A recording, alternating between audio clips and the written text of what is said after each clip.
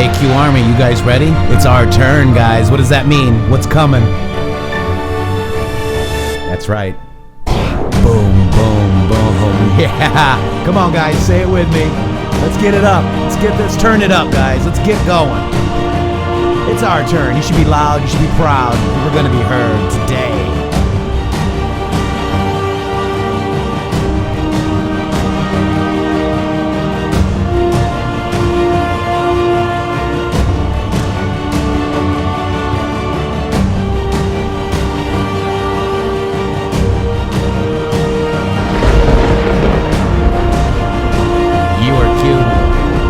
We are the news now. You are the news now. Where we go, one we go. Son? Yeah, you know it's all. And we're going to fight. And fight we will. That's what we do every day on the Matrixxx Groove Hour. We have the Senate coming into session. We had the 2 hours on Saturday. Oh my gosh. Basically dismantled Shifty Schiff's case, straight away. It's 1:04 p.m., 1/27/2020. Here we go. It's our turn. And with that, let's bring in the partner in justice of the Matrixxx Groove Show. My partner in justice, your partner in justice, Shady Groove. Hello, Matrixxx, Anons, Patriots. How's everybody doing today? Are we ready for some impeachment? Impeachment and some subpoena coladas after that, guys. How about that? Subpoena colada? Yeah, I think we're going to get some subpoena coladas and maybe some indictments after this. We got everybody out here. We got the wonderful Patriots. Let me get this ticker coming on. We got the Patriot scroll going on right there. We've got some wonderful Patriots that have been supporting this channel. Thank you so much. If you want to join the Q Army Plus server, you get the Q Army Plus membership. If you want these cool emojis, Shady, we got General Flynn right here. Look at that. General Flynn. Nice. Yeah. And then obviously we've got the Q1755 Q Army. Boom. We got the United States with the American flag. We got a Pepe. We got a Pepe with the Matrixxx kind of theme. We got a laughing Donald Trump. We got a MAGA hat. We got a Pepe with the MAGA hat. We got a yes. We got a no. I mean, how many more do you need? Your big shout out and thanks to all of the new members for the intheMatrixxx channel here. This is really fun. I'm enjoying hanging out with you guys, and the conversations over the weekend were fun, and this is really a cool experiment, man. It really is, and we might even bring in the Discord group for some conversations. Let's check in. Let me see if I got sound over here. For some reason, I don't have sound. I don't think they'll put the sound through until they start, maybe. Okay. Well, they are started. All the generation. Huh. Here we go. There you go. Let's see what we got on the soundboard here. Our mighty God. He's not very loud. As millions mourn the deaths Seems like it's coming through okay. Kobe and Gianna Bryant and those who died with them, we think about life's brevity, uncertainty, and legacy. Remind us that we all have a limited time on earth to leave the world better than we found it.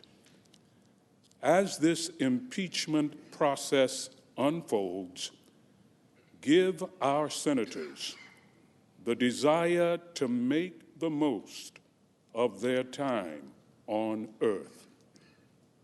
Teach them how to live, O God, and lead them along the path of honesty. May they hear the words of Jesus of Nazareth reverberating down the corridors of the centuries, and you shall know the truth, and the truth shall make you free. And Lord, thank you for giving our Chief Justice another birthday. Amen. Amen. Please join me in reciting the Pledge of Allegiance to our flag. I pledge allegiance to the flag of the United States of America and to the republic for which it stands, one nation under God, indivisible, with liberty and justice for all. And justice for all, Shady. Please be seated. Impeachment comes to order. Yep, here we go. We're bringing the If there impeachment is to no order. objection, the journal of proceedings of the trial are approved to date. Without objection, so ordered. The Sergeant-at-Arms will make the proclamation.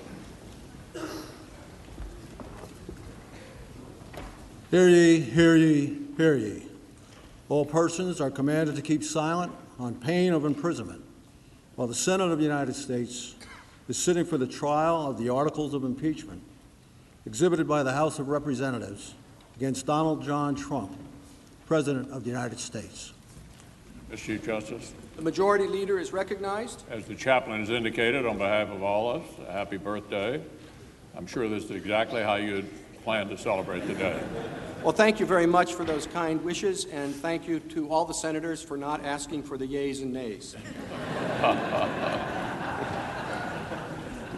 And for the information of all senators, we should expect a break every 2 or 3 hours, and then at 6 o'clock, a break for dinner. And with that, Mr. Chief Justice, I yield the floor. Pursuant to the provisions of Senate Resolution 483, the Counsel for the President have 22 hours and 5 minutes remaining to make the presentation of their case. The Senate will now hear you. Mr. Sekulow? Here we go, guys. Thank you, Mr. Chief Justice, members of the Senate, managers. What we've done on Saturday is the pattern that we're going to continue today as far as how we're going to deal with the case. We deal with transcript evidence. We deal with publicly available information. We do not deal with speculation, allegations that are not based on evidentiary standards at all. We are going to highlight some of those very facts we talked about very quickly on Saturday. You're going to hear more about that. I want to give you a little bit of an overview of what we plan to do today in our presentation. You will hear from a number of lawyers. Each one of these lawyers will be addressing a particular aspect of the President's case. I will introduce the issues that they're going to discuss, and then that individual lawyer will come up and make their presentation. We want to do this on an expeditious but yet thorough basis. Let me start with, just for a very brief few moments, to take a look at where we were. One of the things that became very clear to us as we looked at the presentation from the House managers was the lack of focus on that July 25th transcript. And that's because the transcript actually doesn't say what they would like it to say. Now, we've heard, and you will hear more about that in the days ahead. We know about Mr. Schiff's version of the transcript. You heard it, you saw it. I want to keep coming back to facts. Facts that are really undisputed. The President, in his conversation, was clear on a number of points, but so was President Zelensky. I mentioned that at the close of my arguments earlier, that it was President Zelensky that said, no pressure. I didn't feel any pressure. And again, as this kind of reading of minds of what people were saying, I think we need to look at what they actually said and how it's backed up. It is our position as the President's counsel that the President was at all time acting under his constitutional authority, under his legal authority, in our national interest, and pursuant to his oath of office. Asking a foreign leader to get to the bottom of issues of corruption is not a violation of an oath. It was interesting because there was a lot of discussion the other day about Lieutenant Colonel Vindman, and one of the things that we reiterate is that he himself said he did not know if there was anything of crime or anything of that nature. He had deep policy concerns, and I think that is what this is really about, is deep policy concerns, deep policy differences. But we live in a constitutional republic where you have deep policy concerns and deep differences. That should not be the basis of an impeachment. If the bar of impeachment has now reached that level, then for the sake of the republic, the danger that puts not just this body, but our entire constitutional framework in is unmanageable. Are we going to have every time there's a policy difference of significance or an approach difference of significance about a policy, we're going to start an impeachment proceeding? But you know, as I said earlier, I don't really think this was about just a phone call. There was a pattern in practice of attempts over a 3-year period to not only interfere with the president's capability to govern, which, by the way, they were completely unsuccessful at. Just look at the state of where we are as a country. But also interfere with our constitutional framework. I'm going to say this, because I want to be brief. We are going to have a series of lawyers address you. So it will not be one lawyer for hours and hours. We're going to have a series of lawyers address you on a variety of issues. This is how we envision the president's defense going. We thought it would be appropriate to start with an overview, if you will, of some of the significant historical issues and constitutional issues involving impeachment proceedings, since we don't have a long history of that, and I think that's good for the country that we don't. And I think we would all agree. But if this becomes the new standard, the future is going to look a lot different. So we're going to hear next from my co-counsel, Judge Kenneth Starr. Judge Starr is a former judge for the U.S. Court of Appeals for the District of Columbia. He served as the 39th Solicitor General of the United States, arguing cases before the Supreme Court of the United States on behalf of the United States. I had the privilege of arguing a case alongside Judge Starr. We were talking about it earlier, many years ago. He also served as the independent counsel during the Clinton presidency and authored the Starr Report. He testified for almost 12 hours before the Judiciary Committee with regard to that report. Judge Starr is very familiar with this process. He is going to address a series of deficiencies. There's legal issues with regard to Articles 1 and 2, constitutional implications, historical implications, and legal implications of where this case now stands. So I would like to yield my time right now to, if it would please the Chief Justice, Kenneth Starr. Mr. Starr.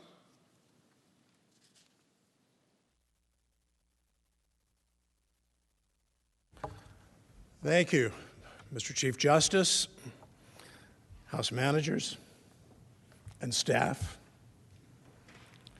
members of the Senate, the Majority Leader, and the Minority Leader. At the beginning of these proceedings on January 16, the Chief Justice administered the oath of office to the members of this body, and then again on Tuesday. In doing so, the Chief Justice was honoring the words of our Constitution, Article 1, Section 3. We all know the first sentence of that article by heart. The Senate shall have the sole power to try all impeachments. But then the constitutional text goes on to say this: when sitting for that purpose, They shall be on earth oath or affirmation. That oath or affirmation in turn requires each member of the Senate to do impartial justice. Now, this constitutionally administered oath or affirmation has been given in every proceeding in this body since 1798. Indeed, to signify the importance of the occasion, the Senate's more recent traditions call for you, as you did, to sign the book. And that book is not simply part of the record, it's entrusted to the National Archives.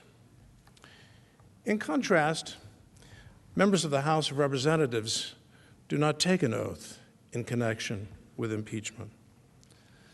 The framers of our Constitution well knew when an oath or affirmation should be required. The Senate, yes. The House, no. And thus, each member of the world's greatest deliberative body now has special, indeed unique, duties and obligations. Duties imposed under our founding document. During the Clinton impeachment trial 21 years ago in this chamber, the Chief Justice of the United States ruled in response to an objection that was interposed by Senator Tom Harkin of Iowa. The senators are not sitting as jurors, Senator Harkin noted. And the Chief Justice agreed with that proposition. Rather, the Senate is a court.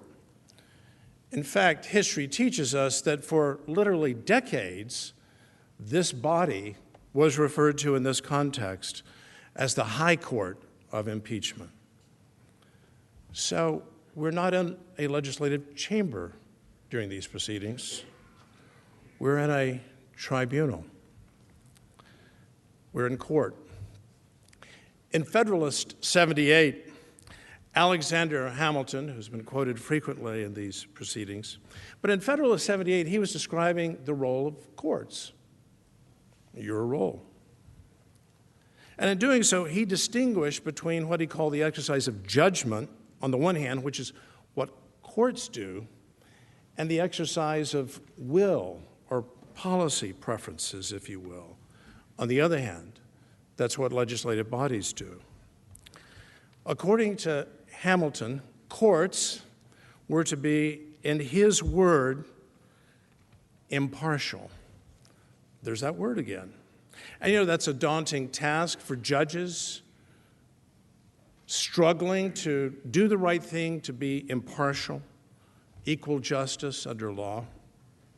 It's certainly hard in life to be impartial. In politics, it's not even asked of one to be impartial.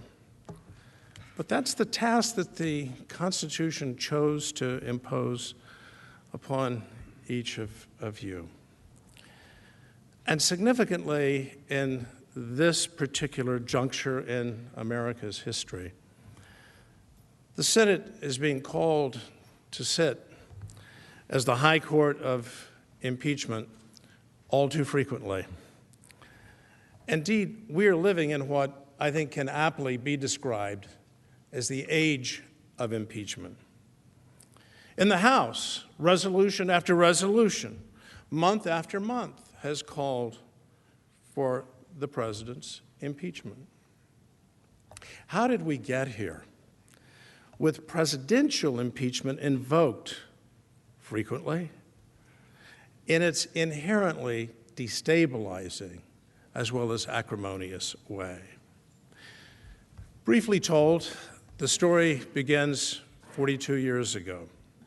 In the wake of the long national nightmare of Watergate, Congress and President Jimmy Carter collaboratively ushered in a new chapter in America's constitutional history.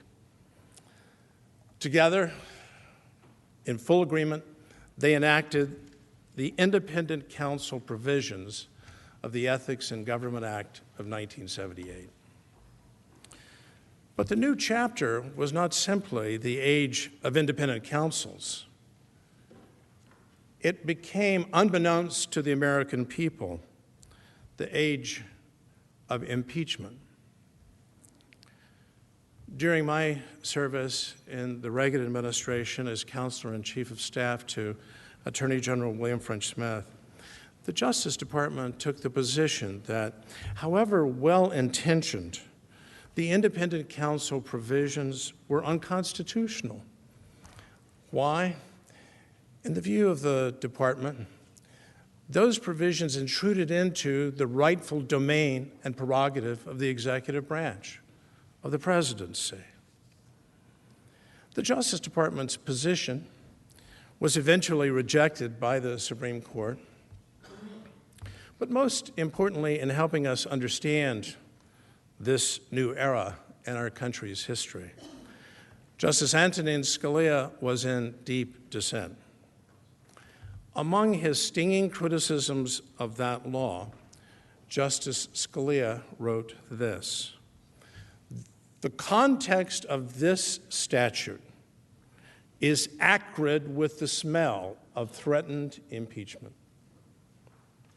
Impeachment. Justice Scalia echoed the criticism of the court in which I was serving at the time, the District of Columbia Circuit, which had actually struck down the law as unconstitutional, and a very impressive opinion by renowned Judge Lawrence Silberman. Why? Why would Justice Scalia refer to impeachment? This was a reform measure. There would be no more Saturday night massacres, the firing of Special Prosecutor, as he was called, Archibald Cox, by President Nixon. Government would now be better, more honest, greater accountability, and the independent counsel would be protected. But the word impeachment haunts that dissenting opinion, and it's not hard to discover why. Because the statute, by its terms, expressly directed the independent counsel to become, in effect, an agent of the House of Representatives. And to what end? To report to the House of Representatives when a very low threshold of information was received that an impeachable offense left undefined may have been committed. To paraphrase President Clinton's very able counsel at the time, Bernie Nussbaum, this statute is a dagger aimed at the heart of the presidency. President Clinton nonetheless signed the reauthorized measure into law, and the nation then went through the long process known as Whitewater, resulting in the findings by the office which I led, the Office of Independent Counsel, and a written report to the House of Representatives. That referral to Congress was stipulated in the Ethics in Government Act of 1978. To put it mildly, Democrats were very upset about what had happened. They then joined Republicans across the aisle, who for their part had been outraged by an earlier independent counsel investigation, that of a very distinguished former judge, Lawrence Walsh.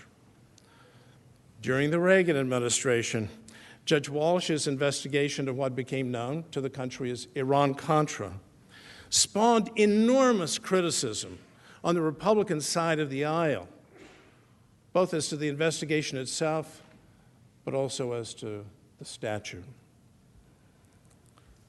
The acrimony surrounding Iran-Contra, and then the impeachment and the trial, and President Clinton's acquittal by this body led inexorably to the end of the independent counsel era. Enough was enough. And living through that wildly controversial 21-year bold experiment with the independent counsel statute, Congress, in a bipartisan way, had a change of heart. It allowed the law to expire in accordance with its terms in 1999. That would-be and well-intentioned reform measure died a quiet and uneventful death, and it was promptly replaced by Justice Department internal regulations promulgated by Attorney General Janet Reno during the waning months of the Clinton administration. One can review those regulations and see no reference to impeachment. None.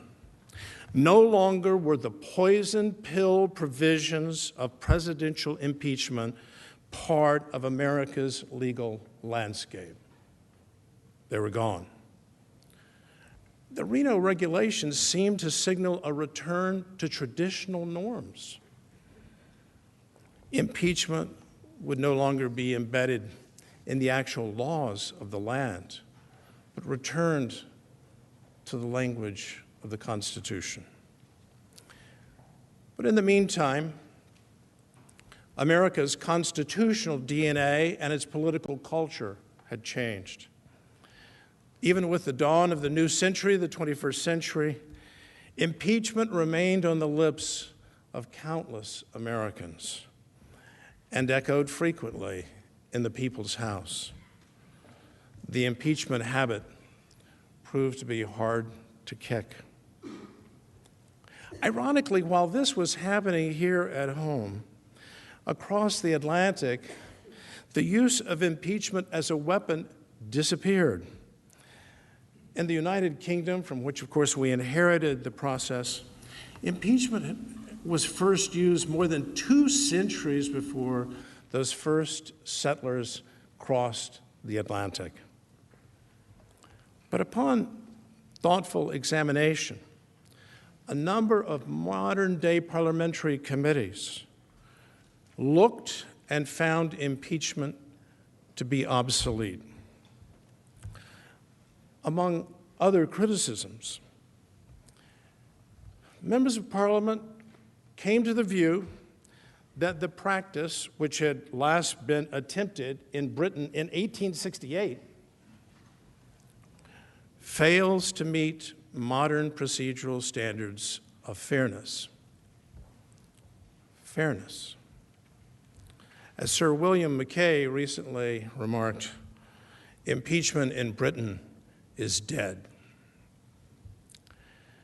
Yet here at home, in the world's longest-standing constitutional republic, instead of a once-in-a-century phenomenon, which it had been, presidential impeachment has become a weapon to be wielded against one's political opponent. In her thoughtful Wall Street Journal op-ed a week ago Saturday, Peggy Noonan wrote this: "Impeachment has now been normalized.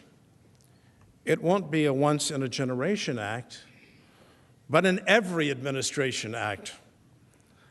Democrats will regret it when Republicans are handing out the pens of the signing ceremony." When we look back down the corridors of time, we see that for almost our first century as a constitutional republic, the sword of presidential impeachment remained sheathed. Had there been controversial presidents? Oh, yes, indeed. Think of John Adams and the Alien and Sedition Acts. Think of Andrew Jackson and Henry Clay. Were partisan passions occasionally inflamed during that first century? Of course. Unless there be any doubt, the early Congresses full well knew how to summon impeachment to the fore, including against a member of this body, Senator William Blount of Tennessee. During the Jefferson administration, the unsuccessful impeachment of Justice Samuel Chase, a surly and partial jurist who was nonetheless acquitted by this chamber. became an early landmark in maintaining the treasured independence of our federal judiciary.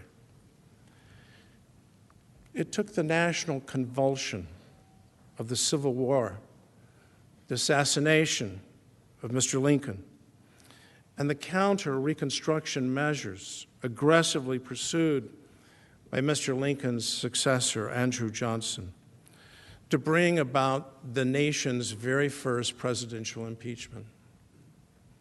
Famously, of course, your predecessors in this high court of impeachment acquitted the unpopular and controversial Johnson, but only by virtue of senators from the party of Lincoln breaking ranks.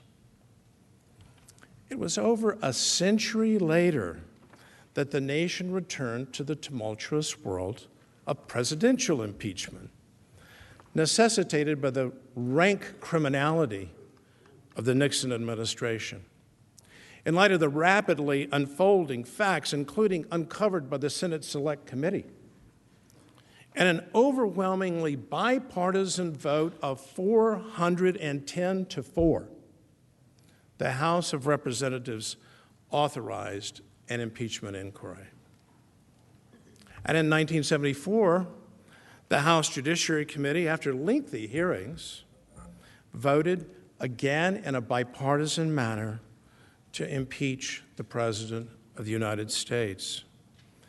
Importantly, President Nixon's own party was slowly but inexorably moving toward favoring the removal of their chosen leader from the nation's highest office, who had just won re-election by a landslide.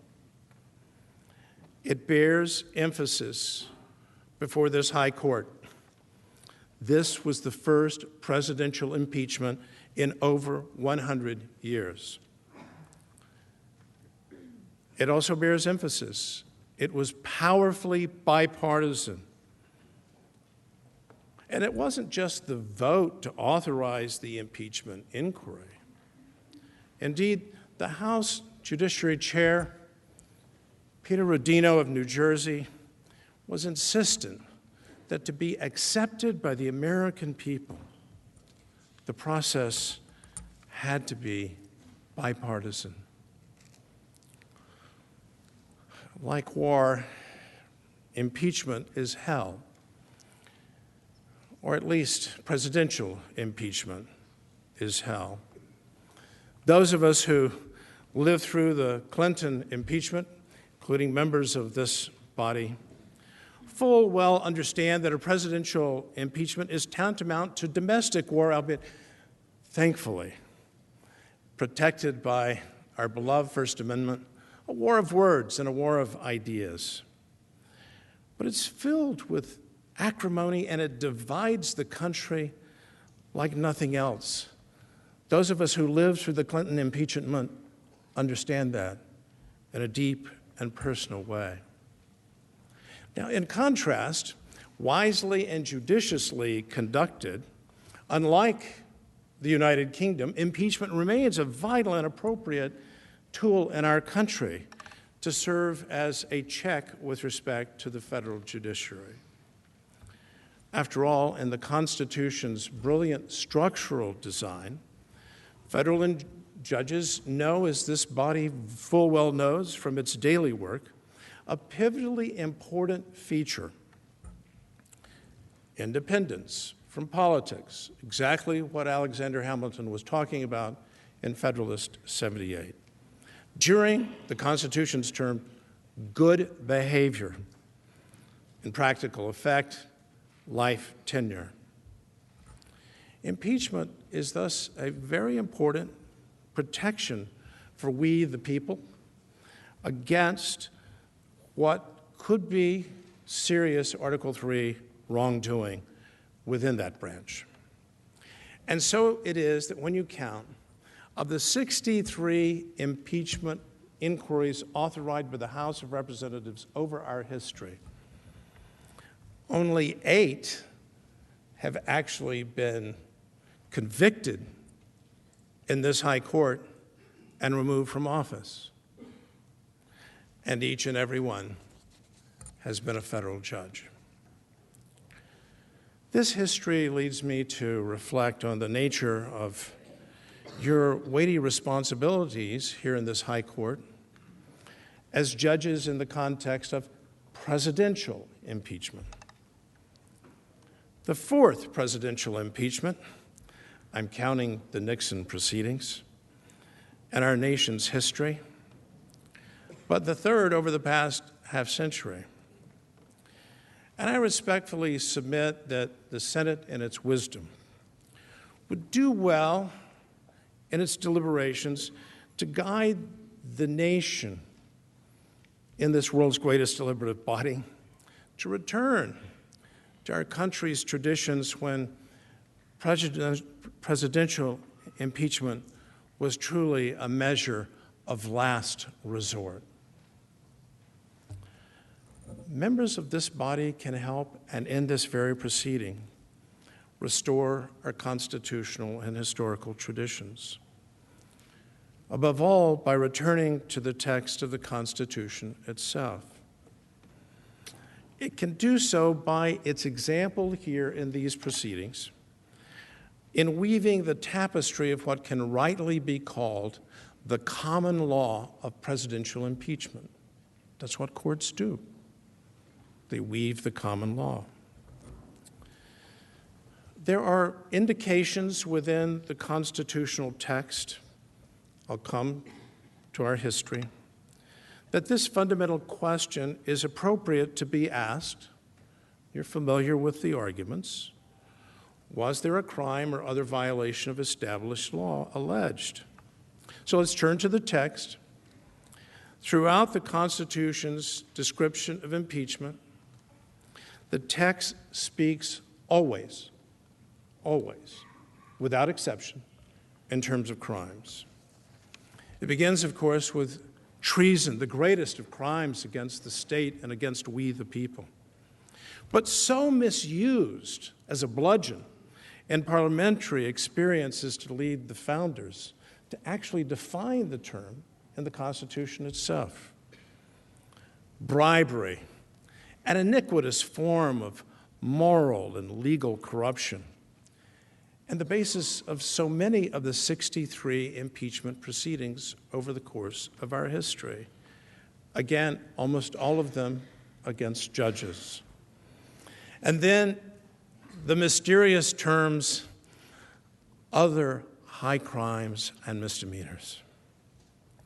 Once again, the language is employing the language of crimes. The Constitution is speaking to us in terms of crimes. Each of those references, when you count them, count 7, count 8, supports the conclusion that impeachments should be evaluated in terms of offenses against established law. But especially with respect to the presidency, where the Constitution requires the Chief Justice of the United States, and not a political officer, no matter how honest, no matter how impartial, to preside at trial. Guided by history, the framers made a deliberate and wise choice to cabin, to constrain, to limit the power of impeachment. And so it was on the very eve of the impeachment of President Andrew Johnson. The eminent scholar and dean of the Columbia Law School, Theodore Dwight, wrote this: "The weight of authority is that no impeachment will lie except for a true crime, a breach of the law which would be the subject of indictment."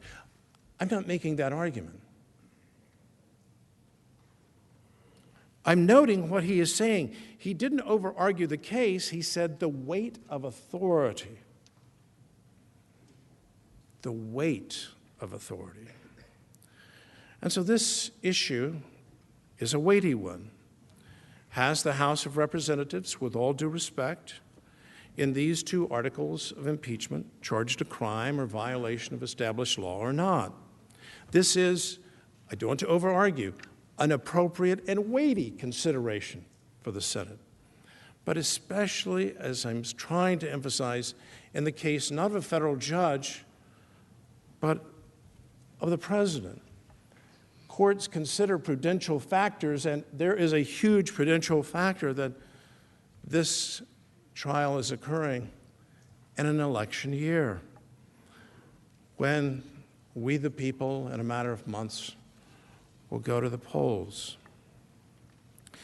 In developing the common law of presidential impeachment, this threshold factor, consistent with the constitutional text, consistent with the nation's history in presidential impeachments, as I'll seek to demonstrate, serves as a clarifying and stabilizing element. It increases predictability. To do what?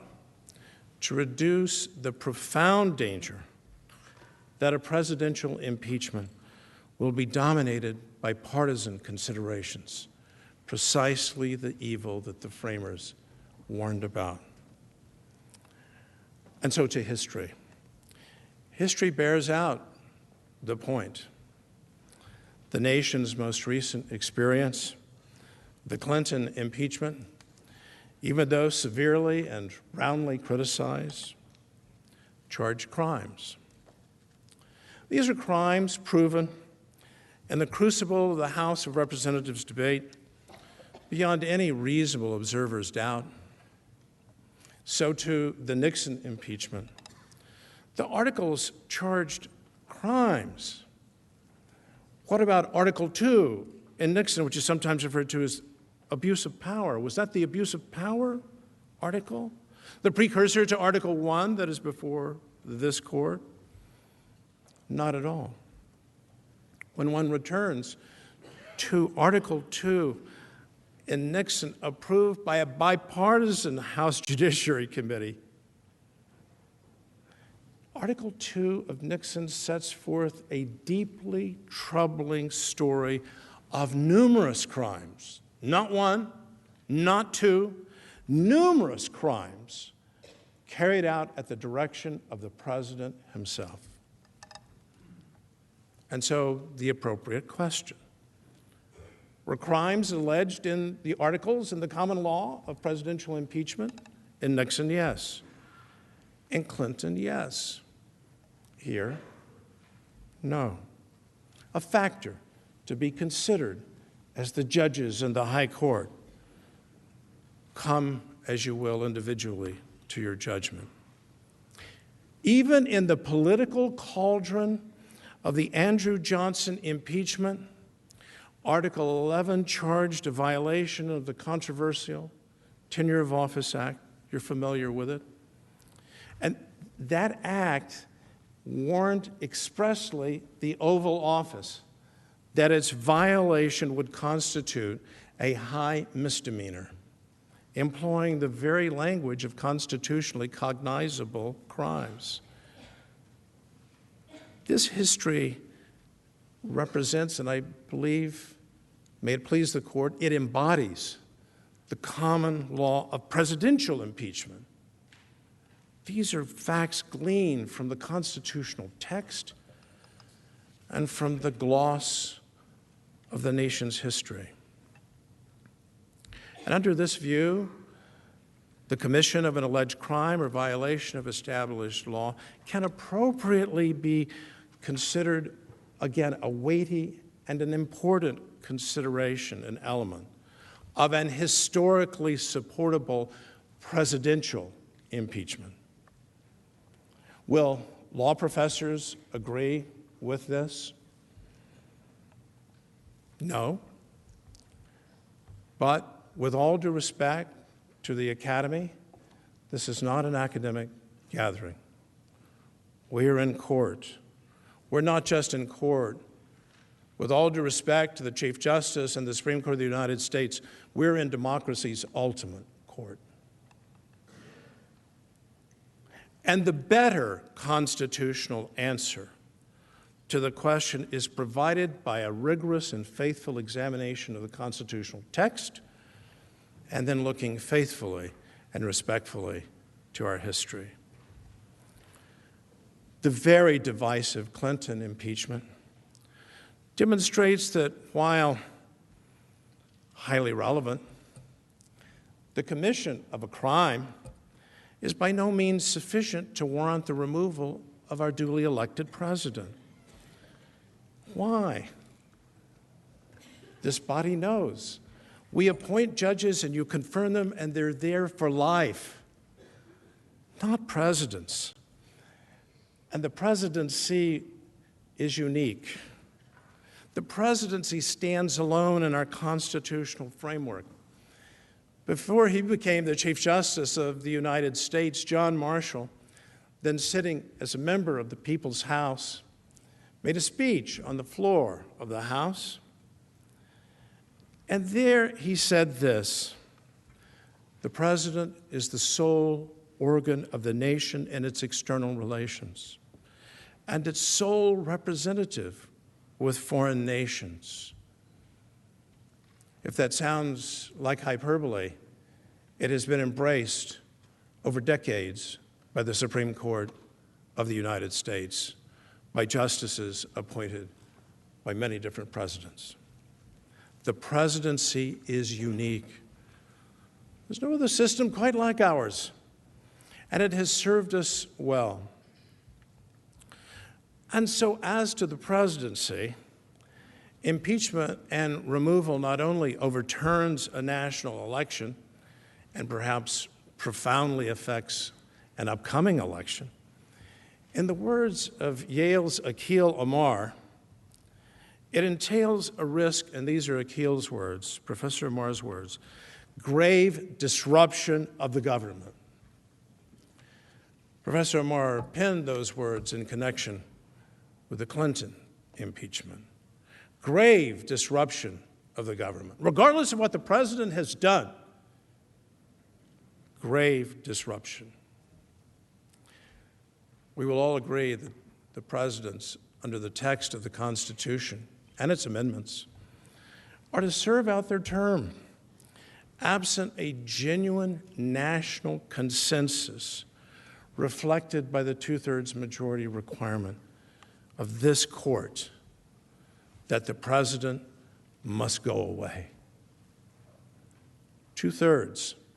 In politics and in impeachment, that's called a landslide. Here, I respectfully submit to the court that all fair-minded persons will surely agree there is no national consensus. We might wish for one, but there isn't. To the contrary, for the first time in America's modern history, not a single House member of the president's party supported either of the two articles of impeachment. Not one. Not in committee, not on the House floor. And that pivotal fact puts in bold relief the Peter Rodino principle. Call it the Rodino rule. Impeachment must be bipartisan in nature. Again, sitting as a court, this body should signal to the nation the return to our traditions, bipartisan impeachments. What's the alternative? Will the president be king? Do oversight. The tradition of oversight. An enormous check on presidential power throughout our history, and it continues available today. In Iran-Contra, no impeachment was undertaken. The Speaker of the House, a Democrat, Jim Wright, from Texas, from Fort Worth, where the West begins, knew better. He said no, but as befits the age of impeachment, a House resolution to impeach President Ronald Reagan was introduced. It was filed.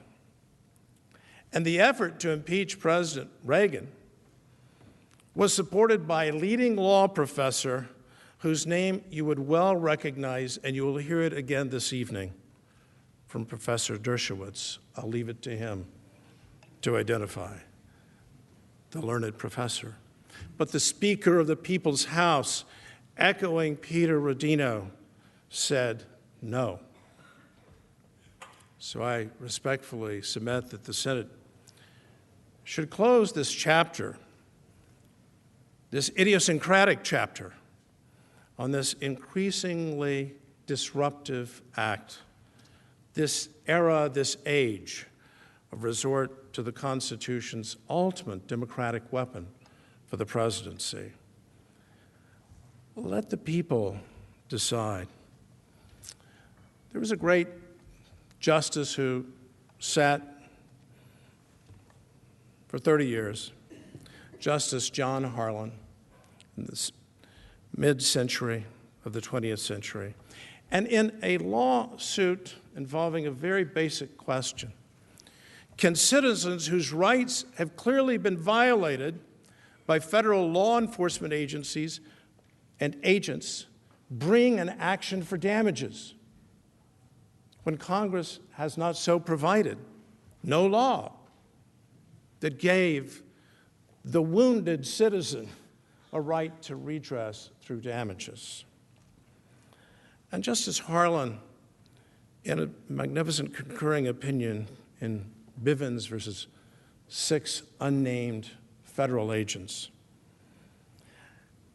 suggested that courts, here you are, should take into consideration in reaching its judgment, their judgment, what he called factors counseling restraint. He was somewhat reluctant to say that we, the Supreme Court, should grant this right, that we should create it when Congress hasn't acted, and Congress could have acted, but it hadn't. But he reluctantly came to the conclusion that the Constitution itself empowered the federal courts to create this right for our injured citizens, to give them redress, not just an injunctive relief, but damages, money recovery for violations of their constitutional rights. Factors counseling restraint. And he addressed them, and he came to the view, and he was so honest and said, I came to the case with a different view, but I changed my mind and voted in favor of the Bivens family having redress against the federal agents who had violated their rights, judging in its most impartial and elegant sense.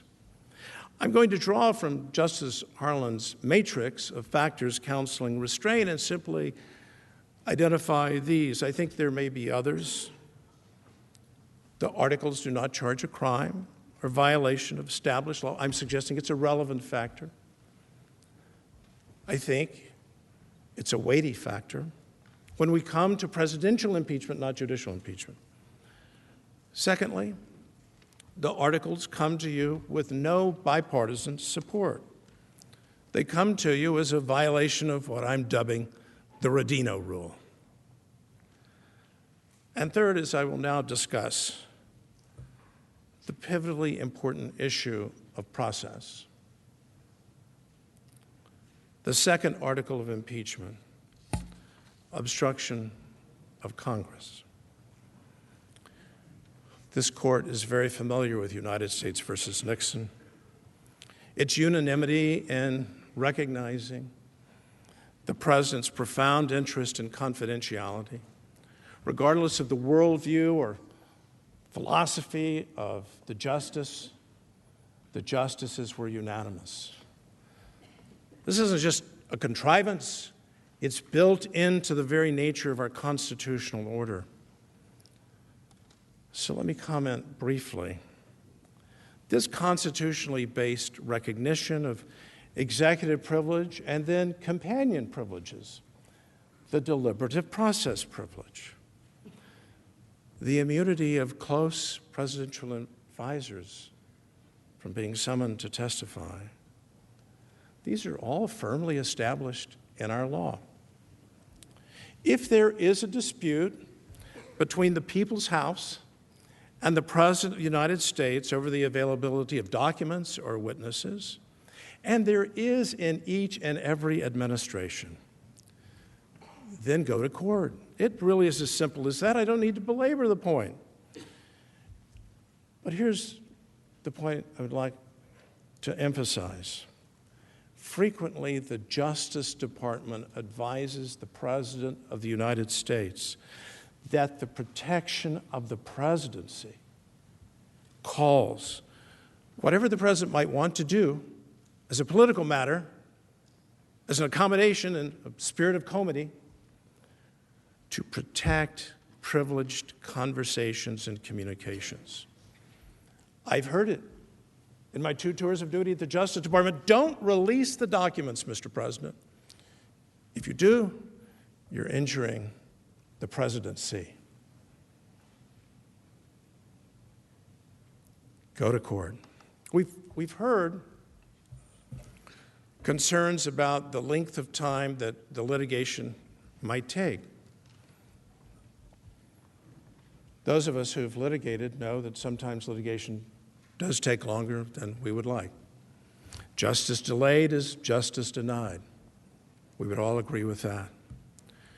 But our history, Churchill's maxim, study history, our history tells us that's not necessarily so. Take by way of example the Pentagon Papers case. Orders issued preventing and sanctioning a gross violation of the First Amendment's guarantee of freedom of the press. An order issued out of the district court June the 15th, 1971. That order was reversed in an opinion by the Supreme Court of the United States 2 weeks later. June the 15th. The House of Representatives could have followed that well-trodden path. It could have sought expedition. The E. Barrett Prettyman Courthouse is 6 blocks down. The judges are there. They're all very able. They're hardworking, people of integrity. Follow the path. Follow the path of the law. Go to court. There would have been at least one problem had the House seen fit to go to court and remain in court. The issue is before you. But among other flaws, the Office of Legal Counsel determined, and I've read the opinion, and I believe it's correct, that with all respect, all House subpoenaed issued prior to the adoption of House Resolution 660, which for the first time authorized the impeachment inquiry as a House. All subpoenas were invalid. They were void. With all due respect to the Speaker of the House of Representatives and all of her abilities and her vast experience, under our Constitution, she was powerless to do what she purported to do. As has been said now time and again, especially throughout the fall, the Constitution does entrust the sole power of impeachment to the House of Representatives. But that's the House. It's 435 members elected from across the constitutional republic. Not one, no matter how able she may be. In the People's House, every congressperson gets a vote. We know the concept: one person, one vote. More generally, the President, as I've reviewed the record, has consistently and scrupulously followed the advice and counsel of the Justice Department, and in particular, the Office of Legal Counsel. He's been obedient.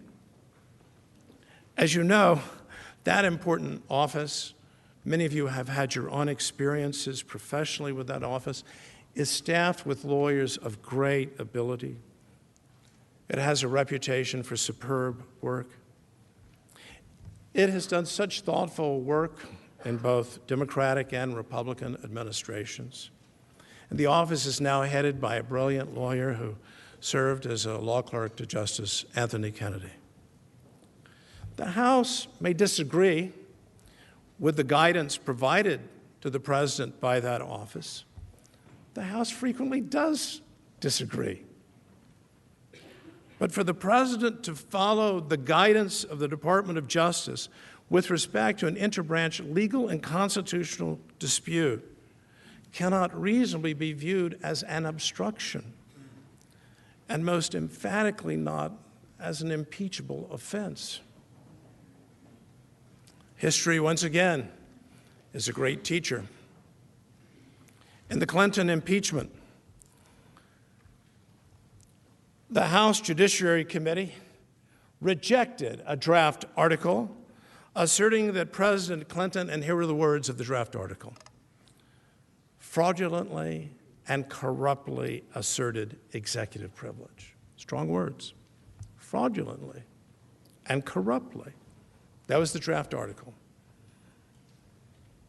In my view, having lived through the facts, and with all due respect to the former president, he did.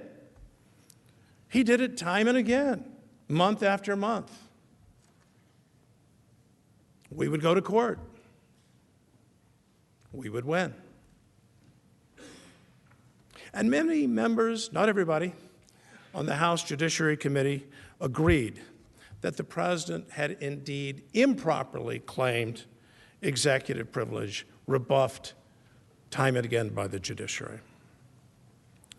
But at the end of the day, that committee, chaired, the Judiciary Committee of the House, chaired by Henry Hyde, wisely concluded that President Clinton's doing so should not be considered an impeachable offense. Here's the idea.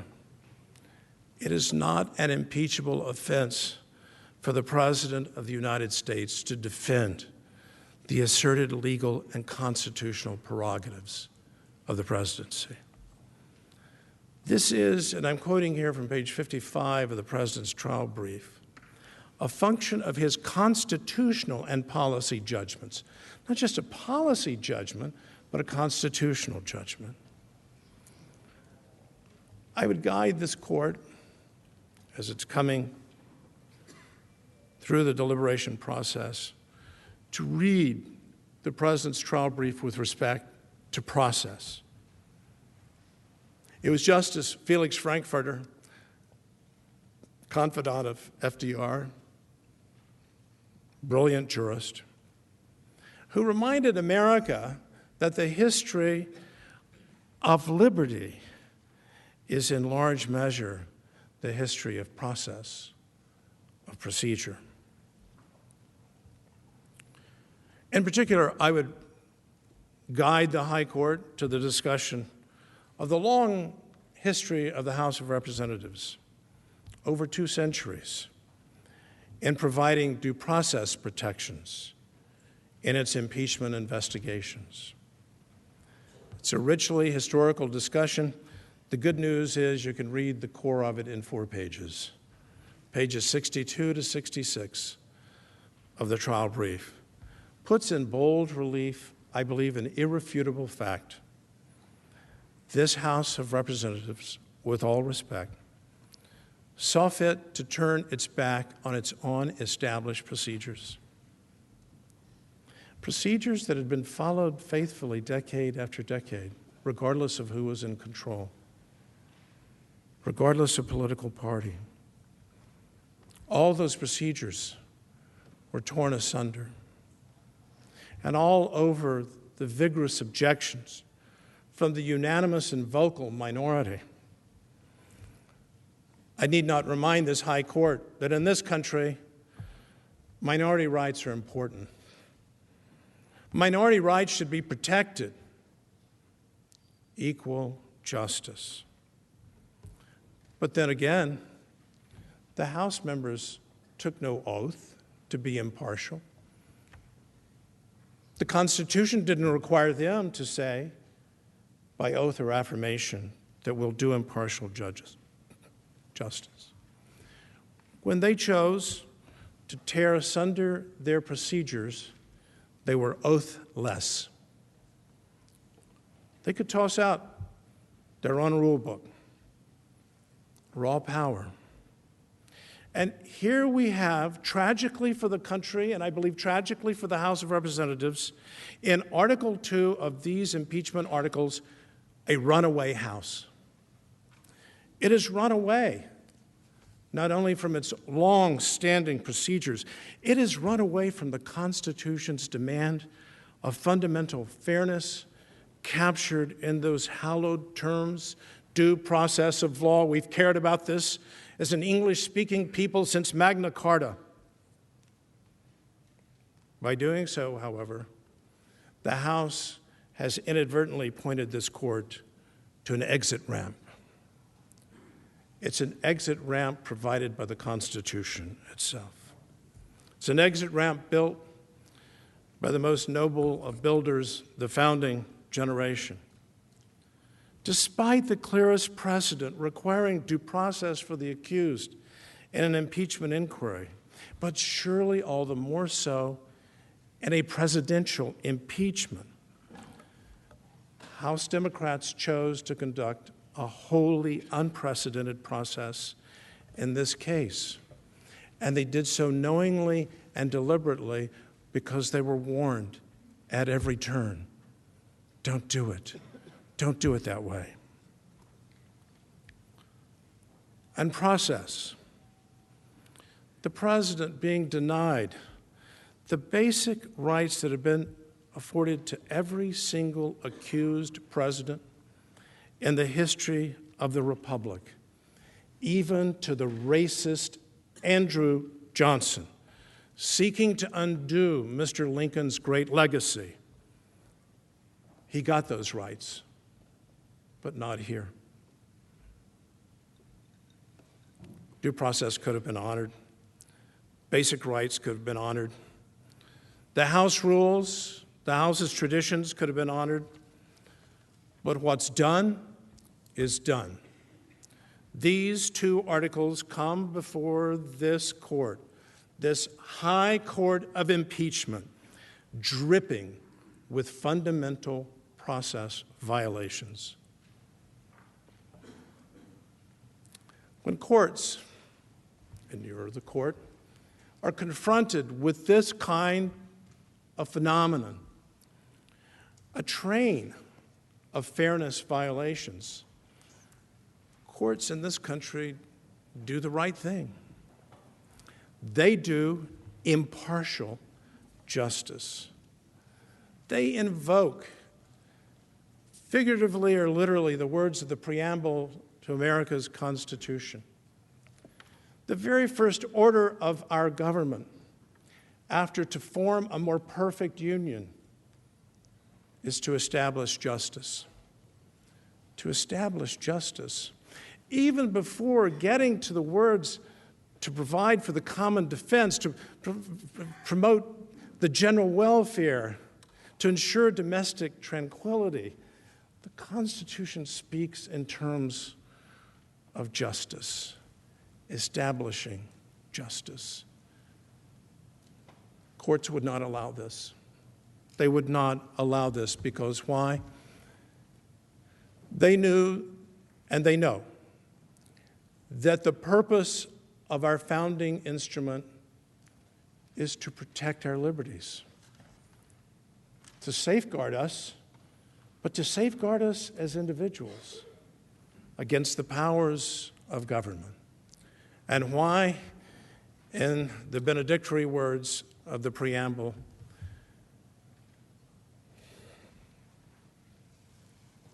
to secure the blessings of liberty to ourselves and our posterity. Liberty under law. I thank the court.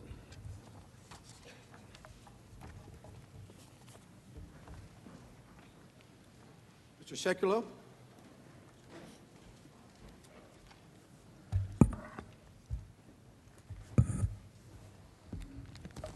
Here comes Jay. Let's Mr. go. Chief Justice, members of the Senate, House managers, Judge Starr laid out before you the solemn nature of these proceedings.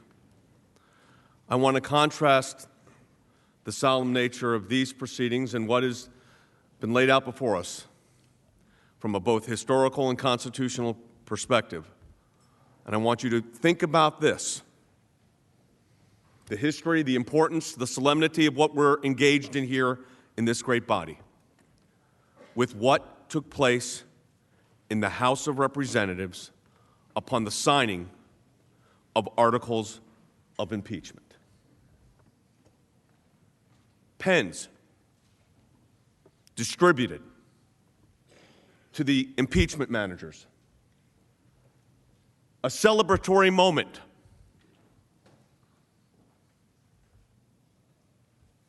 Think about that.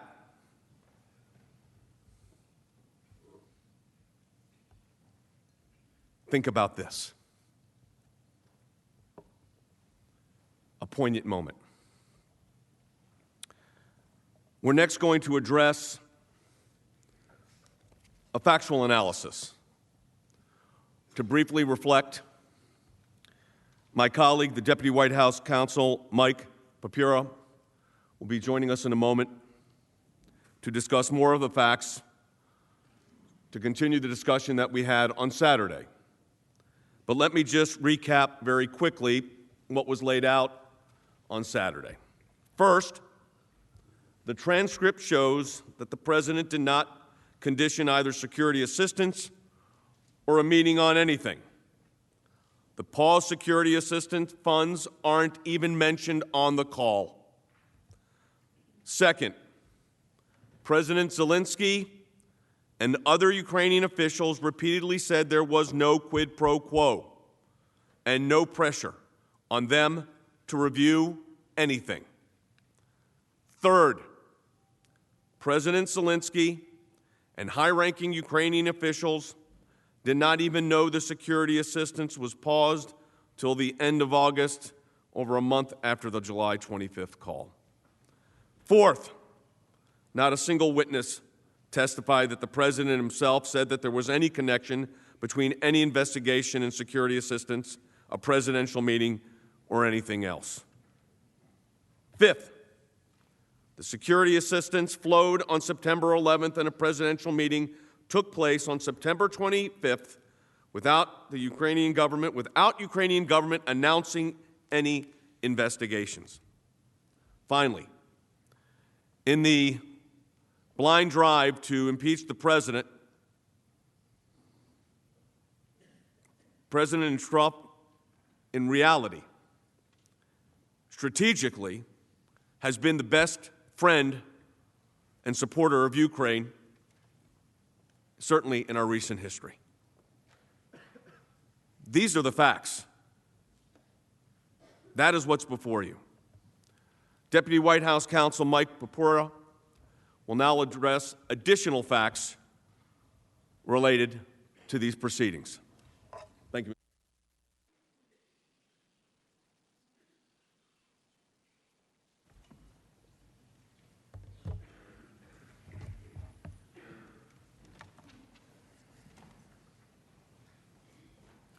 Mr. Chief Justice,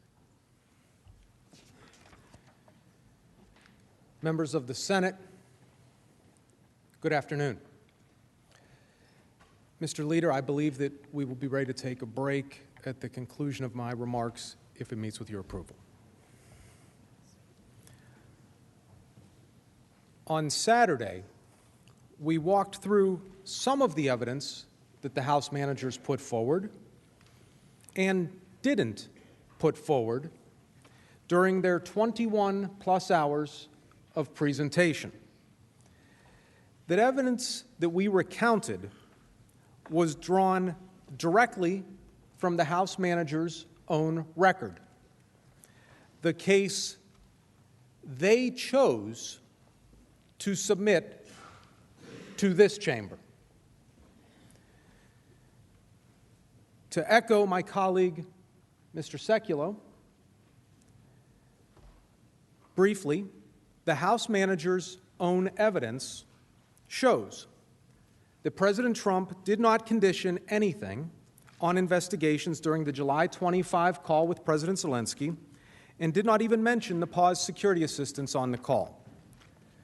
President Zelensky said that he felt no pressure on the call. President Zelensky and the top Ukrainian officials did not learn of the pause on the security assistance until more than a month after the July 25 call. And the House manager's own record, their record that they developed and brought before this chamber, reflects that anyone who spoke with the president said that the president made clear that there was no linkage between security assistance and investigations. There's another category of evidence demonstrating that the pause on security assistance was distinct and unrelated to investigations. The president released the aid without the Ukrainians ever announcing any investigations or undertaking any investigations. Here is Ambassador Sondland. And the fact is, the aid was given to Ukraine without any announcement of new investigations. That's correct. And President Trump did, in fact, meet with President Zelensky in September at the United Nations, correct? He did. And there was no announcement of investigations before this meeting? Correct. And there was no announcement of investigations after this meeting? That's right. So while the security assistance was paused, the administration did precisely what you would expect. It addressed President Trump's concerns about the two issues that I mentioned on Saturday: burden sharing and corruption. A number of law and policy makers also contacted the President and the White House to provide input on the security assistance issue during this period, including Senator Lindsey Graham. The process culminated on September 11, 2019. On that day, the President spoke with Vice President Pence and Senator Rob Portman. The Vice President, in NSC Senior Director Tim Morrison's words, was armed with his conversation with President Zelensky from their meeting just days earlier in Warsaw, Poland, and both the Vice President and Senator Portman related their view of the importance of the assistance to Ukraine and convinced the President that the aid should be dispersed immediately. After the meeting, President Trump terminated the pause and the support flowed to Ukraine. I want to take a step back now and talk for a moment about why the security assistance was briefly paused. Again, in the words of the House manager's own witnesses. Witness after witness testified that confronting Ukrainian corruption should be at the forefront of United States foreign policy toward Ukraine. They also testified that the President had long-standing and sincere concerns about corruption in Ukraine. The House managers, however, told you that it was laughable to think that the President cared about corruption in Ukraine. But that's not what the witnesses said. According to Ambassador Volker, President Trump demonstrated that he had a very deeply rooted negative view of Ukraine based on past corruption. And that's a reasonable position, according to Ambassador Volker. Most people who know anything about Ukraine would think that. And Dr. Hill testified, I think the President has actually quite publicly said that he was very skeptical about corruption in Ukraine. And in fact, he's not alone, because everyone has expressed great concerns about corruption in Ukraine. The House managers have said that the President's concern with corruption is disingenuous. They said that President Trump didn't care about corruption in 2017 or 2018, and he certainly didn't care about it in 2019. That was their words. Not according to Ambassador Yovanovitch, however, who testified that President Trump shared his concern about corruption directly with President Poroshenko, President Zelensky's predecessor, in their first meeting in the Oval Office. When was that meeting? In June of 2017. 2017. president also has well-known concerns about foreign aid generally. Scrutinizing and in some cases curtailing foreign aid was a central plank of his campaign platform. President Trump is especially wary of sending American taxpayer dollars abroad when other countries refuse to pitch in. Mr. Morrison and Mr. Hale both testified at length about President Trump's long-standing concern with burden sharing in foreign aid programs. Here's what they said. The president was concerned that the United States seemed to bear the exclusive brunt of security assistance to Ukraine. He wanted to see the Europeans step up and contribute more security assistance. We've often heard at the State Department that the President of the United States wants to make sure that foreign assistance is reviewed scrupulously to make sure that it's truly in U.S. national interests and that we evaluate it continuously so that it meets certain criteria that the President's established. And has the President expressed that he expects our allies to give their fair share of foreign aid, as evidenced by a point that he raised during the July 25th phone call with President Zelensky to that effect? The principle of greater burden sharing by allies and other like-minded states is an important element of the foreign assistance review. The President expressed these precise concerns to Senator Ron Johnson, who wrote, "He reminded me how thoroughly corrupt Ukraine was and again conveyed his frustration that Europe doesn't do its fair share of providing military aid." The House managers didn't tell you about this. Why not? And President Trump was right to be concerned that other countries weren't paying their fair share. As Laura Cooper testified, U.S. contributions to Ukraine are far more significant than any individual country, and she also said EU funds tend to be on the economic side rather than for defense and security. Senator Johnson also confirmed that other countries refuse to provide the lethal defensive weapons that Ukraine needs in its war with Russia. Please keep in mind also that the pause of the Ukraine Security Assistance Program was far from unusual or out of character for President Trump. The American people know that the President is skeptical of foreign aid and that one of his top campaign promises and priorities in office has been to avoid wasteful spending of American taxpayer dollars abroad. Meanwhile, the same people who today claim that President Trump was not genuinely concerned about burden sharing were upset when, as a candidate, President Trump criticized free riding by NATO members. This past summer, the administration paused, reviewed, and in some cases canceled hundreds of millions of dollars in foreign aid to Afghanistan, El Salvador, Honduras, Guatemala, and Lebanon.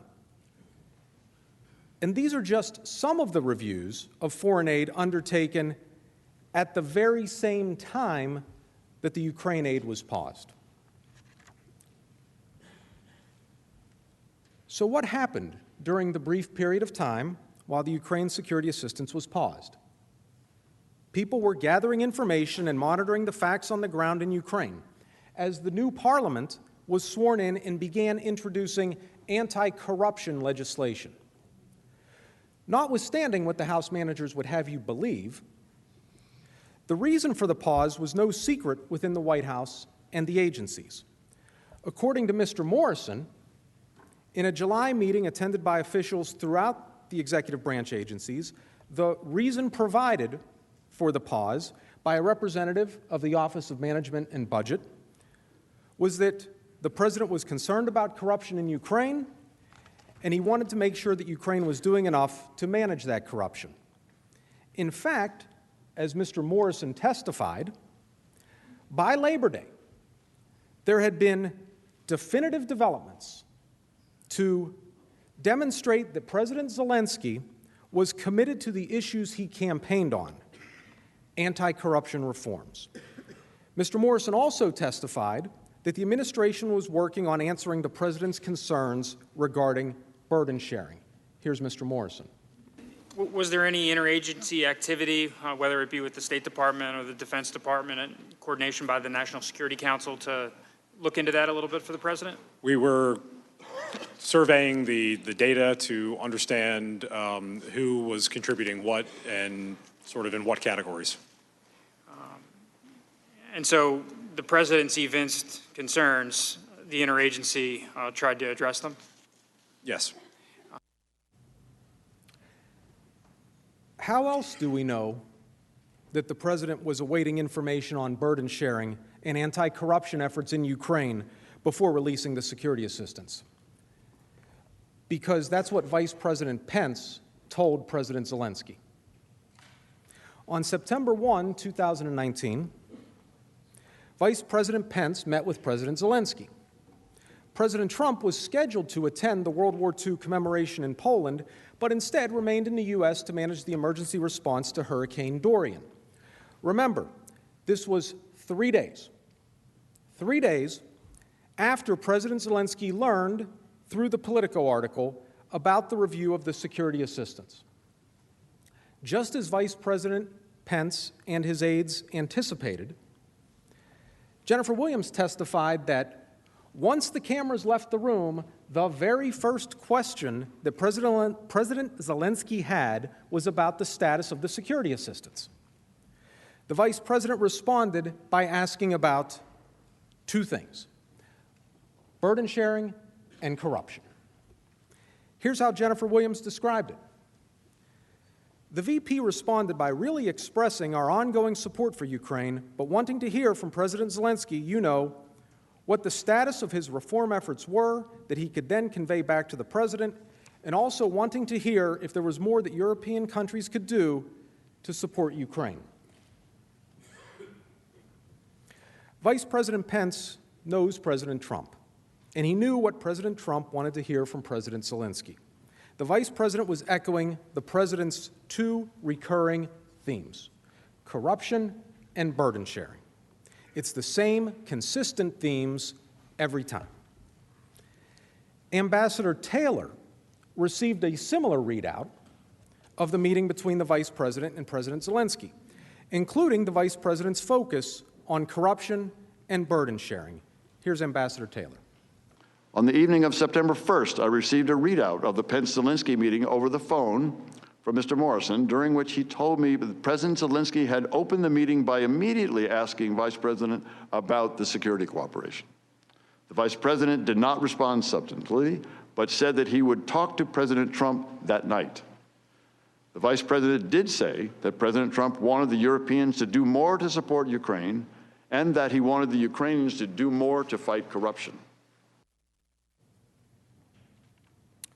On September 11, based on the information collected and presented to President Trump, the President lifted the pause on the security assistance.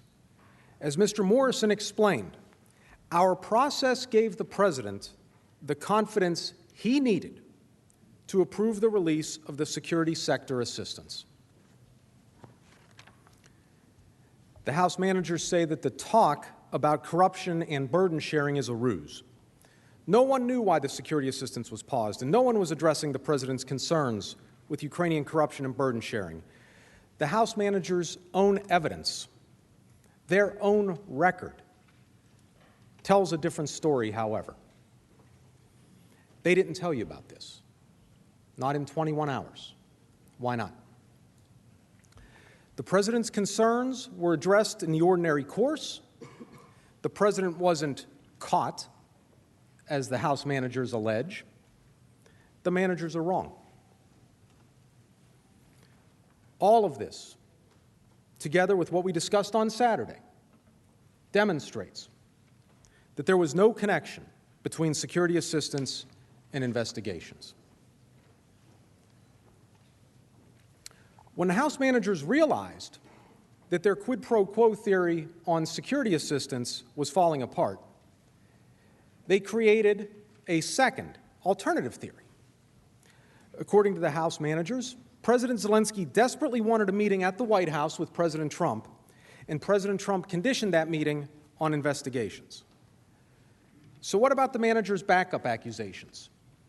Do they fare any better than their quid pro quo for security assistance? No. No, they don't. A presidential-level meeting happened without any preconditions at the first available opportunity in a widely televised meeting at the United Nations General Assembly in New York on September 25, 2019. The White House was working to schedule the meeting earlier at the White House or in Warsaw, but those options fell through due to normal scheduling and a hurricane. The two presidents met at the earliest convenience without President Zelensky ever announcing or beginning any investigations. The first thing to know about the alleged quid pro quo for a meeting is that by the end of the July 25 call, the president had invited President Zelensky to the White House on 3 separate occasions, each time without any preconditions. President Trump invited President Zelensky to an in-person meeting on their initial April 21 call. When you're settled in and ready, I'd like to invite you to the White House. On May 29, the week after President Zelensky's inauguration, President Trump sent a congratulatory letter, again inviting President Zelensky to the White House.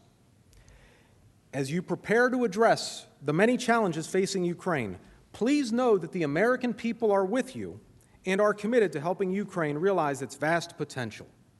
To help show that commitment, I would like to invite you to meet with me at the White House in Washington, D.C., as soon as we can find a mutually convenient time. Then, on July 25th, President Trump personally invited President Zelensky to participate in a meeting for a third time. Whenever you would like to come to the White House, feel free to call. Give us a date, and we'll work that out. I look forward to seeing you. That's 3 separate invitations for a meeting, all made without any preconditions. During this time, and behind the scenes, the White House was working diligently to schedule a meeting between the presidents at the earliest possible date. Tim Morrison, whose responsibilities included helping arrange head of state visits to the White House or other head of state meetings, testified that he understood that arranging the White House visit with President Zelensky was a do-out that came from the president. The House managers didn't mention the work that the White House was doing to schedule the meeting between President Trump and President Zelensky, did they? Why not? Scheduling a presidential meeting takes time. Mr. Morrison testified that his directorate, which was just one of several, had a dozen schedule requests in with the president for meetings with foreign leaders that we were looking to land, and Ukraine was but one of those requests. Due to both presidents' busy schedules, according to Mr. Morrison, it became clear that the earliest opportunity for the two presidents to meet would be in Warsaw at the beginning of September. The entire notion that a bilateral meeting between President Trump and President Zelensky was somehow conditioned on a statement about investigations is completely defeated by one straightforward fact. A bilateral meeting between President Trump and President Zelensky was planned for September 1 in Warsaw, the same Warsaw meeting we were just discussing, without the Ukrainians saying a word about investigations. As it turned out, President Trump was not able to attend the meeting in Warsaw because of Hurricane Dorian. President Trump asked Vice President Pence to attend in his place. But even that scheduling glitch did not put off their meeting for long. President Trump and President Zelensky met at the next available date, September 25, on the sidelines of the United Nations General Assembly. As President Zelensky himself has said, there were no preconditions for his meeting with President Trump. Those are his words, no conditions. So, you're probably wondering, How could the House managers claim that there was a quid pro quo for a meeting with President Trump when the two presidents actually did meet without President Zelensky announcing any investigations? Well, the House managers moved the goalposts again. They claimed that the meeting couldn't be just an in-person meeting with President Trump. What it had to be was a meeting at the Oval Office and in the White House. That's nonsense. Putting to one side the absurdity of the House managers trying to remove a duly elected President of the United States from office because he met a world leader in one location versus another, this theory has no basis in fact. As Dr. Hill testified, what mattered was that there was a bilateral presidential meeting, not the location of the meeting. She said, it wasn't always a White House meeting per se, but definitely a presidential level, meeting with Zelensky and the president. I mean, it could have taken place in Poland, in Warsaw. It could have been, a proper bilateral in some other context, but in other words, a White House level presidential meeting. The House managers didn't tell you about Dr. Hill's testimony. Why not? In fact, they said just last week that President Zelensky still hasn't gotten his White House meeting. Why didn't they tell you about Dr. Hill's testimony? So you would have the full context and information. They spoke for over 21 hours. They couldn't take a couple of minutes to give you that context? How else do we know that Dr. Hill was right? Because President Zelensky said so on the July 25 call.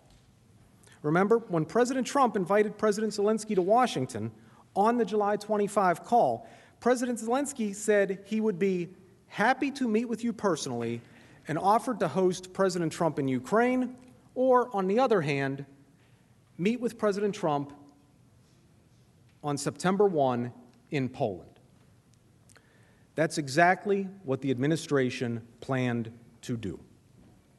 If it weren't for Hurricane Dorian, President Trump would have met with President Zelensky in Poland on September 1, just as President Zelensky had requested, and without any preconditions. As it happened, President Zelensky met with the Vice President instead, and just a few weeks later, met with President Trump in New York, all without anyone making any statement about any investigations. And, once again, not a single witness in the House record that they compiled and developed under their procedures that we've discussed and will continue to discuss provided any firsthand evidence that the President ever linked a presidential meeting to any investigations. The House managers have seized upon Ambassador Sondland's claim that Mr. Giuliani's requests were a quid pro quo for arranging a White House visit for President Zelensky. But again, Ambassador Sondland was only guessing based on incomplete information. He testified that the President never told him that there was any sort of a condition for a meeting with President Zelensky. Why, then, did he think there was one? In his own words, Ambassador Sondland said that he could only repeat what he heard through Ambassador Volker from Giuliani. So he didn't even hear from Mr. Giuliani himself. But Ambassador Volker, who is the supposed link between Mr. Giuliani and Ambassador Sondland, thought no such thing. Ambassador Volker testified unequivocally that there was no linkage between the meeting with President Zelensky and Ukrainian investigations. I'm going to read the full questions and answers because this passage is key. This is from Ambassador Volker's deposition testimony.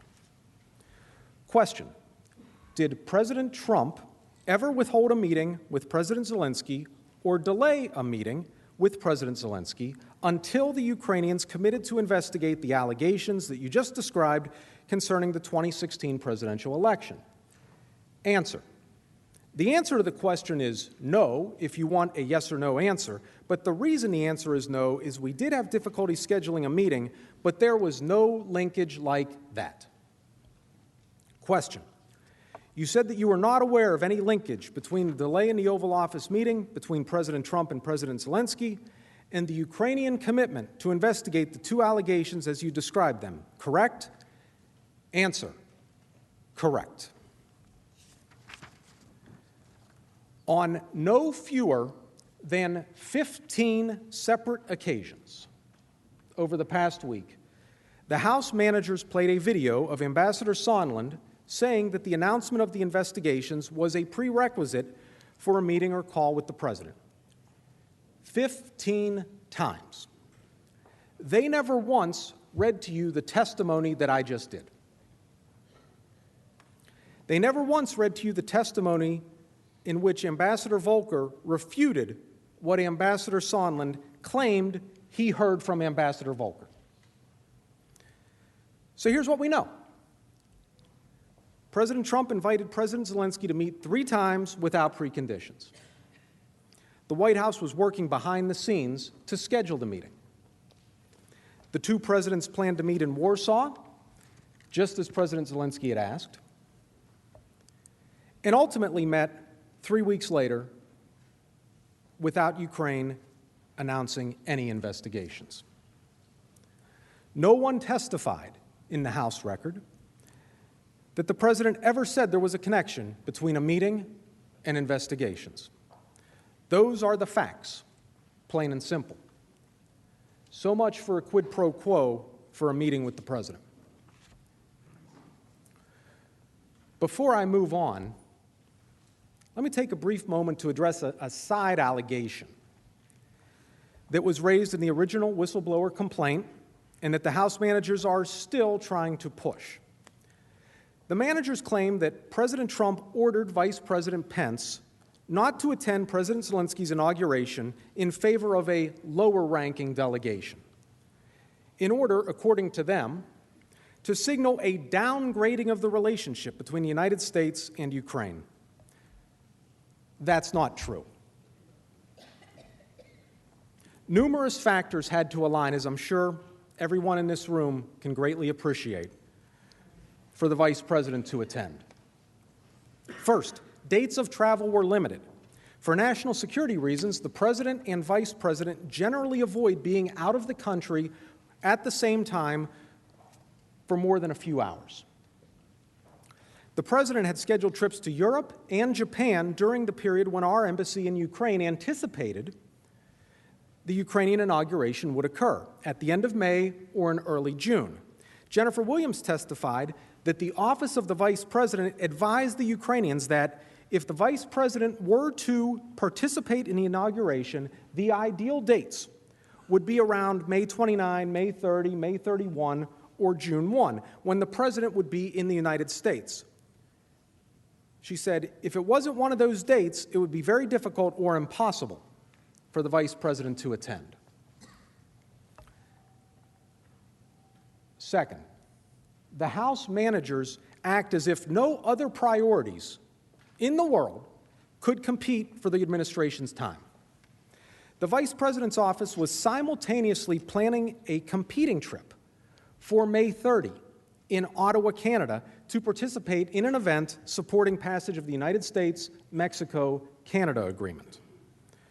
Ultimately, the Vice President traveled to Ottawa on May 30 to meet with Prime Minister Justin Trudeau and to promote the passage of the USMCA. This decision, as you know, advanced a top administration priority and an issue President Trump vigorously supported. What you did not hear from the House managers was that the Ukrainian inauguration dates did not go as planned. On May 16, the Ukrainians surprised everyone and scheduled the inauguration for just 4 days later, on May 20, Monday, May 20. So think about that, May 16, May 20. Get everybody, security, advance, everyone to Ukraine. Jennifer Williams testified that it was very short notice So it would have been difficult for the vice president to attend, particularly since they hadn't sent out the advance team. George Kent testified that the short notice left almost no time for either proper preparations or foreign delegations to visit, and that the State Department scrambled on Friday, the 17th, to try and figure out who was available. Mr. Kent suggested that Secretary of Energy Perry be the anchor for the delegation as someone who is a person of stature and whose job had relevance to our agenda. Secretary Perry led the delegation, which also included Ambassador Sondland, Ambassador Volker, and Senator Johnson. Ambassador Volker testified that it was the largest delegation from any country there, and it was a high-level one. The House managers didn't tell you this. Why not? The claim that the president instructed the vice president not to attend President Zelensky's inauguration is based on House manager assumptions with no evidence that the president did something wrong. And finally, as I'm coming to the end, Nobody home. Welcome back, Shady. if the evidence doesn't show a quid pro quo, what does it show? Unfortunately for the House managers, one of the few things that all of the witnesses agreed on was that President Trump has strengthened the relationship between the U.S. and Ukraine, and that he has been a more stalwart friend to Ukraine and a more fierce opponent of Russian aggression than President Obama. The House managers repeatedly claimed that President Trump doesn't care about Ukraine. They are attributing views to President Trump that are contrary to his actions. More importantly, they are contrary to the House managers' own evidence. But don't take my word for it. Ambassadors Yovanovitch, Taylor, and Volker all testified to the Trump administration's positive new policy toward Ukraine based especially on President Trump's decision to provide lethal aid to Ukraine. Ambassador Taylor testified that President Trump's policy toward Ukraine was a substantial improvement over President Obama's policy. Ambassador Volker agreed that America's policy towards Ukraine has been strengthened under President Trump, whom he credited with approving each of the decisions made along the way. Ambassador Yovanovitch testified that President Trump's decision to provide lethal weapons to Ukraine meant that our policy actually got stronger over the last 3 years. She called the policy shift that President Trump directed very significant. Let's hear from Ambassador Taylor, Ambassador Volker, and Ambassador Yovanovitch. The Trump administration has indeed provided substantial aid to Ukraine in the form of defensive lethal aid, correct? That is correct. And that is more so than the Obama administration, correct?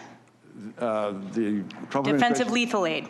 Yes. President Trump approved each of the decisions made along the way, providing lethal defensive equipment. And the Trump administration strengthened our policy by approving the provision to Ukraine of anti-tank missiles known as javelins. They are obviously tank busters, and so if the war with Russia all of a sudden accelerated in some way and tanks come over the horizon, javelins are a very serious weapon to deal with that.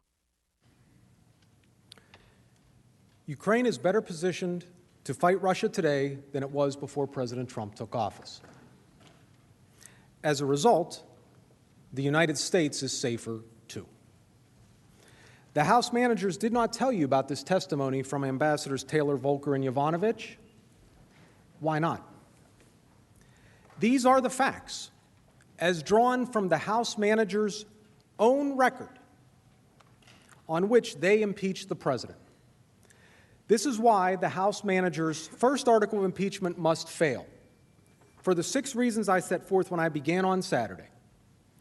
There was no linkage between investigations and security assistance or a meeting on the July 25 call. The Ukrainians said there was no quid pro quo, and they felt no pressure. The top Ukrainians did not even know that security assistance was paused until more than a month after the July 25 call. The House manager's record reflects that anyone who spoke with the president said that the president made clear that there was no linkage. The security assistance flowed, and the presidential meeting took place, all without any announcement of investigations. And President Trump has enhanced America's support for Ukraine in his 3 years in office. These facts all require that the first article of impeachment fail. You have already heard, and will continue to hear, from my colleagues on why the second article must fail. Once again, this is the case that the House managers chose to bring. This is the evidence they brought before the Senate. The very heavy burden of proof rests with them. They say their case is overwhelming and uncontested. It is not. They say they have proven each of the articles against President Trump. They have not. The facts and evidence of the case the House managers have brought exonerate the president. Thank you for your attention, and I think we're ready for a break. The Majority Leader is recognized. Justice, colleagues will take a 15-minute break. Without objection. Wow, guys, you are watching the death of the deep state, folks. This is a funeral. Shady, what are you thinking right about now with this? Man, I tell you, that is pretty spectacular. They're not leaving any stone unturned. They're talking other senators through from the bottom to top so everyone can understand exactly what it is. Not only did your president do in this moment that they're complaining about, but also explaining to them what they did to try to ensnare him, right? Right. And try to pit them again, pit each other against each other and say this person said it. I mean, the clips they were breaking up and showing were all over the map. Like, they were talking over the weekend about the clips that they were showing during the trial being out of sync. And then, they're cutting them off before the person finishes the sentence. Yeah. So now these guys are like, well, we're going to show you exactly what it is that they were doing because they're hiding stuff. They're not being honest. You have to be honest in a court of law, not just like I don't just have to be honest, Matrixx. The prosecution has to be honest. Right. Absolutely. It's not a fair trial. They are working this like we are in ancient England or something and under the tyranny of kings and claiming that your president who's giving you power back is acting like a king. Exactly right. Exactly right. Like, wow. I tell you what, Shady, check this out in other news. Monday, January 27th, U.S. Attorney Durham announces appointment of new criminal chief. John H. Durham, United States Attorney for the District of Connecticut, today announced that Sarah P. Carwan will serve as the chief of the U.S. Attorney's Office Criminal Division. Ms. Carwan succeeds the Honorable William J. Nardini, who now serves as a U.S. Circuit Judge of the U.S. Court of Appeals in the Second Circuit. Ms. Carwan joined the U.S. Attorney's Office in 2007, and during her time as an assistant, the U.S. Attorney has prosecuted a wide variety of criminal cases. Ms. Carwan most recently has served as the Chief of District Major Crimes Unit. I mean, whoa, dude. So she's she's been a deputy chief for the district's financial fraud and public corruption unit and as an organized crime and drug enforcement task force attorney. Does that sound like we got the right person for the job here, guys? Press 17 if you think. Shady, what do you think of that? I think that she's going to be very busy. She's going to be very busy. I got my 17 out there, guys. I mean, it's like if I keep hearing people come back to me and tell me that they've talked to their lawyer friend about how many sealed indictments there are and how their lawyer friend comes back to them and tells them that there's no way that those are sealed indictments because it's impossible to prosecute that many cases and there's nothing ever been like that before. And I kind of look at them and say, don't you think it's interesting that there's nothing ever been like that before? Right. It's like no one can understand like what we're looking at is something no one has ever seen. Yeah, it's amazing what we're saying, and this is the Great Awakening, folks. We got a lot of people waking up right now too, and we wouldn't be covering news if we didn't cover yesterday's helicopter crash. Shady, what do you think about that one? Oh man, there is a lot of stuff going on with this.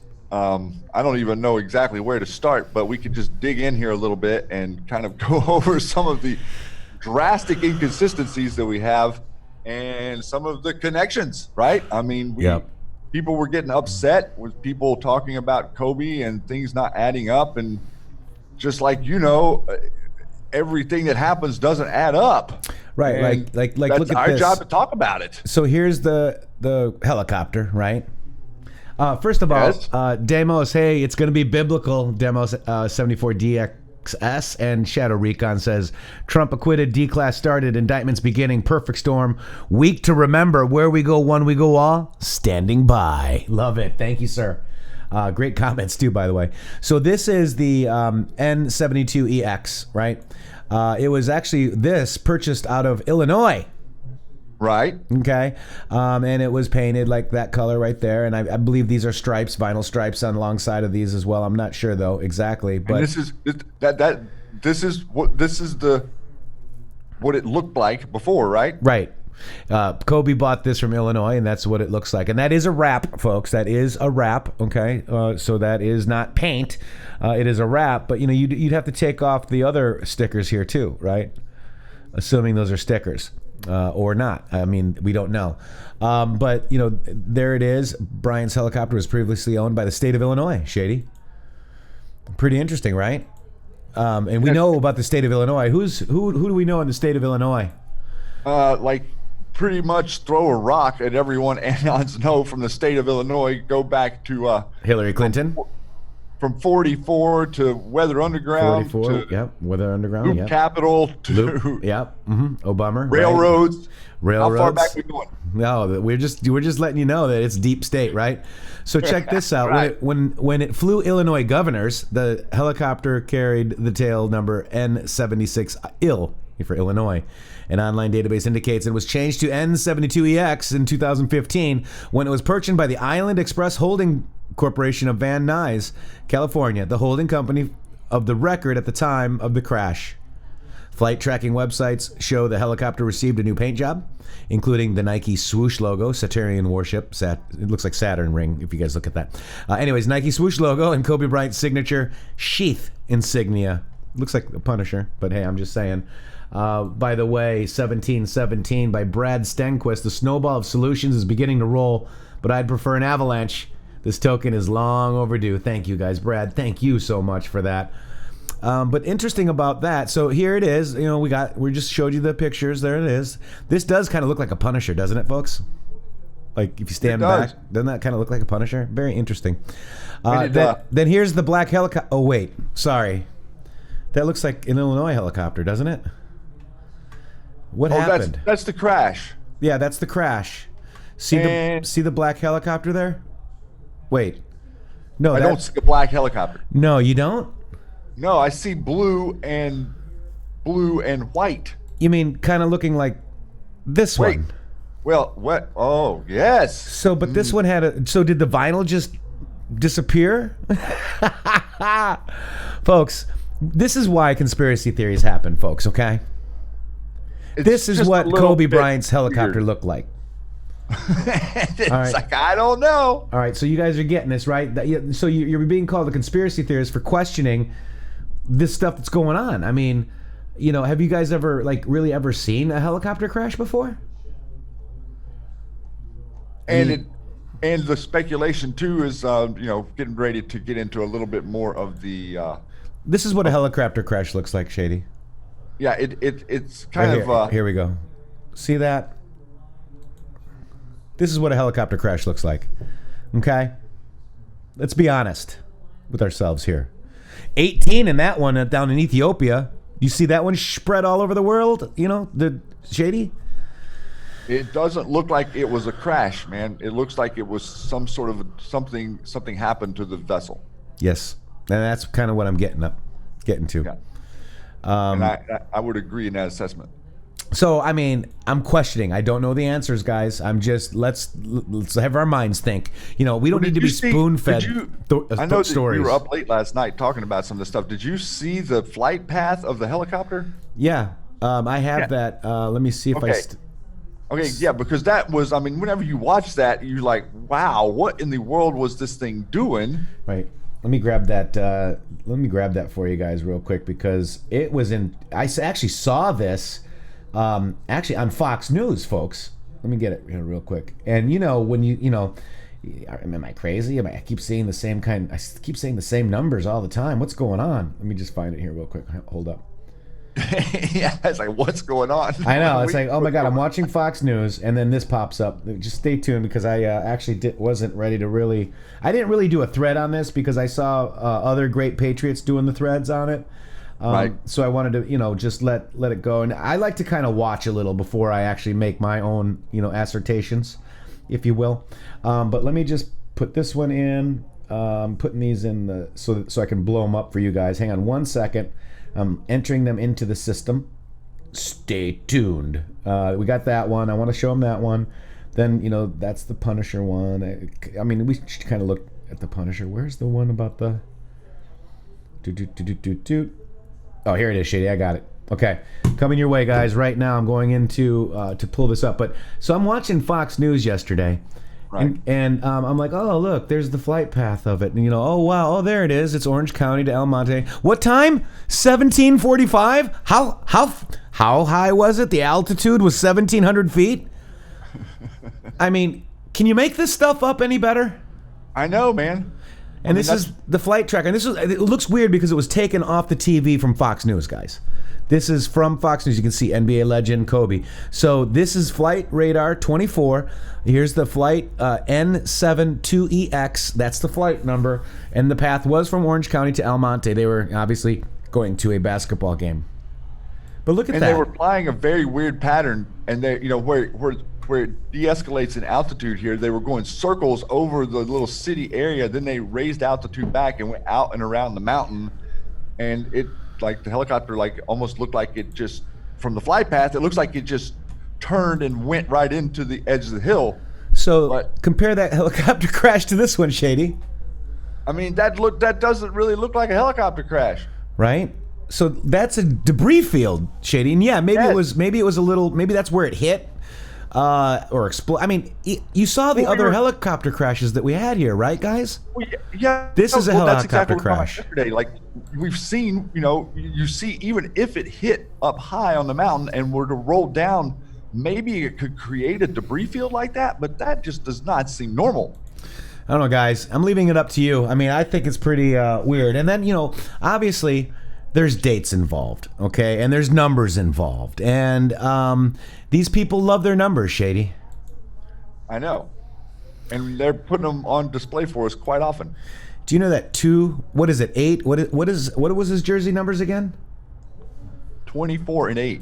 So 248 is a sacrifice number, folks. You guys realize that, right? Shadow Recon, new member. Maybe the fire from the crash melted the wrap. Yeah, just like it did on these other. I mean, you know, see what I'm saying, guys? I mean, that's a plausible It theory. is, and that's what I thought too.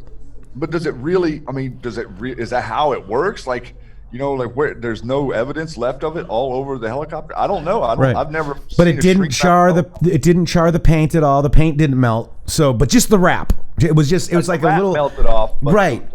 It didn't char. It didn't turn black underneath. Right. I mean, so me logically, I mean, that's what people are saying in my DM. Oh, it's the wrap. It's the wrap. The wrap melted off. Well, okay, but wouldn't there be char marks on the intact looking tail?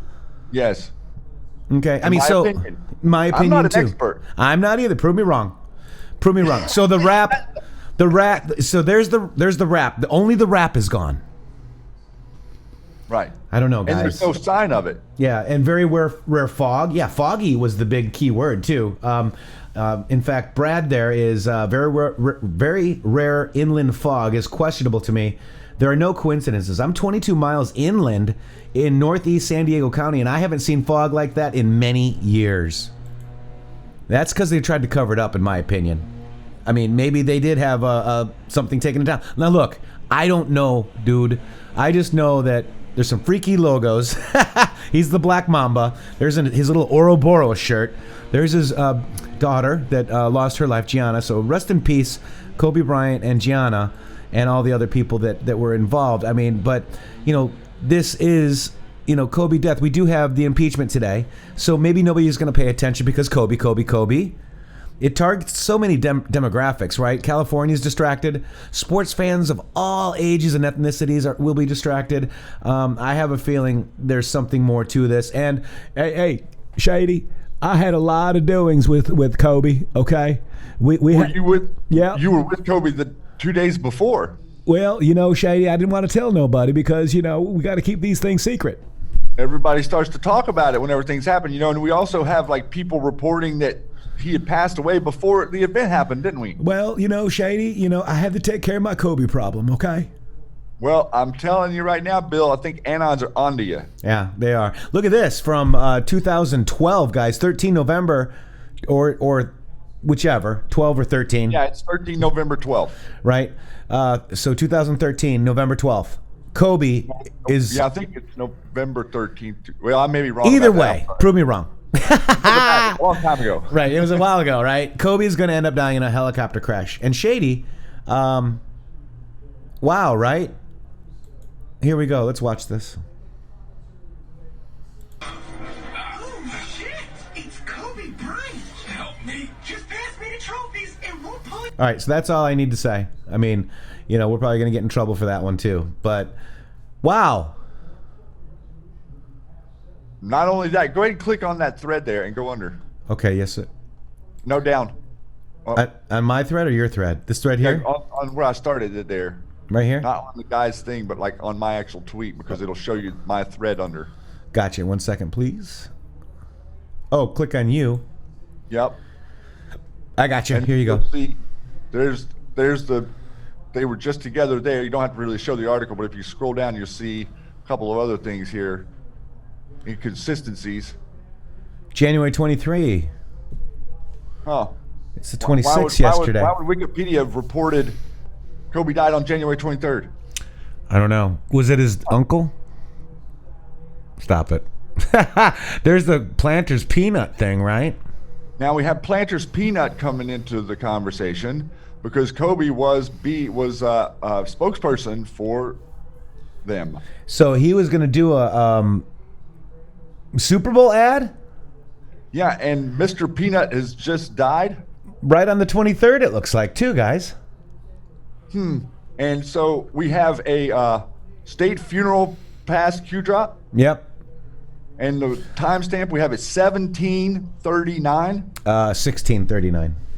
I think it's 17, isn't it? If that's 4 p.m., that's 4. East, okay. Yeah. So right. Okay, I wasn't looking. Yeah. So but 39 is interesting. Yeah, the 39 is connected back to what POTUS? Jimmy Carter. And what the hell did Jimmy Carter do? Peanuts farmer. Dang, that's crazy. Right? 13-year-old daughter virgin sacrifice. Why would it say Google say assassinated? That's right. Too. Yeah, human sacrifice number is 248. Excuse me. Yes. Thank you. Right. So 2, 4, and 8. Those were his two numbers. And guys, I just, this is why we were called conspiracy theories, because we're actually looking at stuff. I mean, look what we find. I mean, we just look. I'm not doing anything. Yeah. I mean, we're just looking. I mean, it's, here's the Kobe. Running from the elephant. Again. I don't know if I can play that, but where is he? Here he comes, right? Yeah, he's right here. He's going to help him escape. Here we go. Come with me. Tiny with all of our might, catch us if you can. There he goes. Kobe in his big car. Look at that. Yeah, so there's a lot of stuff, folks. I'm telling you right now, this is why we're called conspiracy theorists, because we find stuff and it doesn't match up, folks. We find inconsistencies in the story. Yes. They tell us a story, and then we look at the story, and you say, well, I thought you were telling us a true story, but now we've found out you're telling us a fiction story. Right. And then they look at us and say, no, it's a true story, and call us conspiracy people. So, Shady, we got a request here. We What got we a request. Here we go.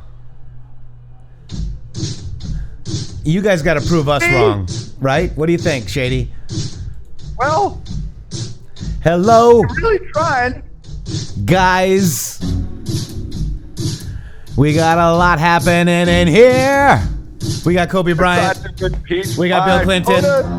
We got the impeachment. We got the Shady and Matrix. That's Shady and Matrix. We're bringing it back with Shady and Matrix. What do you think, guys? Yes, impeachment for your POTUS. Haha, yeah. Oh, yeah. He's not afraid to say it. I'm not afraid to say it. Read the transcripts. Senate hearing on the impeachment. Oh, boy. Right? How do you guys like that? A little break. Stretch your legs out a little bit. We're waiting for the Senate. They stand in recess right now, subject to the call of the chair. So we're going to just kind of look at some news and stuff. You got your talking heads on the other channel, or you can hang out here with real Patriots, Shady. Yeah, they're trying to impeach my POTUS. Right? And they're doing a bad job. Oh, I love this part. Ready? Come on, guys. Cappy, rest in peace. So that we got that. We got impeachment live now. Please share it. Oh, check this out, Shady. We've got Vote Jessie 2020. She is in the county of Broward, folks. Oh, we need her help. Let's listen. We need your help to support her. Hey, everyone. Because of what's happening in Virginia, I want to say that the Constitution is a very straightforward document. It says what it means, and it means exactly what it says. The Declaration of Independence tells us that we are given certain inalienable rights, and that means that we're given rights from God, and we're not given them by man, and so man cannot take them away. Among those rights are the right to pursue life, liberty, and the pursuit of happiness. It goes on to say that government is instituted among men only to protect those rights of the people. It also says very clearly that in the event government becomes too powerful or attempts to encroach upon those rights, that it is the right of the people, via the Second Amendment, to either revise or overthrow the government. I personally and professionally do not want to see any more civil unrest in this country. However, Governor Northam is attempting to disarm law-abiding citizens in Virginia. And if he continues to do so, he's going to find out exactly what the Second Amendment is all about, and it will set precedents for years to come. I support all of the Patriots in Virginia. I am always a supporter of the Second Amendment, and I always will be, the way that it was written originally and for the purposes it was intended for. God bless you all.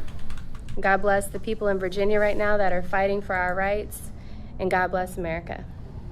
Wow, God bless America. I mean, wow, we have one that can see, Shady. We do, and man, they're starting to really feel comfortable speaking the truth, aren't they? That's right. And we had an amazing, if you guys didn't catch it, we had an amazing interview on Friday with Joe Ray Perkins from out here in Oregon running for the Senate out here. And so, we got to read Q-Post with a potential candidate for Senate of the United States. Right. I mean, think about that. We read Q-Post with the possible senator. I just said that out loud. You said it out loud, guys. And by the way, that did make notable on the chans, so that was awesome. It said a Q show had a senator on, then they read Q-Post and it got a notable. So that was awesome.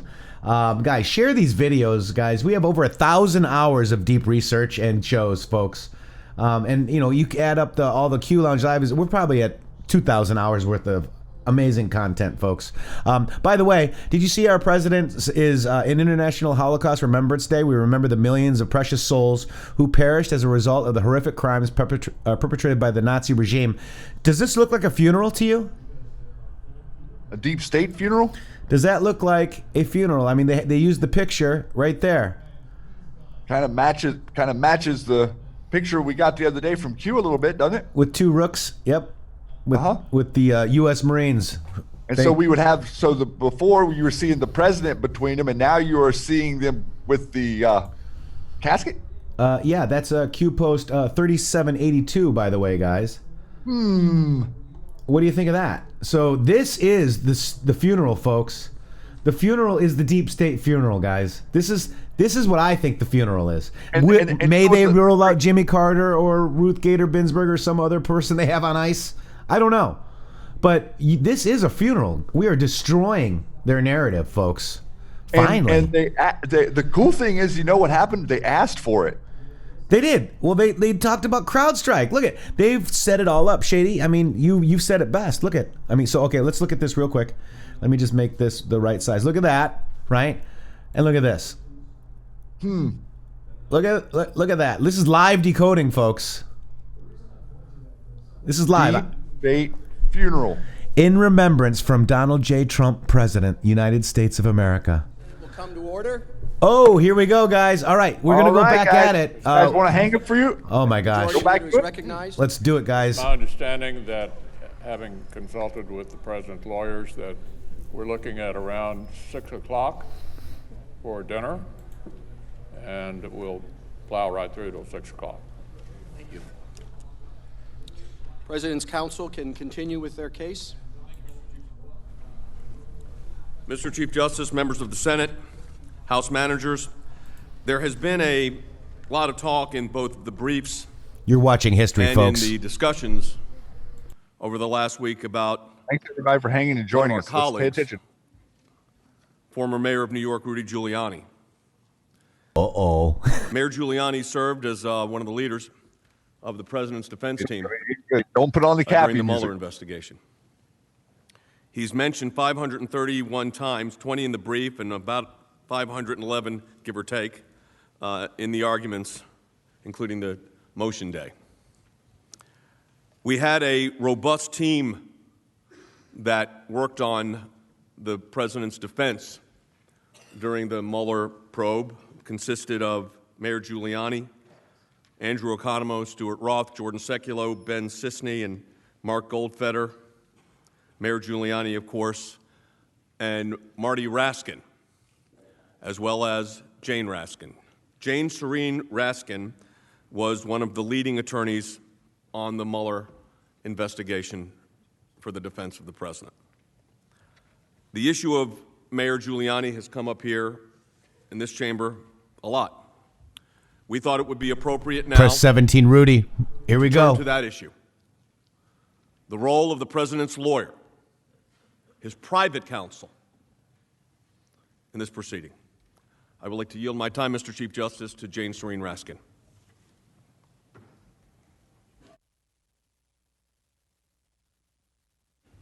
Mr. Chief Justice, Majority Leader McConnell, members of the Senate, I expect you have heard American poet Carl Sandburg's summary of the trial lawyer's dilemma. If the facts are against you, argue the law. If the law is against you, argue the facts. If the facts and the law are against you, pound the table and yell like hell. Well, we've heard the House managers do some table pounding and a little yelling. But in the main, they've used a different tactic here, a tactic familiar to trial lawyers, though not mentioned by Mr. Sandburg. If both the law and the facts are against you, present a distraction. Emphasize a sensational fact, or perhaps a colorful and controversial public figure who appears on the scene. Then distort certain facts, ignore others, even when they're the most probative, make conclusory statements, and insinuate the shiny object is far more important than the actual facts allow. In short, divert attention from the holes in your case. Rudy Giuliani is the House manager's colorful distraction. He's a household name, legendary federal prosecutor who took down the mafia, corrupt public officials, Wall Street racketeers, crime-busting mayor who cleaned up New York and turned it around, a national hero, America's mayor after 9/11, and after that, an internationally recognized expert on fighting corruption. To be sure, Mr. Giuliani has always been somewhat of a controversial figure for his hard-hitting, take-no-prisoner approach. But it's no stretch to say that he was respected by friend and foe alike for his intellect, his tenacity, his accomplishments, and his fierce loyalty to his causes and his country. And then, the unthinkable. He publicly supported the candidacy of President Trump, the one who was not supposed to win. And then, in the spring of 2018, he stood up to defend the president, successfully it turns out, against what we all now know as the real debunked conspiracy theory, that the Trump campaign colluded with Russia during the 2016 campaign. The House managers would have you believe that Mr. Giuliani is at the center of this controversy. They've anointed him the proxy villain of the tale, the leader of a rogue operation. Their presentations were filled with ad hominem attacks and name-calling. Cold-blooded political operative, political bagman. But I suggest to you that he's front and center in their narrative for one reason and one reason alone: to distract from the fact that the evidence does not support their claims. So what's the first tell that Mr. Giuliani's role in this may not be all that it's cracked up to be? They didn't subpoena him to testify. In fact, Mr. Schiff and his committee never even invited him to testify. They took a stab at subpoenaing his documents back in September, and when his lawyer responded with legal defenses to the production, the House walked away. But if Rudy Giuliani is everything they say he is, don't you think they would have subpoenaed and pursued his testimony? Ask yourselves, why didn't they? In fact, it appears the House committee wasn't particularly interested in presenting you with any direct evidence of what Mayor Giuliani did or why he did it. Instead, they ask you to rely on hearsay, speculation, and assumption, evidence that would be inadmissible in any court. For example, the House managers suggest that Mr. Giuliani, at the president's direction, demanded that Ukraine announce an investigation of the Bidens and Burisma before agreeing to a White House visit. They base that on a statement to that effect by Ambassador Sondland. But what the House managers don't tell you was that Sondland admitted he was speculating about that. He presumed that Mr. Giuliani's requests were intended as a condition for a White House visit. Even worse, his assumption was on third-hand information. As he put it, the most he could do is repeat what he heard through Ambassador Volker from Giuliani, whom he presumed spoke to the president on the issue. And by the way, as Mr. Purpura has explained, the person who was actually speaking to Mr. Giuliani, Ambassador Volker, testified clearly that there was no linkage between the meeting with President Zelensky and Ukrainian investigations. The House managers also make much of a May 23rd White House meeting during which the president suggested to his Ukraine working group, including Ambassadors Volker and Sondland, that they should talk to Rudy.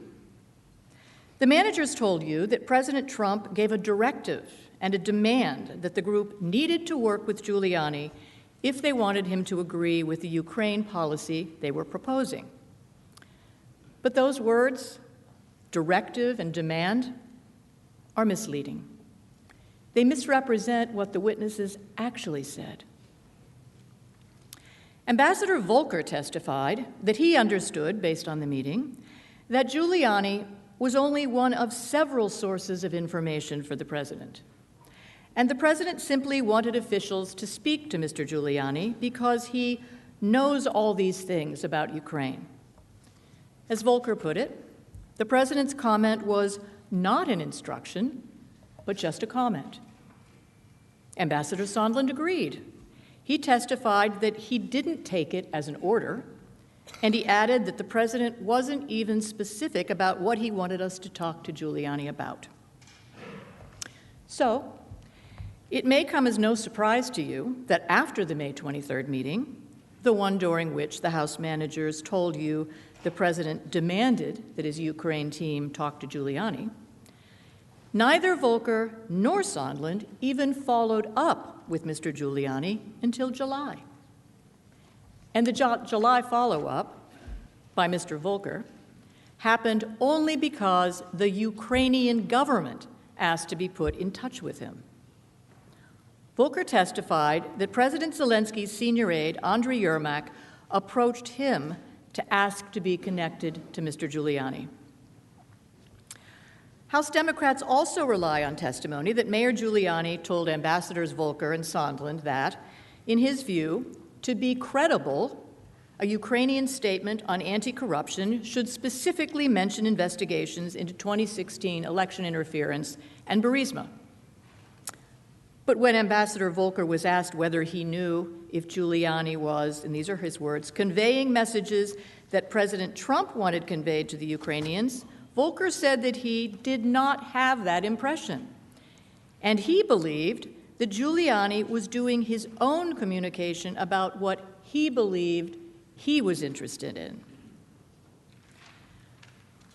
But even more significant than their reliance on presumptions, assumptions, and unsupported conclusions is the manager's failure to place in any fair context Mr. Giuliani's actual role in exploring Ukrainian corruption. To hear their presentation, you might think that Mayor Giuliani had parachuted into the president's orbit in the spring of 2019 for the express purpose of carrying out a political hit job. They'd have you believe that Mayor Giuliani was only there to dig up dirt against former Vice President Biden because he might be President Trump's rival in the 2020 election. Of course, Mr. Giuliani's intent is no small matter here. It's a central and essential premise of the House manager's case, that Mr. Giuliani's motive in investigating Ukrainian corruption and interference in the 2016 election was an entirely political one, undertaken at the president's direction. But what evidence have the managers actually offered you to support that proposition? On close inspection, it turns out virtually none. They just say it over and over and over. And they offer you another false dichotomy. Either Mr. Giuliani was acting in an official capacity to further the president's foreign policy objectives, or he was acting as the president's personal attorney, in which case they conclude, ipsy dixit, his motive could only be to further the president's political objectives. The House managers then point to various of Mr. Giuliani's public statements in which he is clear and completely transparent about the fact that he is indeed the president's personal attorney. There you have it. Giuliani admits he's acting as the president's personal attorney, and therefore he had to have been acting with a political motive to influence the 2020 election. No other option, right? Wrong. There is, of course, another obvious answer to the question, what motivated Mayor Giuliani to investigate the possible involvement of Ukrainians in the 2016 election? The House managers know what the answer is. It's in plain sight. And Mr. Giuliani has told any number of news outlets exactly when and why he became interested in the issue. It had nothing to do with the 2020 election. Mayor Giuliani began investigating Ukraine corruption and interference in the 2020 election way back in November of 2018, a full 6 months before Vice President Biden announced his candidacy, and 4 months before the release of the Mueller report, when the biggest false conspiracy theory in circulation, that the Trump campaign had colluded with Russia during the 2016 campaign, was still in wide circulation. As The Hill reported, as President Trump's highest-profile defense attorney, the former New York City mayor, often known simply as Rudy, believed the Ukrainians' evidence could assist in his defense against the Russian collusion investigation and former special counsel Robert Mueller's final report. So Giuliani began to check things out in late 2018 and early 2019. The genesis of Mayor Giuliani's investigation was also reported by numerous other media outlets, including CNN, which related that Giuliani's role in Ukraine can be traced back to November 2018, when he was contacted by someone he describes as a well-known investigator. The Washington Post and many other news outlets reported the same information. So yes, Mayor Giuliani was President Trump's personal attorney, but he was not on a political errand. As he has stated repeatedly and publicly, he was doing what good defense attorneys do. He was following a lead from a well-known private investigator. He was gathering evidence regarding Ukrainian election interference to defend his client against the false allegations being investigated by Special Counsel Mueller. But the House managers didn't even allude to that possibility. Instead, they just repeated their mantra that Giuliani's motive was purely political. And that speaks volumes about the bias with which they have approached their mission. The bottom line is, Mr. Giuliani defended President Trump vigorously, relentlessly, and publicly throughout the Mueller investigation, and in the nonstop congressional investigations that followed, including the attempted Mueller redo by the House Judiciary Committee, which the managers would apparently like to sneak in the back door here. The House managers may not like his style. You may not like his style. But one might argue that he is everything Clarence Darrow said a defense lawyer must be: outrageous, irreverent, blasphemous, a rogue, a renegade. Fact is, in the end, after a 2-year siege on the presidency, 2 inspector general reports, and a $32 million special counsel investigation, turns out Rudy was spot on. Seems to me, if we're keeping score on who got it right, on allegations of FISA abuse, egregious misconduct at the highest level of the FBI, alleged collusion between the Trump campaign and Russia, and supposed obstruction of justice in connection with the special counsel investigation, the score is Mayor Giuliani 4, Mr. Schiff 0. But in this trial, in this moment, Mr. Giuliani is just a minor player, that shiny object designed to distract you. Senators, I urge you most respectfully, do not be distracted. Thank you, Mr. Chief Justice. I yield back to Mr. Sekulow.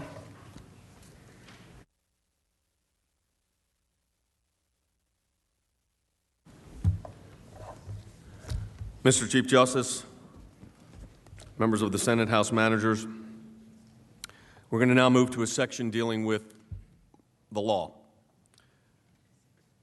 2 issues in particular that my colleague, Pat Philbin, the Deputy White House Counsel, will be addressing. Issues involving due process and issues, specifically legal issues, dealing with the second article of impeachment, obstruction of Congress. So I will yield my time now, Mr. Chief Justice, to Mr. Philbin.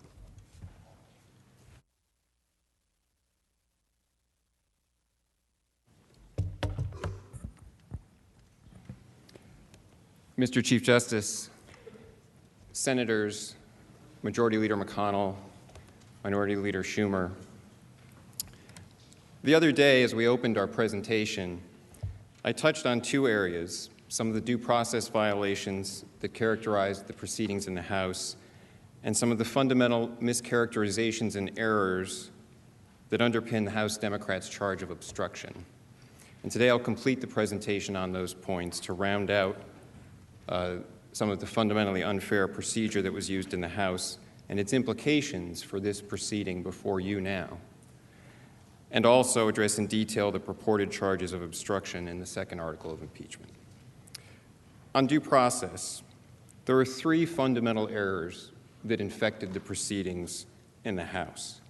The first is, as I explained on Saturday, the impeachment inquiry was unauthorized and unconstitutional from the beginning.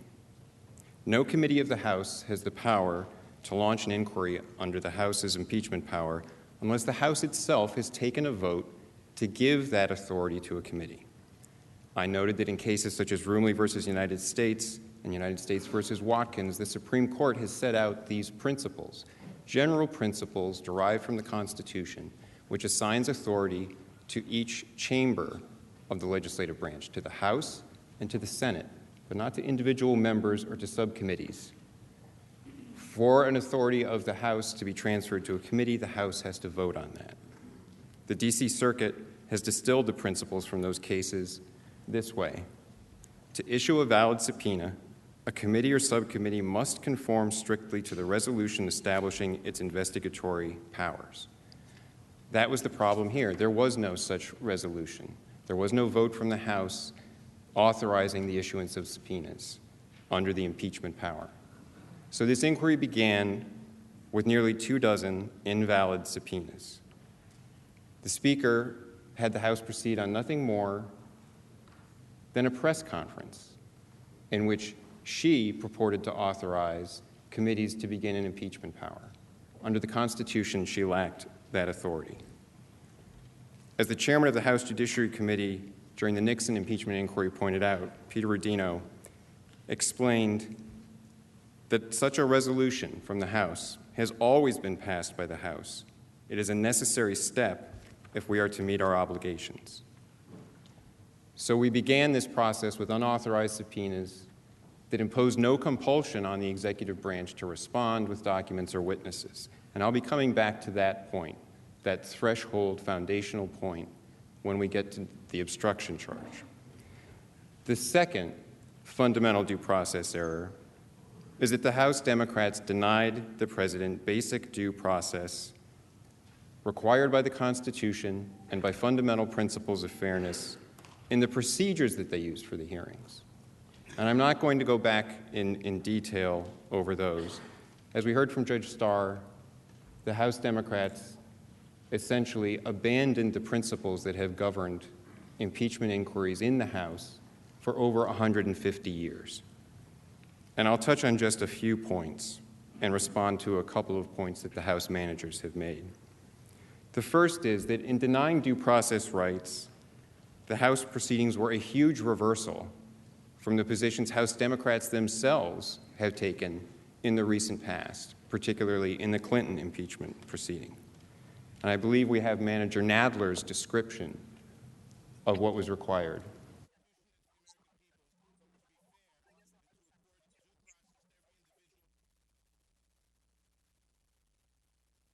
Manager Nadler was explaining that due process requires at a minimum notice of the charges against you, the right to be represented by counsel, the right to cross-examine witnesses against you, and the right to present evidence. All of those rights were denied to the president. Now, one of the responses that the managers have made to the defect that we pointed out in the secret proceedings, where Manager Schiff began these hearings in the basement bunker, is that, well, that was really just best investigative practice. They were operating like a grand jury. Don't be fooled by that. Those hearings operated nothing like a grand jury. A grand jury has secrecy primarily for two reasons: to protect the direction of the investigation so others won't know what witnesses are being called in and what they're saying, to keep that secret for the prosecutor to be able to keep developing the evidence, and to protect the accused, because the accused might not ever be indicted. In this case, all of that information was made public every day. The House Democrats destroyed any analogy, any legitimate analogy to a grand jury, because that was all public. They made no secret that the president was the target. They issued vile calumnies about him every day. And they didn't keep the direction of their investigation secret. Their witness lists were published daily. The direction of the investigation was open, and the testimony that took place was selectively leaked to a compliant media to establish a false narrative about the president. If that sort of conduct had occurred in a real grand jury, that would have been a criminal violation. Prosecutors can't do that. Under Rule 6E of the federal criminal rules, it's a criminal offense to be leaking what takes place in a grand jury. And also, the grand jury explanation provides no rationale whatsoever for the second round of hearings. Remember, after the basement bunker, after the secret hearings where the testimony was pre-screened, then the same witnesses who had already been deposed were put on in a public hearing where the president was still excluded. Ask yourself, what was the reason for that? In every prior presidential impeachment in the modern era where there have been public hearings, the president has been represented by counsel and could cross-examine witnesses. Why did there have to be public televised hearings where the president was excluded? That was nothing more than a show trial. Now, I also addressed the other day the House manager's contention that they had offered the president due process, that when things reached the third round of hearings in front of the House Judiciary Committee, that Manager Nadler offered the president due process, and I explained why that was illusory. There was no genuine offer there, because before any hearings began, other than the law professor's seminar on December 4th, the Speaker had already determined the outcome, already said there were going to be articles of impeachment, and the Judiciary Committee had informed the counsel's office that they had no plans to call any fact witnesses or have any factual hearings whatsoever. It was all done, it was locked in, it was baked. And there was something else hanging over that when they had offered, purportedly, to allow the president some due process rights, and that was a special provision in the rules for the House Judiciary Committee proceedings, also unprecedented, that allowed the House Judiciary Committee to deny the president any due process rights at all if he continued to refuse to turn over documents or not allow witnesses to testify. So that if the president didn't give up his privileges and immunities that he had been asserting over executive branch confidentiality interests, if he didn't comply with what the House Democrats wanted, then it was up to Chairman Nadler potentially to say no rights at all. And there's a term for that in the law. It's called an unconstitutional condition. You can't condition someone's exercise of some rights on their surrendering other constitutional rights. You can't say, we'll let you have due process in this way if you waive your constitutional privileges on another issue. The last point I'll make about due process is this.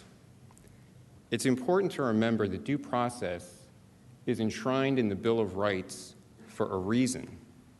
It's not that process is just an end in itself.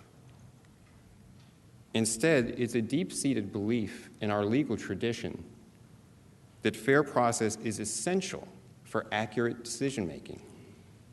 Cross-examination of witnesses in particular is one of the most important procedural protections for any American.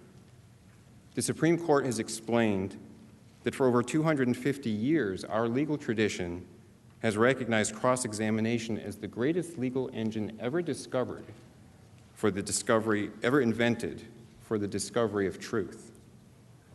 So why did House Democrats jettison every precedent and every principle of due process in the way they devised these hearing procedures? Why did they devise a process that kept the president locked out of any hearings for 71 of the 78 days of the so-called investigation? I would submit because the process was never about finding the truth.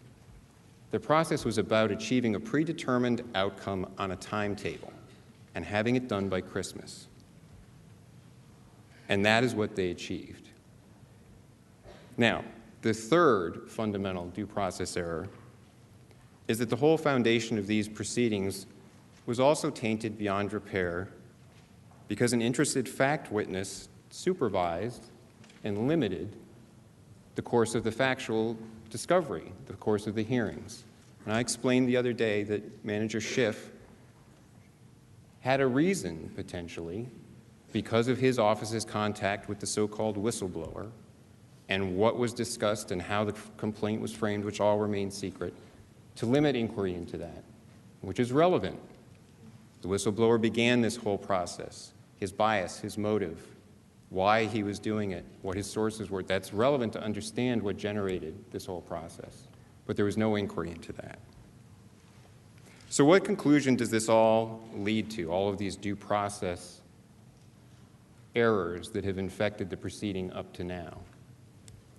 I think it's important to recognize the right conclusion is not that this body, this chamber, should try to redo everything, to start bringing in new evidence, bring in witnesses because the president wasn't allowed witnesses below, and redoing the whole process.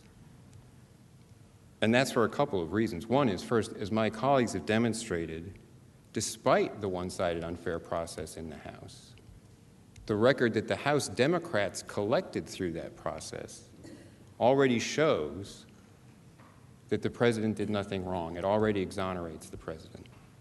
But the second and more important reason is because of the institutional implications it would have for this chamber. Whatever precedent is set, whatever this body accepts now as a permissible way to bring an impeachment proceeding and to bring it to this chamber becomes the new normal. And if the new normal is going to be that there can be an impeachment proceeding in the House that violates due process, that doesn't provide the president or another official being impeached due process rights, that fails to conduct a thorough investigation, that doesn't come here with the facts established, that then this body should become the investigatory body and start redoing what the House didn't do and finding new witnesses and doing things over and getting new evidence, then that's going to be the new normal. And that will be the way that this chamber has to function. And there'll be a lot more impeachments coming because it's a lot easier to do an impeachment if you don't have to follow due process and can come here and expect the Senate to do the work that the House didn't do. I would submit that is not the constitutional function of this chamber sitting as a court of impeachment. And it should not put, this chamber should not put its imprimatur on a process in the House that would force this chamber to take on that role. Now I'll move on to the charge of obstruction in the second article of impeachment. Accepting that article of impeachment would fundamentally damage the separation of powers under the Constitution by permanently altering the relationship between the executive and the legislative branches. In the second article, House Democrats are trying to impeach the president for resisting legally defective demands for information by asserting established legal defenses and immunities based on legal advice from the Department of Justice's Office of Legal Counsel. In essence, the approach here is that House Democrats are saying, when we demand documents, the executive branch must comply immediately. Any assertions of privilege or defenses to our subpoenas are further evidence of obstruction. We don't have to go through the constitutionally mandated accommodations process to work out an acceptable solution with the executive branch. We don't have to go to the courts to establish the validity of our subpoenas. At one point, Manager Schiff said that anything that makes the House even contemplate litigation is evidence of obstruction. Instead, the House claims they can jump straight to impeachment. What this really means in this case is that they're saying for the president to defend the prerogatives of his office, to defend constitutionally grounded principles of executive branch privileges or immunities, is an impeachable offense. If this chamber accepts that premise, that what has been asserted here constitutes an impeachable offense, It will forever damage the separation of powers.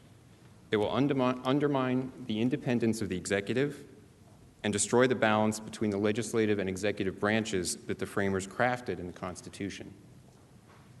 As Professor Turley testified before the House Judiciary Committee, basing impeachment on this obstruction theory would itself be an abuse of power by Congress. And I'd like to go through that and unpack and explain some of that. And I'll start by outlining what the Trump administration actually did in response to subpoenas, because there are three different actions, three different legally based assertions for resisting different subpoenas that the Trump administration made. And I pointed out on Saturday there has been this constant refrain from the House Democrats that there was just blanket defiance, blanket obstruction, as if it were unexplained obstruction, just we won't cooperate without more. And that's not true. There were very specific legal grounds provided, and each one was supported by an opinion from the Department of Justice's Office of Legal Counsel. So the first is executive branch officials declined to comply with subpoenas that had not been authorized. And that's the point I made at the beginning. There was no vote from the House. Without a vote from the House, the subpoenas that were issued were not authorized.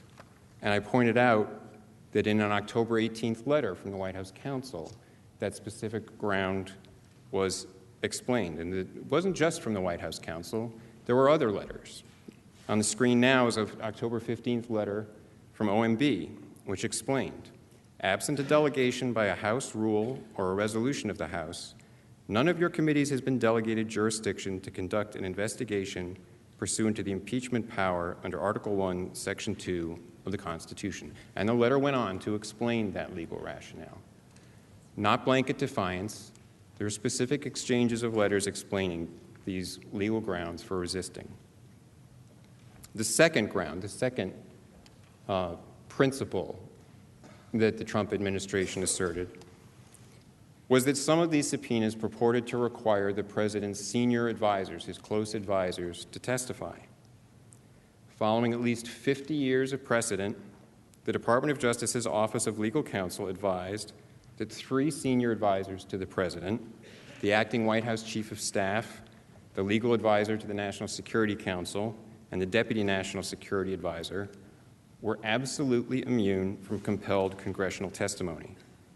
And based on that advice from the Office of Legal Counsel, the president directed those advisors not to testify.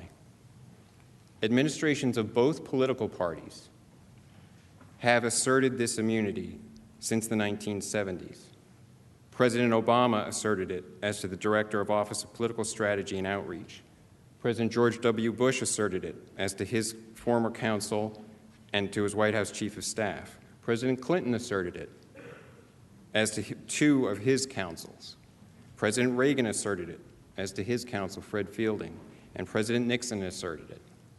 This is not something that was just made up recently. There is a decades-long history of the Department of Justice providing the opinion that senior advisors to the president are immune from compelled congressional testimony. And it's the same principle that was asserted here. And there are important rationales behind this immunity. One is that the president's most senior advisors are essentially his alter egos.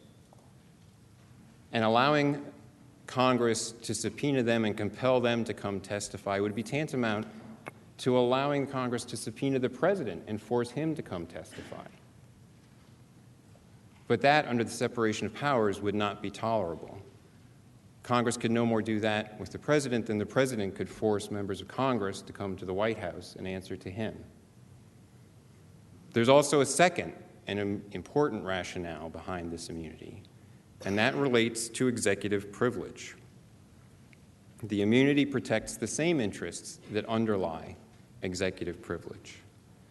The Supreme Court has recognized executive privilege that protects the confidentiality of communications with the president and deliberations within the executive branch is, as the court put it in United States versus Nixon, the privilege is fundamental to the operation of government and inextricably rooted in the separation of powers under the Constitution.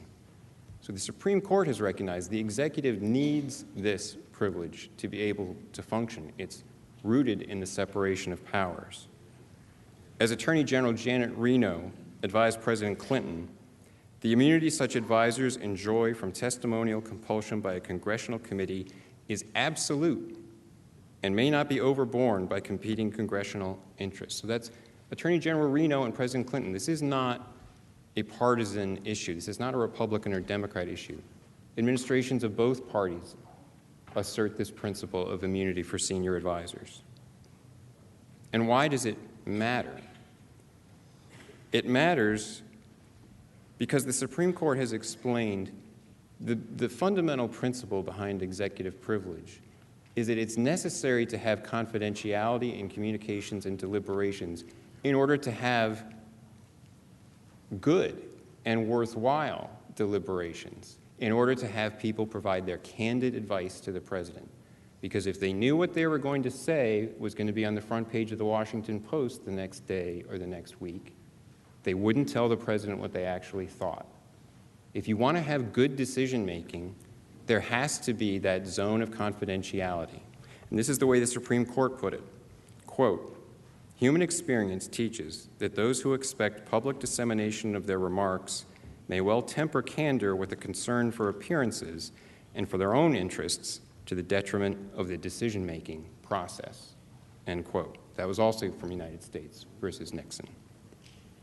So those are exactly the interests that are protected by having senior advisors to the president be immune from compelled congressional testimony, because once someone is compelled to sit in the witness seat and start answering questions, it's very hard for them to protect that privilege, to make sure that they don't start revealing something that was discussed.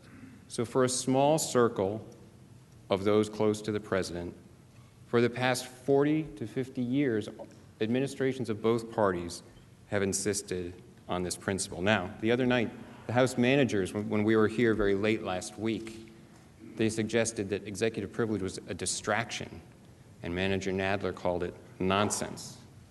Not at all. It is a principle recognized by the Supreme Court, a constitutional principle grounded in the separation of powers. They also asserted that this immunity has been rejected by every court that has addressed it, as if to make it seem that lots of courts have addressed this. They've all said that this theory just doesn't fly. That's not accurate. That's not true. In fact, in most instances, once the president asserts immunity for a senior advisor, the accommodations process between the executive branch and the legislature begins, and there's usually some compromise to allow perhaps some testimony not in an open hearing, but in a closed hearing or in a deposition, perhaps to provide some other information instead of live testimony. There's a compromise. But the only two times it's been litigated, district courts, it is true, rejected the immunity. One was in a case involving former counsel to President George W. Bush, Harriet Miers. The district court rejected the immunity, but immediately on appeal, the Court of Appeals for the D.C. Circuit stayed that decision. And that decision means to stay that district court decision, that the appellate court thought there was a likelihood of success on appeal, that the executive branch might succeed, or at a minimum, that the issue of immunity presented questions going to the merits so serious, substantial, difficult, and doubtful as to make them a fair ground for litigation. So the first decision was stayed. The second district court decision is still being litigated right now. It's the McGahn case that the House has brought, trying to get testimony from former counsel to President Trump, Donald McGahn. And that case was just argued in the D.C. Circuit on January 3rd. So there is no established law suggesting that this immunity somehow has been rejected by the courts. It's still being litigated right now. And it is an immunity that is a standard principle asserted by every administration of both parties for the past 40 years. Asserting that principle can't be treated as obstruction of Congress. The third action that the president took, that the administration took, related to the fact that House Democrats' subpoenas tried to shut out executive branch counsel, agency counsel, from the depositions of executive branch employees. Now, the Office of Legal Counsel concluded that congressional committees may not bar agency counsel from assisting an executive branch witness without contravening the legitimate prerogatives of the executive branch, and that attempting to enforce a subpoena while barring agency counsel, quote, would be unconstitutional, unquote. The President relied on that legal advice here. As Judge Starr pointed out, the President was consulting with the Department of Justice, receiving advice from the very respected Office of Legal Counsel, and following that advice about the constitutional prerogatives of his office and the constitutional prerogatives of the executive branch. Again, administrations of both political parties have recognized the important role that agency counsel plays. In the Obama administration, the Office of Legal Counsel stated that exclusion of agency counsel, quote, could potentially undermine the President's constitutional authority to consider and assert executive privilege where appropriate. So why is agency counsel important? As I tried to explain, the executive privilege of confidentiality for communications with the President, for internal deliberative communications of the executive branch, those are important legal rights. They're necessary for the proper functioning of the executive branch. And agency counsel is essential to protect those legal rights. When an individual employee goes in to testify, he or she might not know, probably would not know, where is the line for what's covered by executive privilege or deliberative process privilege, not things that employees necessarily know. And their personal counsel, even if they're permitted to have their personal counsel with them, same thing. Most attorneys for employees don't know the finer points of executive branch confidentiality interests, of deliberative process privilege, and it's also not their job to protect those interests. They're the personal lawyer for the employee who's testifying, trying to protect that employee from potential legal consequences. We usually have lawyers to protect legal rights. So it makes sense when there is an important legal and constitutionally based right at stake, the executive privilege, that there should be a lawyer there to protect that right for the executive branch. And that's the principle that the Office of Legal Counsel endorsed. This also doesn't raise any insurmountable problems for congressional investigations or finding information. In fact, just as recently as April 2019, the House Committee on Oversight and Government Reform reached an accommodation with the Trump administration after the administration had declined to make someone available for a deposition because of the lack of agency counsel. And that issue was worked out, an accommodation was made, and there was some testimony provided in other circumstances. So it doesn't always result in the kind of escalation that was seen here, straight to impeachment. The accommodation process can work things out. House Democrats have pointed to a House rule that excludes agency counsel, but of course a House rule cannot override a constitutional privilege. So those are the three principles that the Trump administration asserted. Now I'd like to turn to the claim that somehow this assertion of these principles created an impeachable offense. The idea that asserting defenses and immunities, legal defenses and immunities in response to subpoenas, acting on advice of the Department of Justice is an impeachable offense is absurd, and it is dangerous for our government. Let me explain why. House Democrats' obstruction theory is wrong first and foremost because in a government of laws, asserting privileges and rights to resist compulsion is not obstruction. It's a fundamental right. In Bordenkircher versus Hayes, the Supreme Court explained to punish a person because he has done what the law plainly allows him to do is a due process violation of the most basic sort. And for an agent of the state to pursue a course of action whose objective is to penalize a person's reliance on his legal rights is patently unconstitutional. This is a principle that in the past, in the Clinton impeachment, was recognized across the board, that it would be improper to suggest that asserting rights is an impeachable offense. Harvard Law professor Lawrence Tribe said, quote, "The allegations that invoking privileges and otherwise in using the judicial system to shield information is an abuse of power that should lead to impeachment and removal from office is not only frivolous, but also dangerous." And Manager Nadler then said that the use of a legal privilege is not illegal or impeachable by itself, a legal privilege, executive privilege. And Minority Leader Schumer, in the Clinton impeachment, expressed the same view. To suggest that any subject of an investigation, much less the president, with obligations to the institution of the presidency, is abusing power and interfering with an investigation by making legitimate legal claims, using due process and asserting constitutional rights is beyond serious consideration. And that was exactly correct then, and it's exactly correct now. Now, more important than simply the principle that asserting rights can't be considered obstruction, when the rights the president is asserting are based on executive privilege, when they are constitutionally grounded principles that are essential for the separation of powers and for protecting the institution of the office of the presidency, to call that obstruction is to turn the Constitution on its head. Defending the separation of powers cannot be deemed an impeachable offense without destroying the Constitution. Accepting that approach would do permanent damage to the separation of powers, and it would allow the House of Representatives to turn any disagreement with the executive over informational demands into a supposed basis for removing the president from office. It would effectively create for us the very parliamentary system that the framers sought to avoid.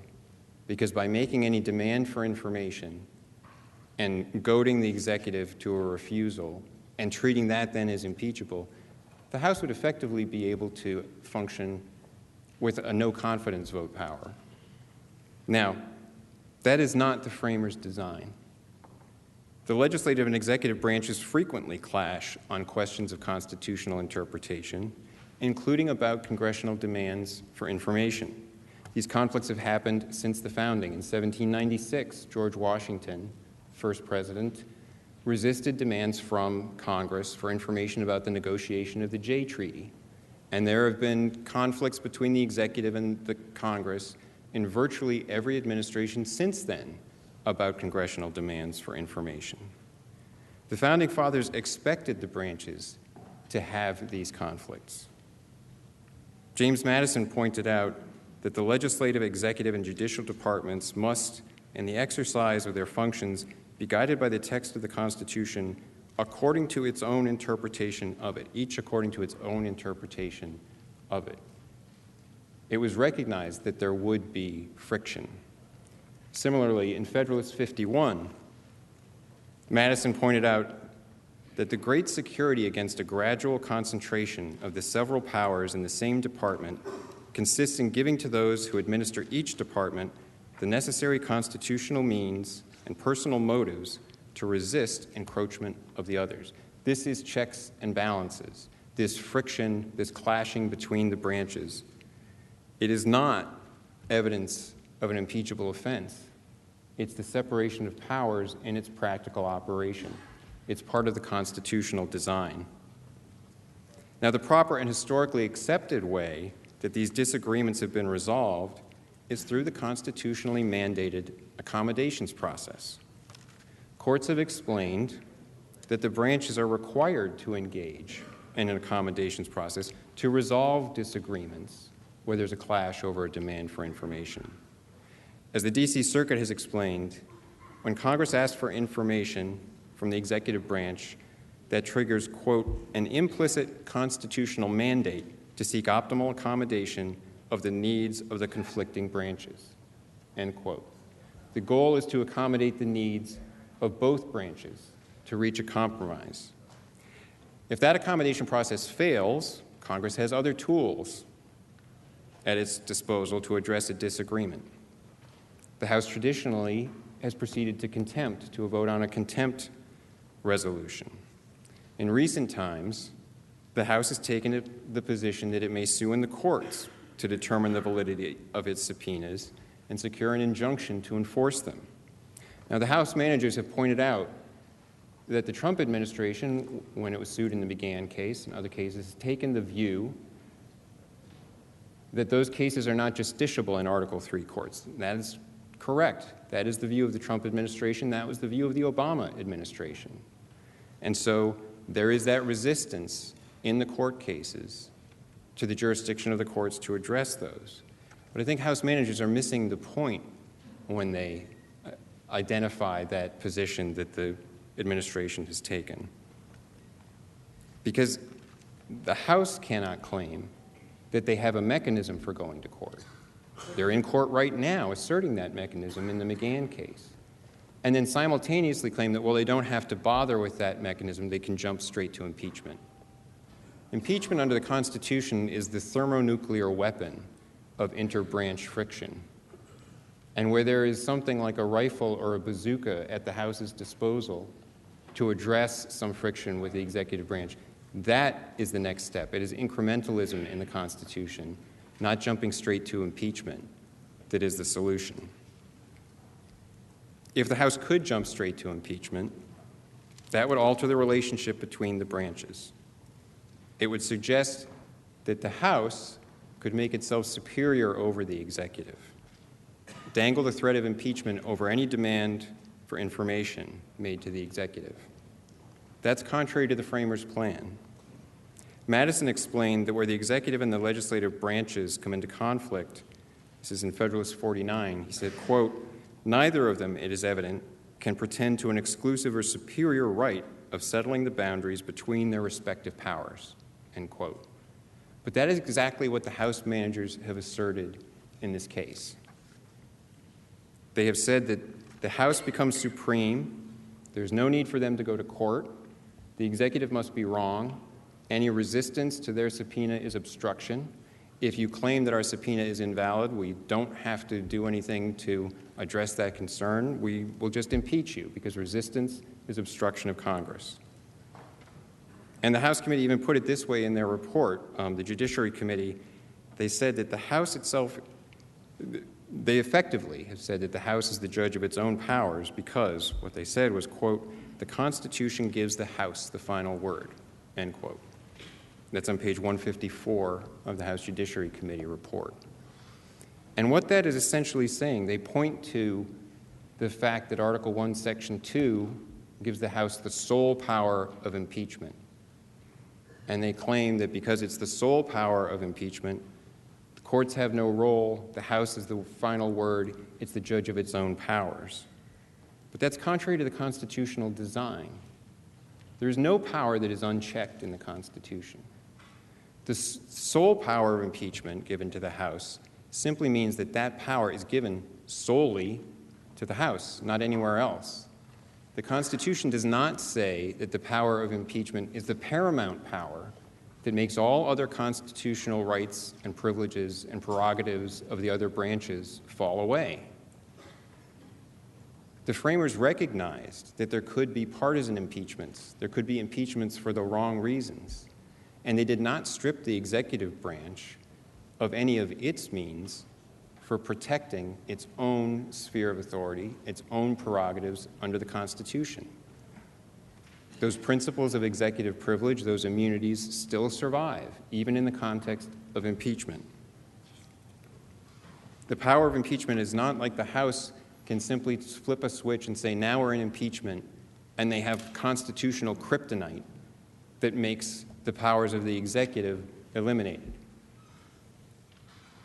So when there are these conflicts, even in the context of an impeachment inquiry, the executive can continue to assert its privileges and prerogatives under the Constitution, and indeed it must, in order to protect the institutional interests of the office of the presidency and to preserve the proper balance between the branches under the Constitution.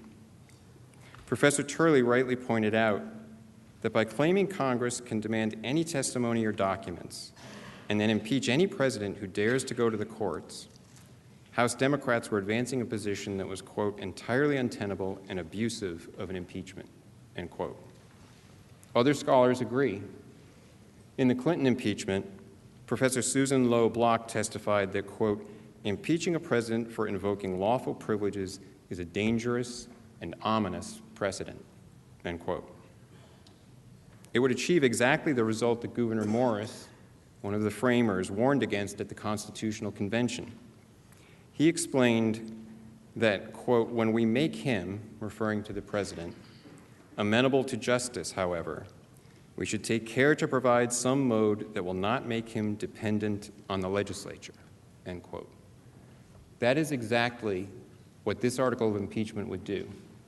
It would make the president dependent on the legislature, because any demand for information made by Congress could be used as the threat of impeachment to enforce compliance by the executive. And the very theory that the House Democrats have asserted is that there can be no assertions of privileges, no constitutionally based prerogatives of the executive to stand in the way. If that theory were true, virtually every president could have been impeached. Virtually every president has asserted at one time or another these constitutional prerogatives. President Obama famously, in the Fast and Furious investigation, refused to turn over documents that led to his attorney general being held in contempt. But that didn't lead to impeachment.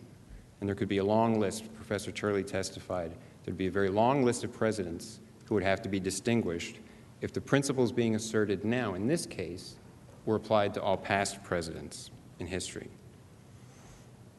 Now, the House Democrats have given a few different justifications for this approach, but I would submit none can be reconciled with the Constitution.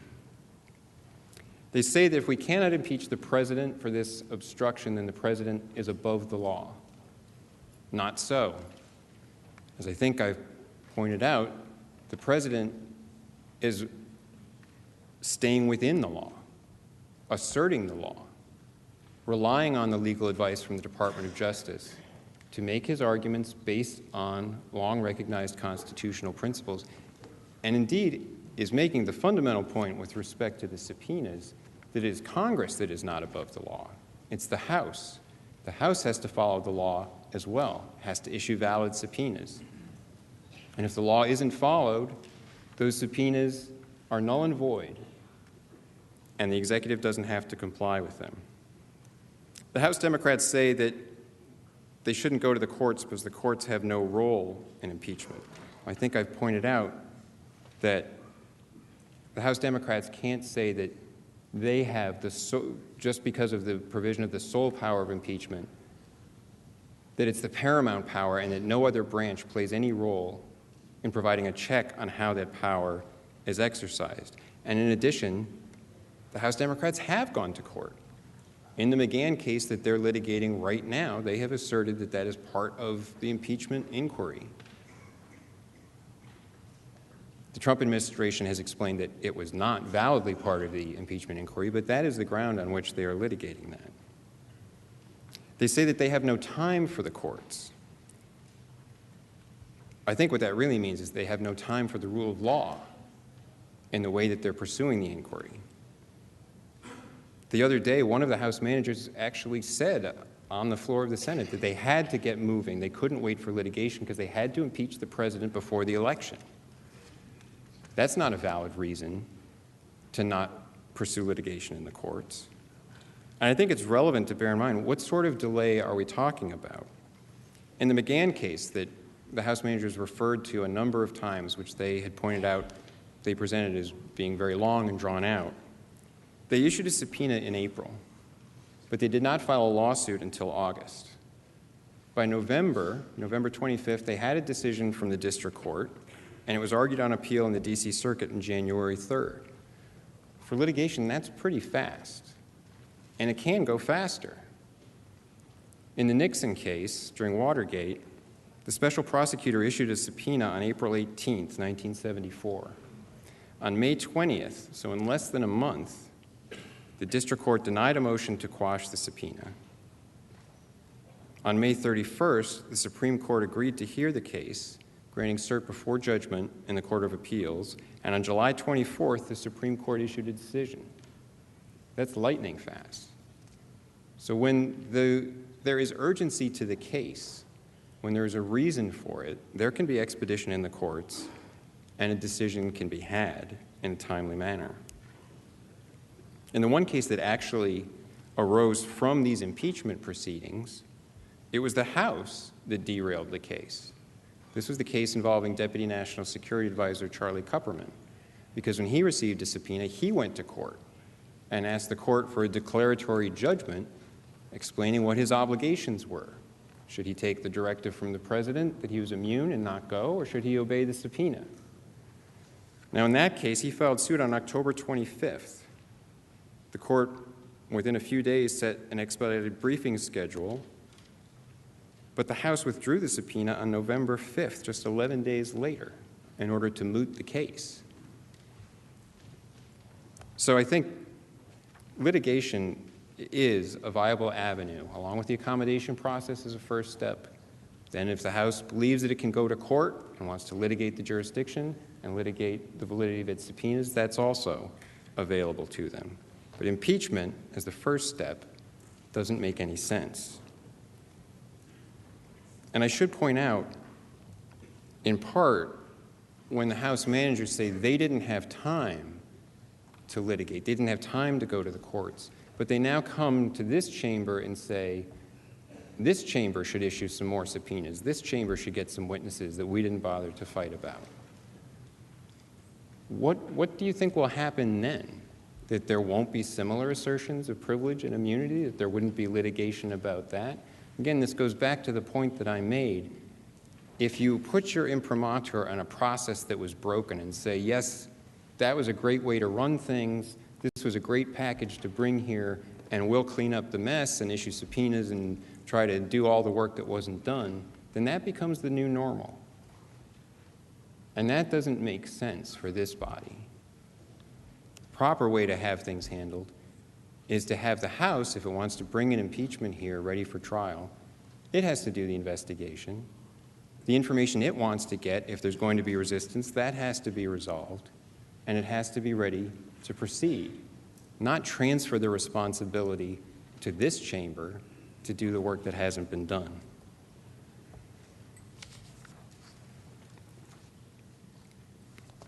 They also assert that President Trump's assertion of these privileges is somehow different because it's unprecedented and it's categorical.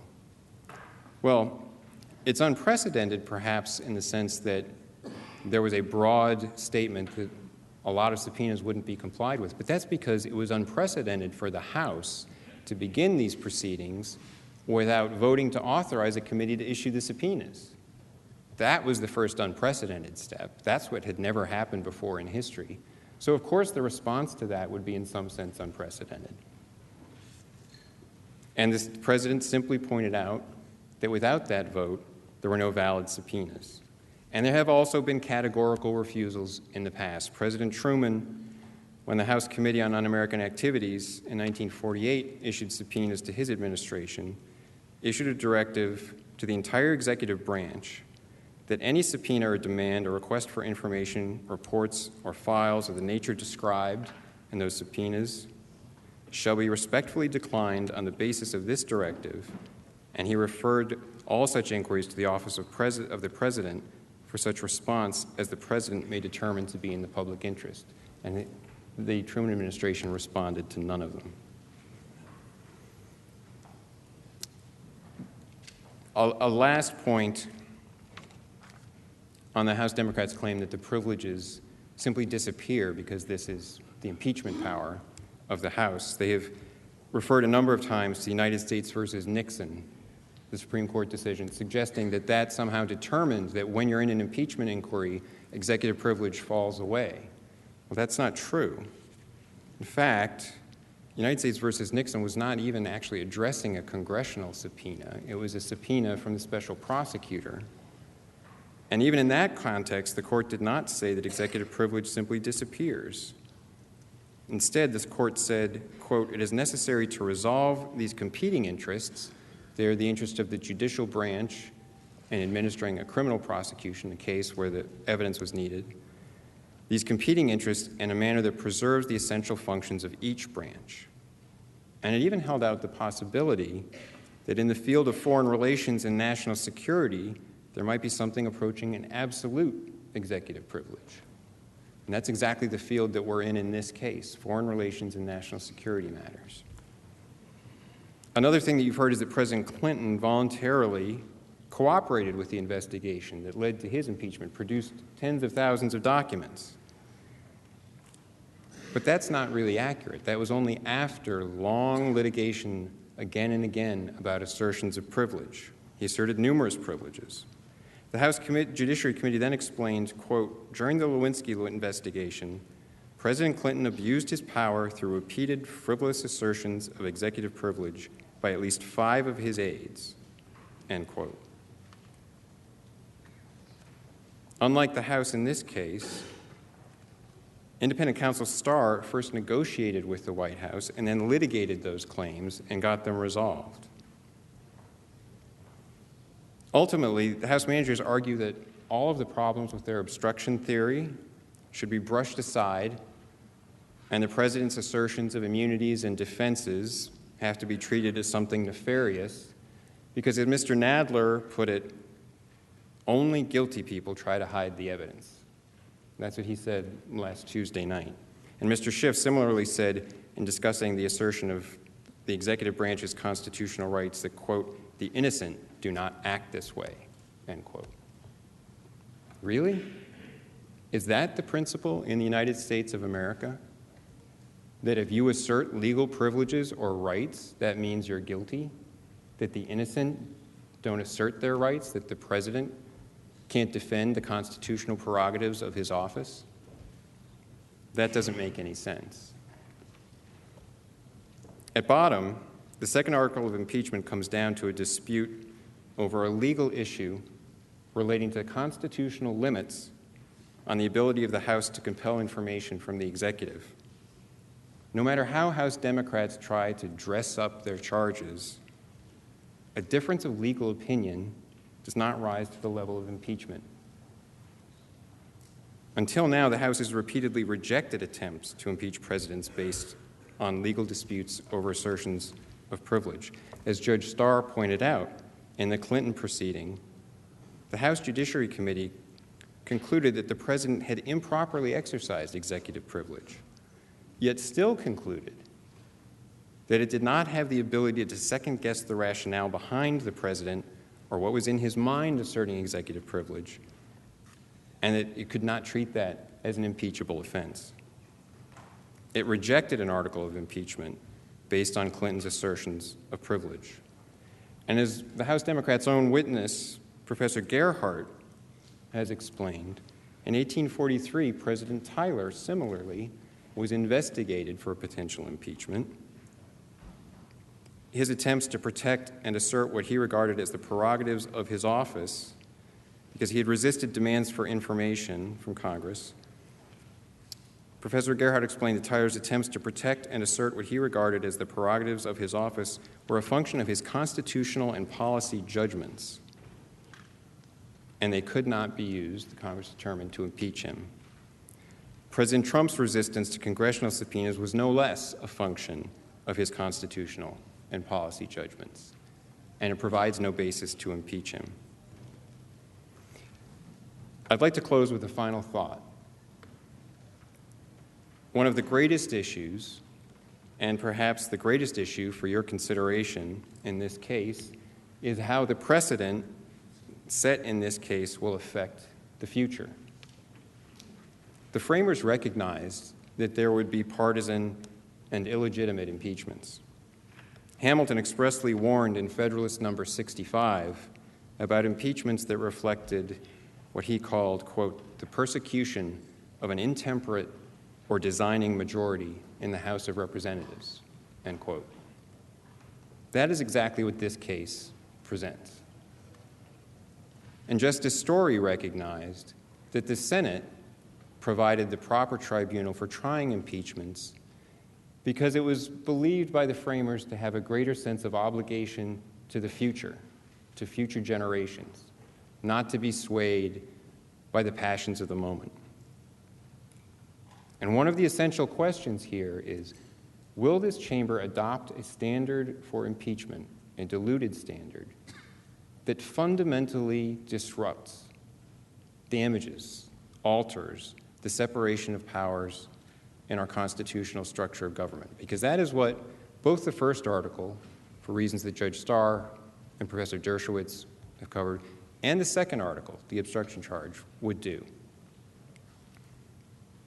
And so I'll close just with a quotation from one of the Republican senators who crossed the aisle and voted against convicting President Andrew Johnson during his impeachment trial. It was Lyman Trumbull, who explained, I think, the great principle that applies here. He said, quote, "Once we set the example of impeaching a president for what, when the excitement of the hour shall have subsided, will be regarded as insufficient causes, no future president will be safe. And what then becomes of the checks and balances of the Constitution, so carefully devised and so vital to its perpetuity? They are all gone." Thank you, Mr. Chief Justice. I'll yield to Mr. Sekulow.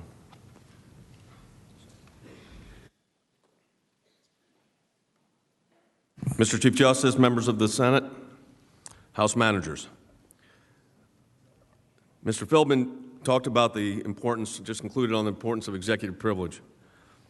Professor Turley, who testified before the House, said we have 3 branches of government, not 2. If you impeach a president, if you make a high crime and misdemeanor out of going to court, it is an abuse of power. It's your abuse of power. With regard to executive privilege, it was Mr. Nadler who called it executive privilege and other nonsense. When Attorney General Holder refused to comply with subpoenas, President Obama invoked executive privilege, arguing, and I quote, "compelled disclosure would be inconsistent with the separation of powers established in the Constitution." Executive power and other nonsense. Manager Schiff wrote that the White House assertion of executive privilege was backed by decades of precedent that has been recognized and has recognized the need for the president and his senior advisors to receive candid advice and information from their top aides. Executive privilege and other nonsense. The nonsense, we talked about this the other night, is to treat the separation of powers and constitutional privileges as if they're asbestos in the ceiling tiles. You can't touch them. That's not the way the Constitution is designed. We're going to now turn our attention to a separate topic. It's one that was been discussed a lot on the floor here and will be discussed now. Presenting for the President is the former Attorney General for the state of Florida, Pam Bondi. She is also a prosecutor, a career prosecutor. She's handled countless cases. She's going to discuss an issue that the House managers have put pretty much at the center of their case, and that's the issue of corruption in Ukraine, particularly with regard to a company known as Burisma. I yield my time, Mr. Chief Justice, to former Attorney General Pam Bondi. Chief Justice. Senators.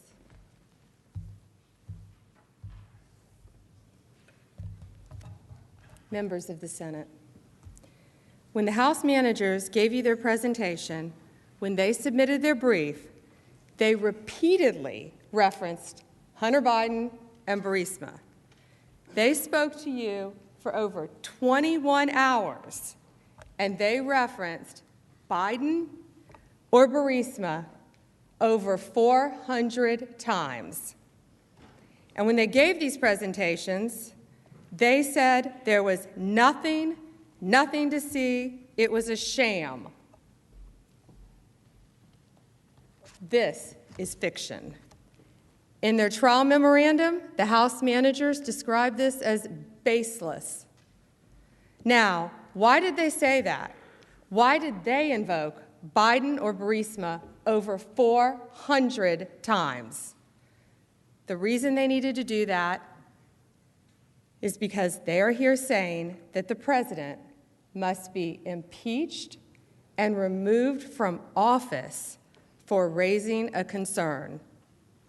And that's why we have to talk about this today. They say sham, they say baseless, because they say this because if it's okay for someone to say, hey, you know what? Maybe there's something here worth raising, then their case crumbles. Because they have to prove beyond a reasonable doubt that there is no basis to raise this concern. But that's not what public records show.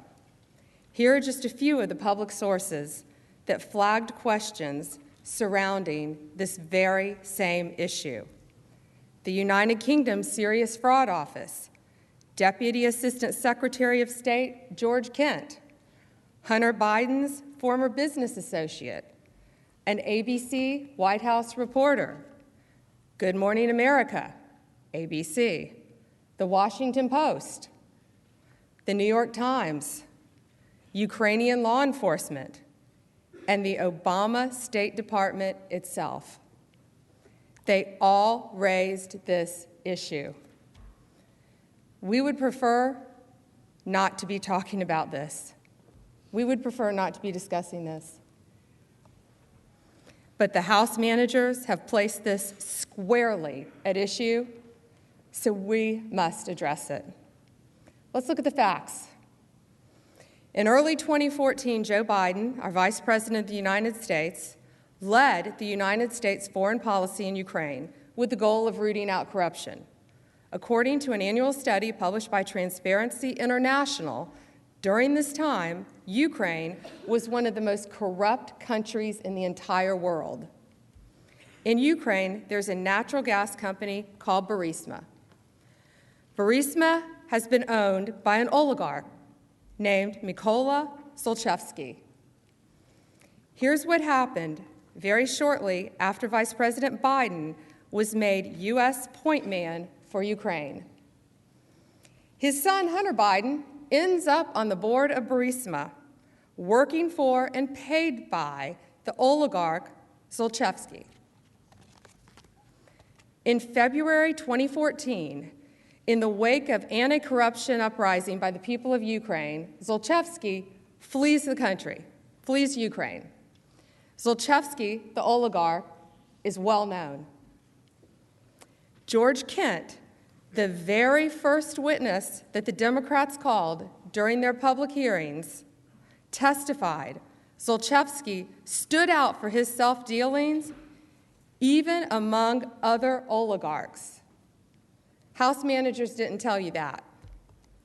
Ambassador Kurt Volkler explained that Burisma had a, quote, very bad reputation as a company for corruption and money laundering, end quote. House managers didn't tell you that. Burisma was so corrupt that George Kent said he intervened to prevent U.S. aid from co-sponsoring an event with Burisma. You know what this event was?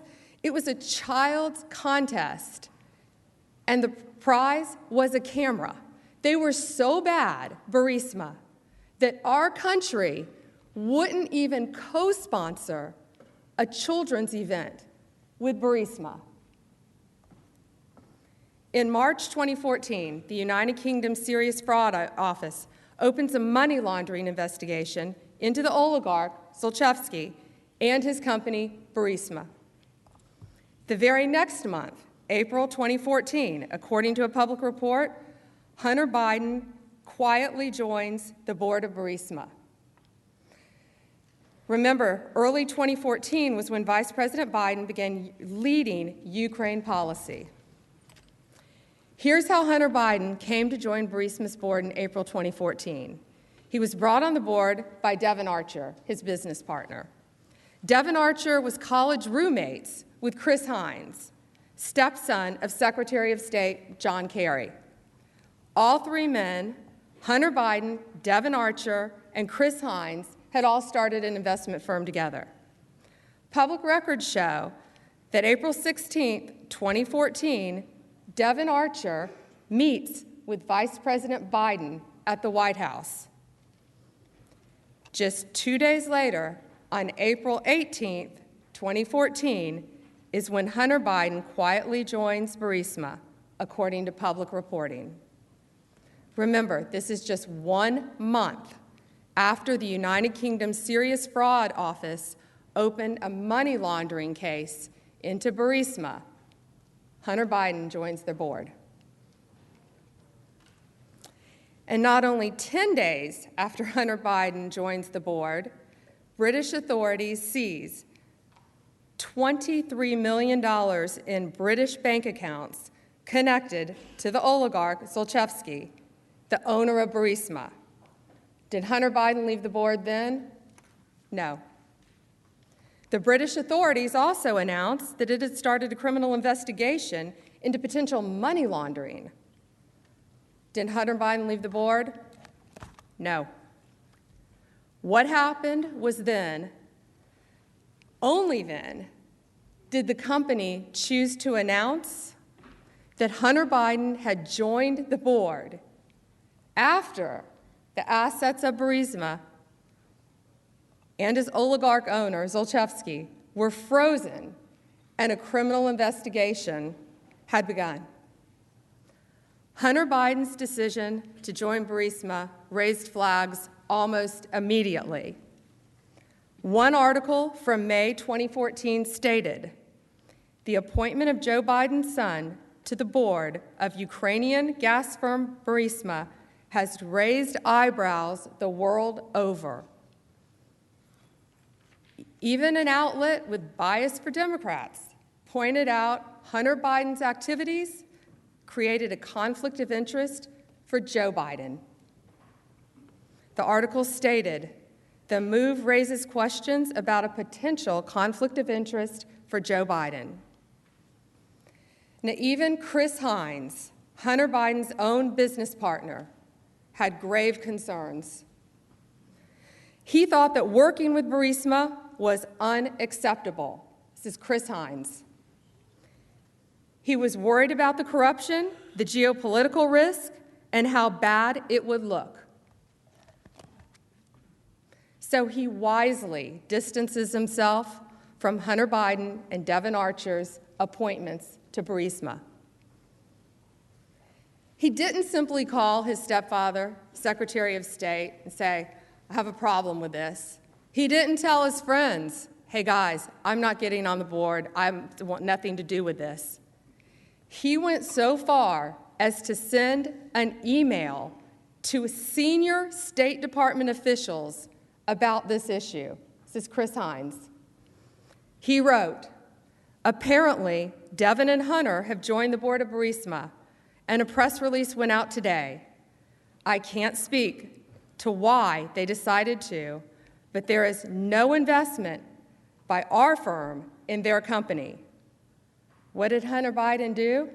He stayed on the board. What did Chris Hines do?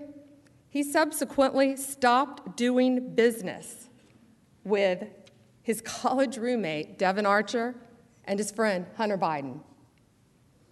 Chris Hines' spokesperson said, "The lack of judgment in this matter was a major catalyst for Mr. Hines ending his business relationship with Mr. Archer and Mr. Biden." Now, the media also noticed. The same day, an ABC News reporter asked Obama White House Press Secretary Jay Carney about it. Here's what happened. Hunter Biden has now taken a position with the largest oil and gas company, holding company in Ukraine. Is there any concern about at least the appearance of a conflict there? See the vice president. I would refer you to the vice president's office. I saw those reports. Hunter Biden and other members of the Biden family are obviously private citizens, and where they work is not does not reflect an endorsement by the administration or by the vice president or president. But I would refer you to the vice president's office. The next day, The Washington Post ran a story about it. It said, the appointment of the vice president's son to a Ukrainian oil board looks nepotistic at best, nefarious at worst. Again, the appointment of the vice president's son to a Ukrainian oil board looks nepotistic at best, nefarious at worst. And the media didn't stop asking questions here. It kept going. Here's ABC. You have to fight the cancer of corruption. But then something strange happened. Just 3 weeks later, a Ukrainian natural gas company, Burisma, accused of corruption, appoints Hunter Biden, seen here in their promotional videos, to their board of directors, paying his firm more than $1 million a year. Here's more from ABC. Continued on. And Ukraine wasn't the only country where Hunter Biden's business and his father's diplomacy as vice president intersected. It also happened in China. This video shows Chinese diplomats greeting Vice President Biden as he arrived in Beijing in December of 2013. Right by his side, his son Hunter. Less than 2 weeks later, Hunter's firm had new business, creating an investment fund in China involving the government-controlled Bank of China. With reports, they hope to raise $1.5 billion. In fact, every witness who was asked about Hunter Biden's involvement with Burisma agreed there was a potential appearance of a conflict of interest. Multiple House Democrat witnesses, including those from the Department of State, the National Security Council, and others, unanimously testified there was a potential appearance of a conflict of interest.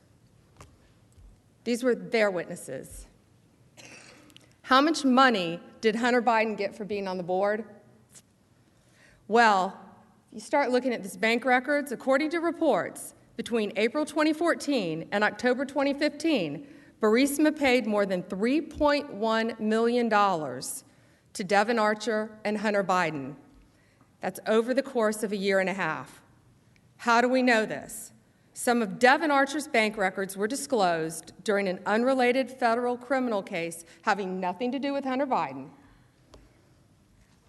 These bank records show 17 months that Burisma wired two payments of $83,333, not just for 1 month, for 2 months, for 3 months, but for 17 months. According to Reuters, sources report that of the two payments of $83,333 each, one was for Hunter Biden and one Devon Archer. Now, Hunter Biden was paid significantly more than board members for major U.S. Fortune 100 companies, such as Goldman Sachs, Comcast, Citigroup. The typical board member of these Fortune 100 companies, we know they're titans of their industry, they're highly qualified, and as such, they're well compensated. Even so, Hunter Biden was paid significantly more. This is how well he was compensated. So Hunter Biden is paid over $83,000 a month, while the average American family of four during that time, each year, made less than $54,000. And that's according to U.S. Census Bureau during that time. And this is what's been reported about his work on the board.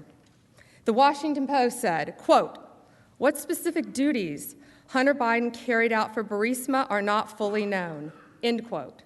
The New Yorker reported, quote, "Once or twice a year, he attended Burisma board meetings and energy forums that took place in Europe," end quote. When speaking with ABC News about his qualifications to be on Burisma's board, Hunter Biden didn't point to any of the usual qualifications of a board member. Hunter Biden had no experience in natural gas, no experience in the energy sector, no experience with Ukrainian regulatory affairs. As far as we know, he doesn't speak Ukrainian. So naturally, the media has asked questions about his board membership. Why was Hunter Biden on this board? If your last name wasn't Biden, do you think you would have been asked to be on the board of Burisma? I don't know. Probably not. So let's go back and talk about his time on the board. Remember, he joined Burisma's board April 2014, while the United Kingdom had an open money laundering case against Burisma and its owner, the oligarch Zlochevsky. On August 20th, 2014, 4 months later, the Ukrainian Prosecutor General's office initiates a money laundering investigation into the same oligarch, Zlochevsky. This is one of 15 investigations into Burisma and Zlochevsky, according to a recent public statement made by the current Prosecutor General. On January 16, 2015, prosecutors put Zlochevsky, the owner of Burisma, on whose Hunter Biden sat on his board, on the country's wanted list for fraud, while Hunter Biden's on the board. Then a British court orders Zlochevsky's $23 million in assets be unfrozen.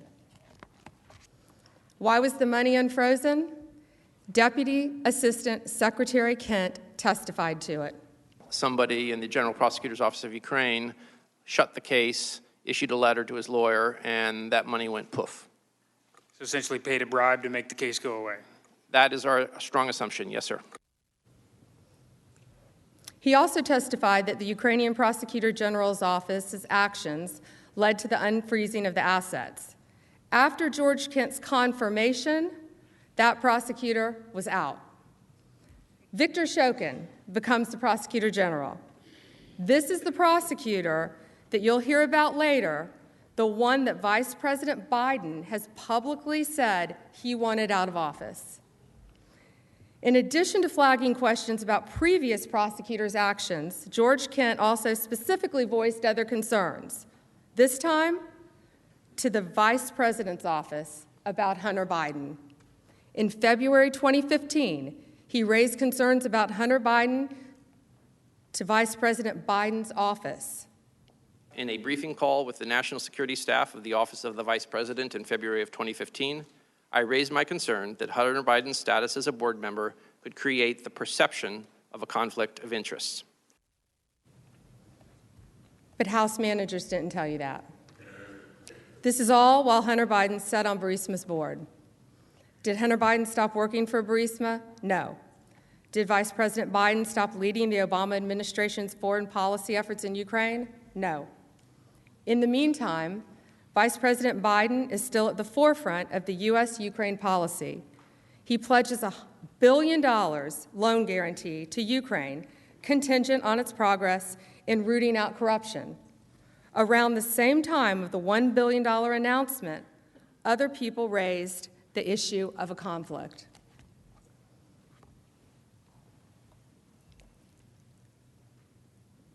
As Obama administration's special envoy for energy policy told The New Yorker,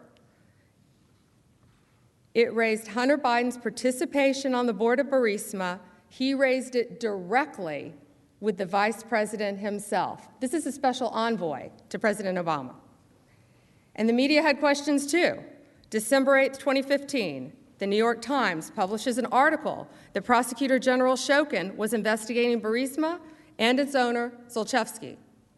The Times report, here's their quote, the credibility of the vice president's anti-corruption message may have been undermined by the association of his son, Hunter Biden, end quote, with Burisma and its owner, Zlochevsky.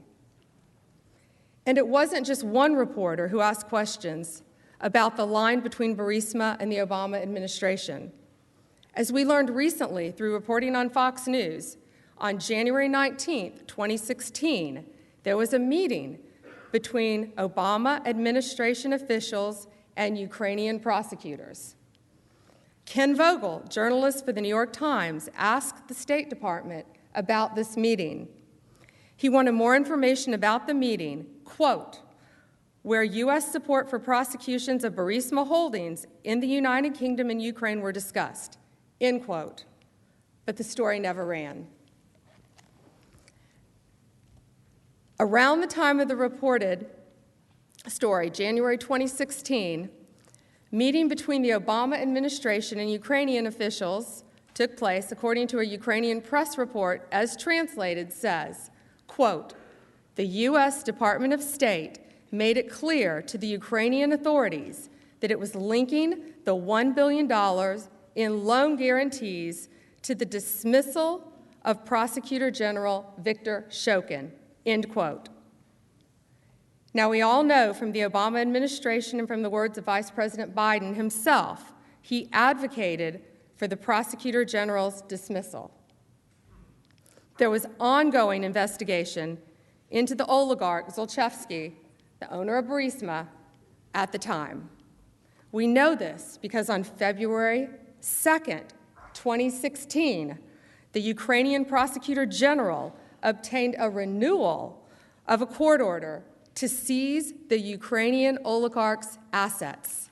A Kiev Post article published on February 4th, 2016, says the oligarch Zlochevsky is, quote, suspected of committing a criminal offense of illicit enrichment, end quote. Over the next few weeks, the vice president had multiple calls with Ukraine's President Poroshenko. Days after the last call, on February 24th, 2016, a D.C. consultant reached out to the State Department to request a meeting to discuss Burisma. We know what she said because the email was released under the Freedom of Information Act. The consultant explicitly invoked Hunter Biden's name as a board member. In an email summarizing the call, the State Department official says that the consultant, quote, noted that 2 high-profile citizens are affiliated with the company, including Hunter Biden as a board member, end quote. She added that the consultant would, quote, like to talk with Undersecretary of State Novelli about getting a better understanding of how the U.S. came to the determination that the country is corrupt, end quote. To be clear, this email documents that the U.S. government had determined Burisma to be corrupt. And the consultant was seeking a meeting with an extremely senior State Department official to discuss the U.S. government's position. Her pitch for the meeting specifically used Hunter Biden's name, and according to the email, the meeting was set for a few days later.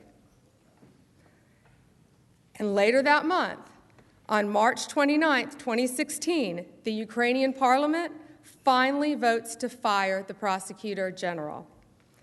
This is the prosecutor general investigating the oligarch, owner of Burisma, on whose board Hunter Biden sat. 2 days after the prosecutor general is voted out, Vice President Biden announces that the U.S. will provide $335 million in security assistance to Ukraine.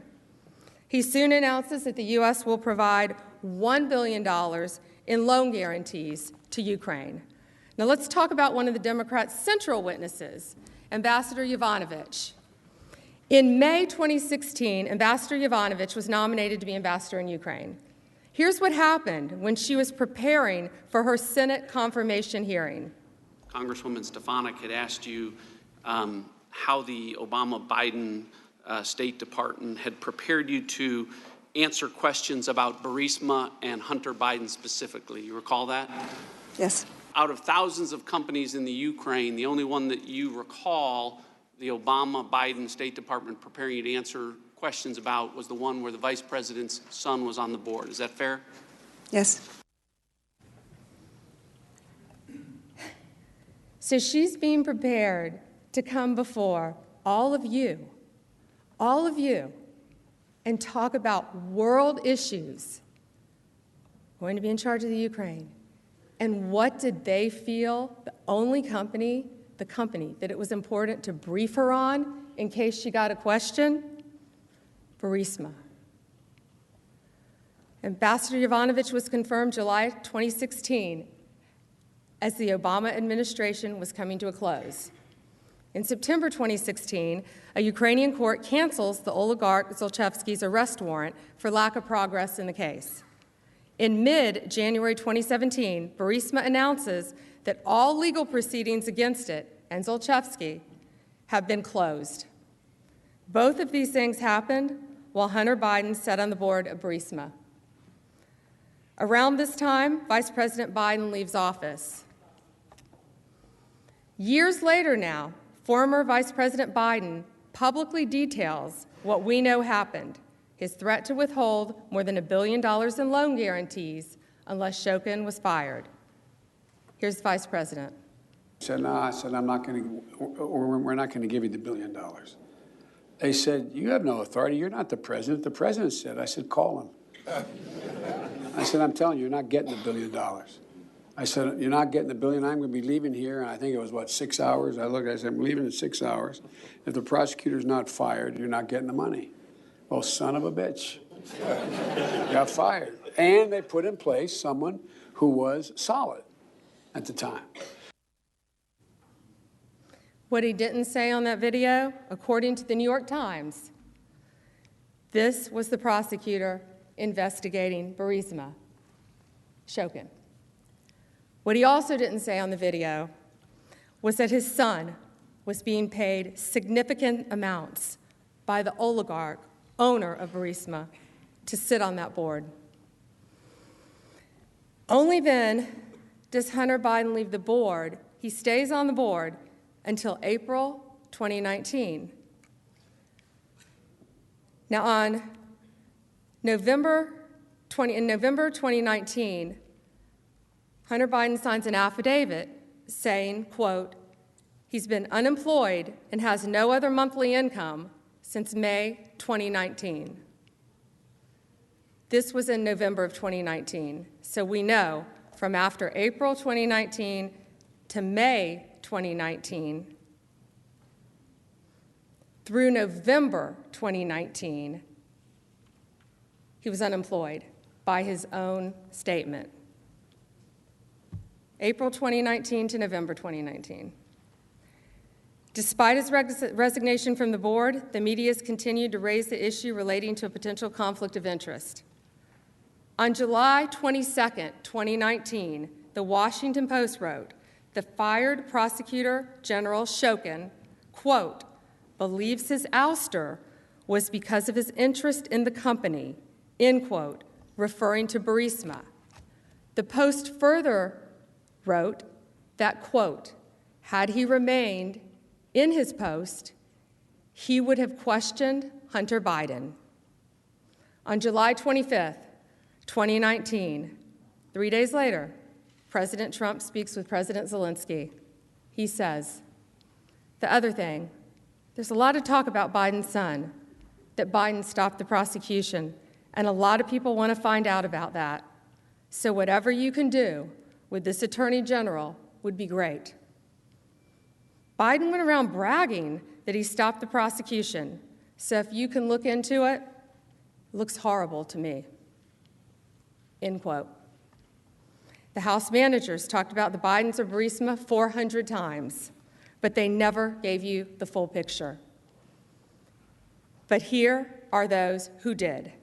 The United Kingdom Serious Fraud Unit, Deputy Assistant Secretary of State George Kent, Chris Hines, the ABC White House reporter, ABC, Good Morning America, The Washington Post, The New York Times, Ukrainian law enforcement, and the Obama State Department itself.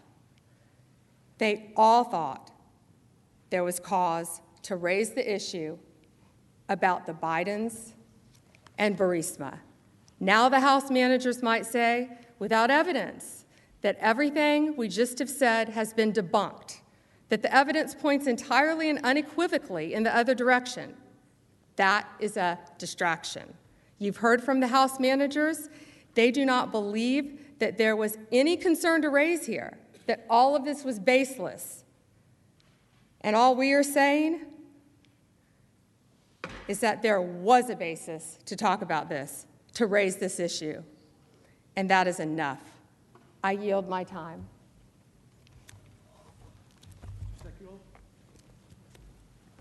Thank you, Mr. Chief Justice. Majority Leader McConnell, Democratic Leader Schumer, House managers, members of the Senate, this will be our last presentation before dinner.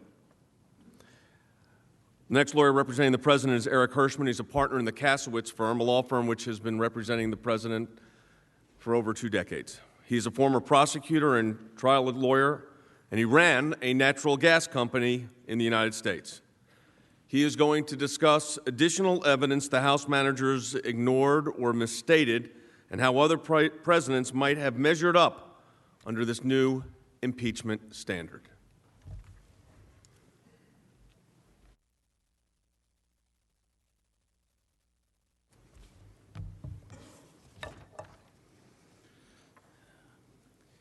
Mr. Chief Justice, members of the Senate, I am Eric Hirschman.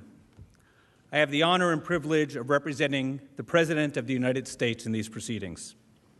I have been carefully listening to and reviewing the House manager's case. That case pretty much boils down to one straightforward contention, that the President abused his power to promote his own personal interests and not our country's interests. The House managers say that the President did not take the steps that they allege for the benefit of our country, but only for his own personal benefit. But if that's wrong, if what the President had wanted would have benefited our country, then the managers have not met their burden, and these articles of impeachment must be rejected. As we will see, the House managers do not come close to meeting their burden. Last week, Manager Schiff said that the investigations President Trump supposedly asked President Zelensky about on the July 25th call could not have been in the country's interest because he said they were, quote unquote, discredited entirely. The House managers say that the investigations had been debunked. They were sham investigations. So now we have the question, were they really? The House managers, in the over 21 hours of the repetitive presentation, never found the time to support those conclusory statements. Was it in fact true that any investigation had been debunked? The House managers do not identify for you who supposedly conducted any investigations, who supposedly did the debunking, who discredited it, where and when were any such investigations conducted, when were the results published, and much more is left unanswered. Attorney General Bondi went through for you some of what we know about Burisma and its millions of dollars in payments to Vice President Biden's son and his son's business partner. There is no question that any rational person would like to understand what happened. I'm going to go through some additional evidence which was easily available to the House managers, but which they never sought or considered. Based on what Attorney General Bondi told you in this additional evidence, you can judge for yourself whether the conduct was suspect. As you know, one of the issues concerned Hunter Biden's involvement with the Ukrainian natural gas company, which paid him millions of dollars while his father was vice president and was in charge of the Ukrainian portfolio during the prior administration. I'll get to those supposedly discredited allegations identified by the House managers in a few minutes. The other issue was what Manager Schiff called, quote, the baseless conspiracy theory that Ukraine, not Russia, interfered in the 2016 election, close quote. Manager Schiff said that President Trump wanted to, quote, erase from history his previous political misconduct, close quote. But there was no previous political misconduct. If any theory has actually been discredited, it's the theory that President Trump colluded with Russia in 2016. It was that theory that was discredited, and discredited entirely by Mr. Mueller's massive investigation, the same investigation the Democrats demanded since President Trump took office, the same investigation they knew, they were absolutely sure would expose such collusion. The same investigation which, after 22 months of exhaustive work, at a cost to the taxpayers of $32 million, found no conspiracy and no evidence of Russian collusion with the Trump campaign. And as we will see, the Democrats are as wrong now about the articles of impeachment as they were in 2016 about the Russian collusion. As to the other incident President Trump mentioned, the one concerning the Ukrainian gas company Burisma, well, I actually think this is something that is undisputed, that Ukraine had a particularly bad corruption problem. It was so corrupt that dealing with corruption and solving the corruption was a priority for our U.S. foreign policy. Here is how one knowledgeable observer of Ukraine put it in 2015. Quote, "It's not enough to set up a new anti-corruption bureau and establish a special prosecutor fighting corruption. The office of the general prosecutor desperately needs reform. The judiciary should be overhauled. The energy sector needs to be competitive, ruled by market principles, not sweetheart deals. It's not enough to push through laws to increase transparency with regard to official sources of income. Senior elected officials have to remove all conflicts between their business interests and their government responsibilities. Now, as Attorney General Bondi said, here are the facts we do know about Hunter Biden's involvement with Ukraine. Burisma, a Ukrainian natural gas company, paid Hunter Biden millions of dollars to serve on its board of directors. He did not have any relevant expertise or experience. He had no expertise or experience in the natural gas industry. He had no known expertise in corporate governance, nor any expertise in Ukrainian law. He doesn't, so far as we know, speak Ukrainian. So why? Why did Burisma want Hunter Biden on its board? Why did they want to pay him millions of dollars? Well, he did have one qualification. He was the son of the Vice President of the United States. He was the son of the man in charge of the Ukrainian portfolio for the prior administration. And we are to believe there is nothing to see here. That for anyone to investigate or inquire about this would be a sham. Nothing to see here. But tellingly, Hunter Biden's attorney on October 13, 2019, issued a statement on his behalf. He indicated that in April 2014, Hunter was asked to join the board of Burisma. Then states Hunter stepped off Burisma's board in April 2019. Now listen to the commitment that Hunter Biden is supposedly willing to make to all of us. Hunter makes the following commitment. Under a Biden administration, Hunter will readily comply with any and all guidelines or standards a President Biden may issue to address purported conflicts of interest or the appearance of such conflicts, including any restrictions related to overseas business interests. That statement almost tells us all we need to know. That's the rule that should have been in place in 2014 because there already was an Obama-Biden administration. What changed? What changed? Remember a couple of minutes ago when I quoted an expert on Ukraine, the one who said that Ukraine must clean up its energy sector, the one who said that Ukraine's senior elected officials have to remove all conflicts between their business interests and their government responsibilities. You know who said that about Ukraine? Vice President Joe Biden in December of 2015. Vice President Biden went to Ukraine approximately 12 to 13 times. He spoke with legislators, business people, officials. He was purportedly fighting corruption in Ukraine. He was urging Ukraine to investigate and uproot corruption. One thing he apparently did not do, however, was to tell his son not to trade on his family connections. He did not tell his son to especially stay away from the energy sector in the very corruption-ridden country Vice President Biden was responsible for. And Manager Schiff says, move along? There's nothing to see here? What are the House managers afraid of finding out? In an interview with ABC in October of last year, Hunter Biden said he was on the board of Burisma to focus on principles of corporate governance and transparency. Bottom line is that I know that I was completely qualified to be on the board to head up the Corporate Governance and Transparency Committee on the board. And that's all that I focused on. But when asked how much money Burisma was paying him, he responded he doesn't want to open his kimono and disclose how much. He does refer to public reports about how much he was being paid, but as we now know, he was being paid far more than what was in the public record. You were paid $50,000 a month for your position? Look, I'm a private citizen. One thing that I don't have to do is sit here and open my kimono as it relates to how much money I make or did or didn't. But it's all been reported.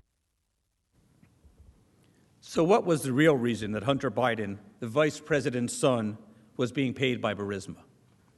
Was it based on his knowledge and understanding of the natural gas industry in Ukraine? Was he going to discuss how our government regulates the energy industry here?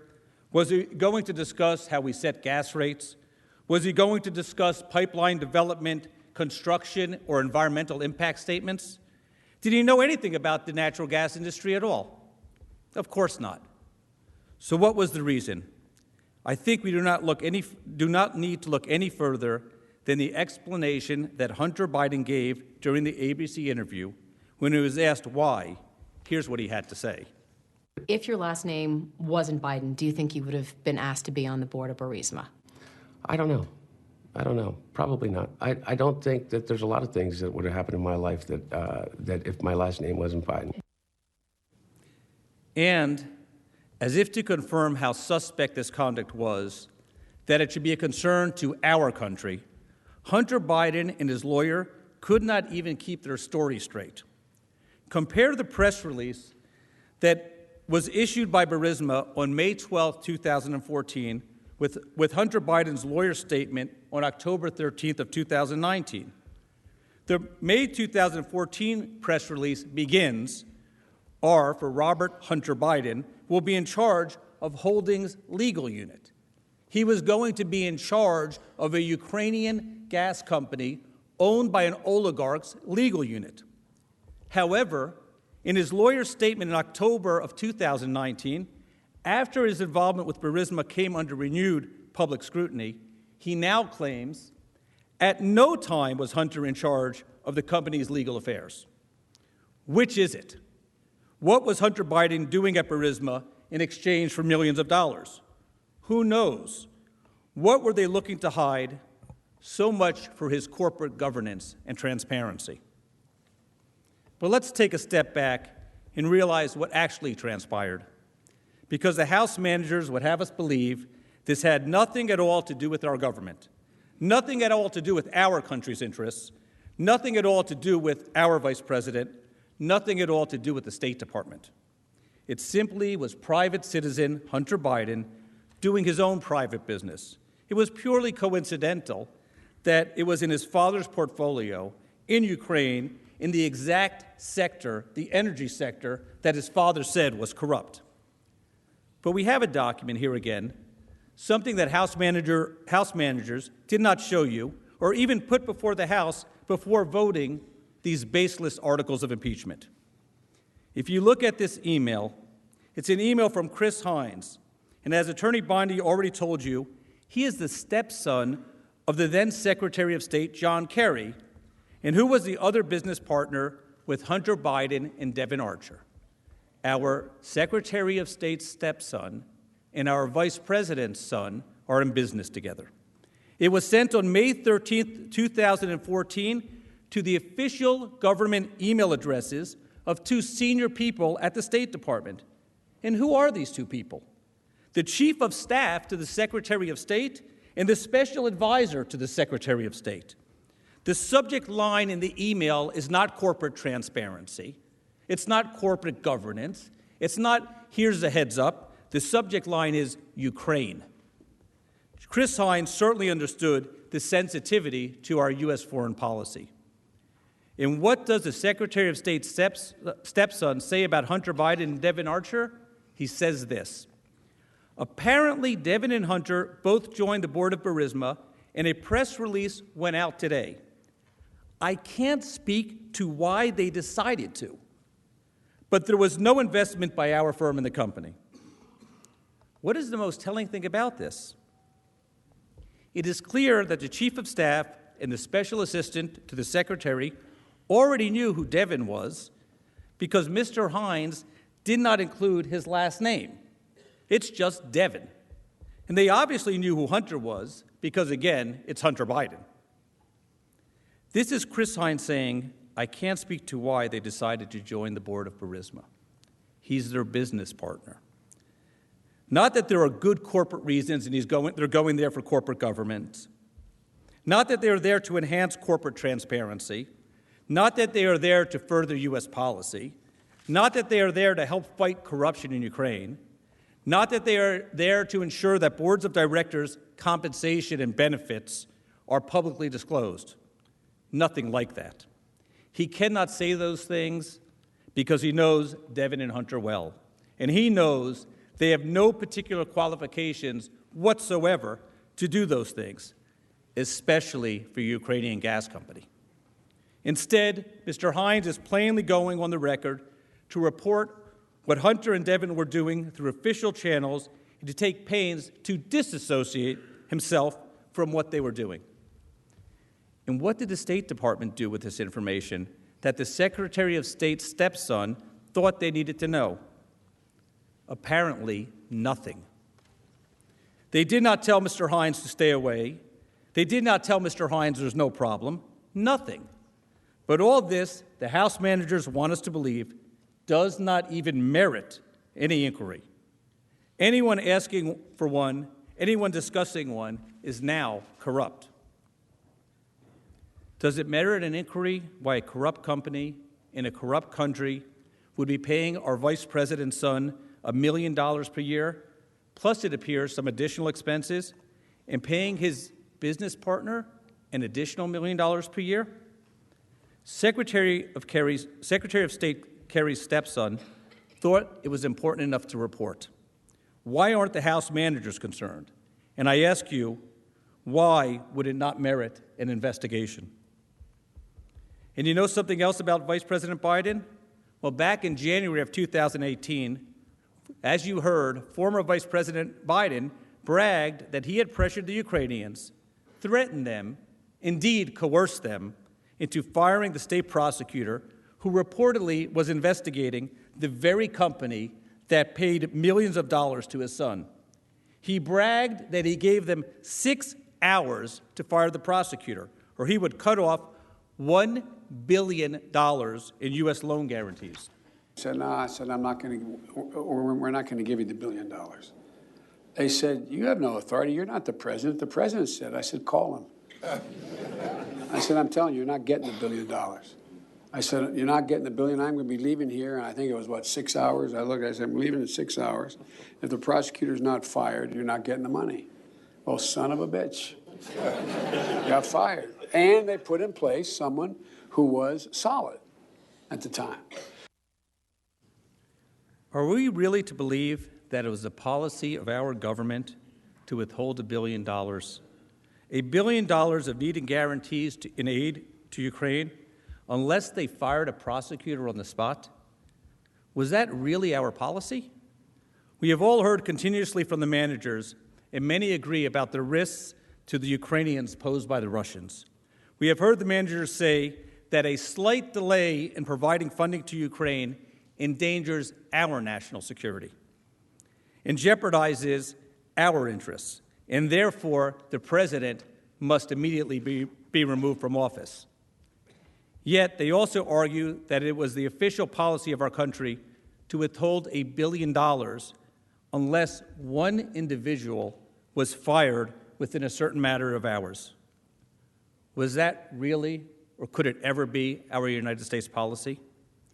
According to the House manager's theory, we were willing to jeopardize Ukrainians unless somebody who happened to be investigating Burisma was promptly fired. Were we going to jeopardize the Ukrainian economy because a prosecutor was not fired in the 6-hour time period Vice President Biden demanded? Does anyone really believe that was or ever could be our United States foreign policy. And just in case the managers or others try to argue, no, he wasn't serious about that, he was just bluffing, what kind of message would that send to the Russians about our support for the Ukrainians, that we would bluff with the Ukrainian economy? From 2014 to 2017, Vice President Biden claimed to be on a crusade against corruption in Ukraine.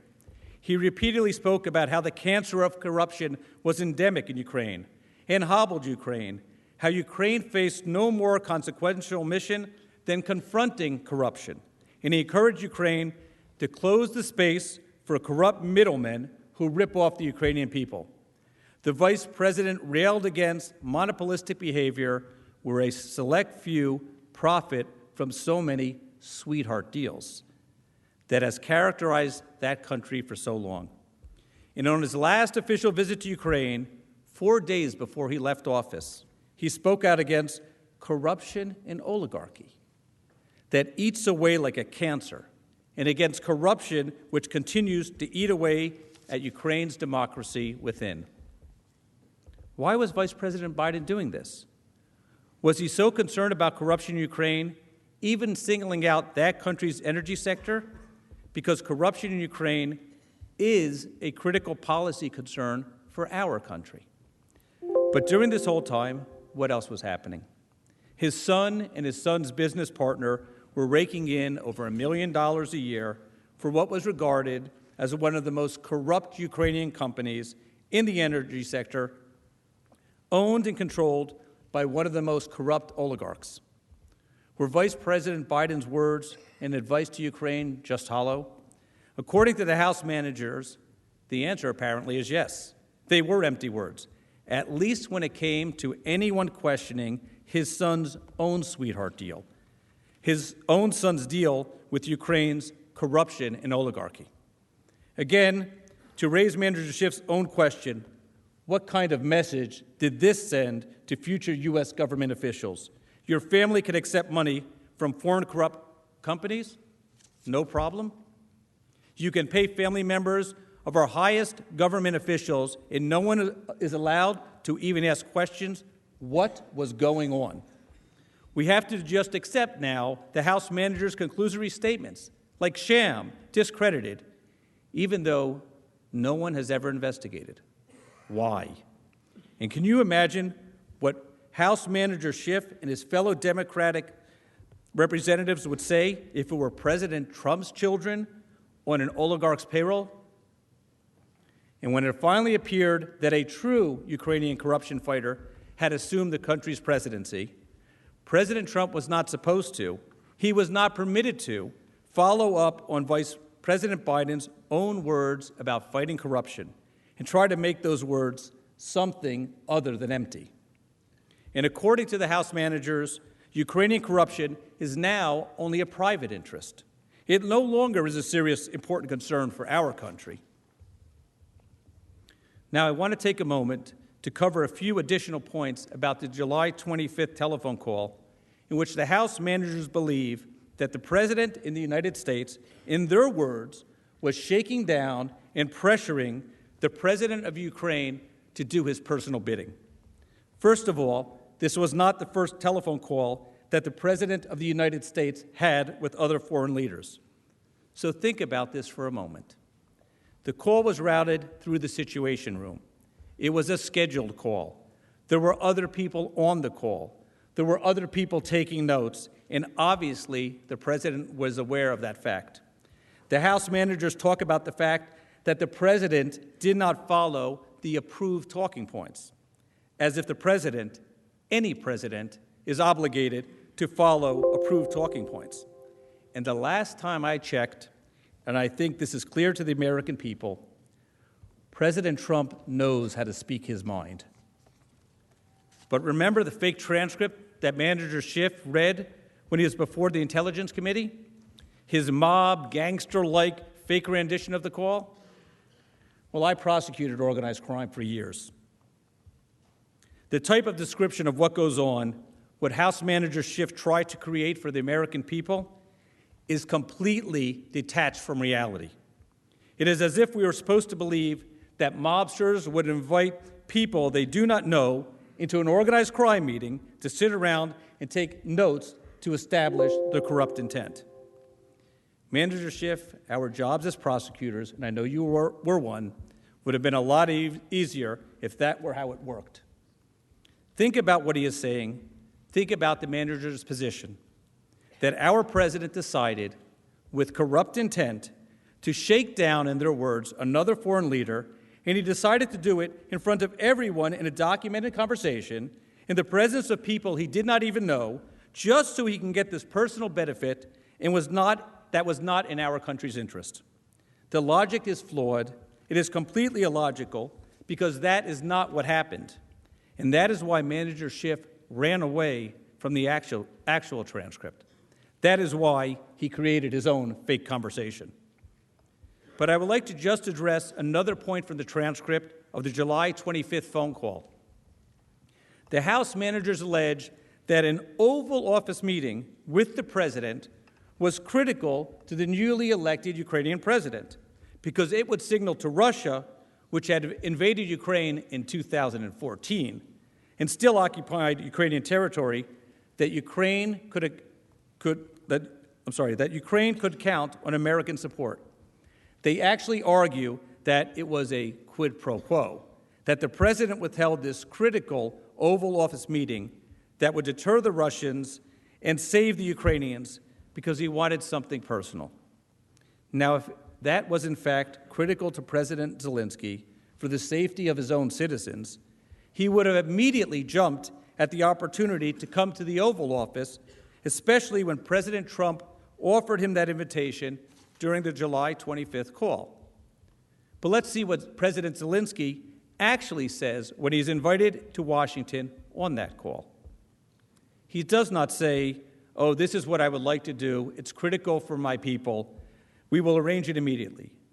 His response is, "I would be very happy to come and would be happy to meet you personally and get to know you better.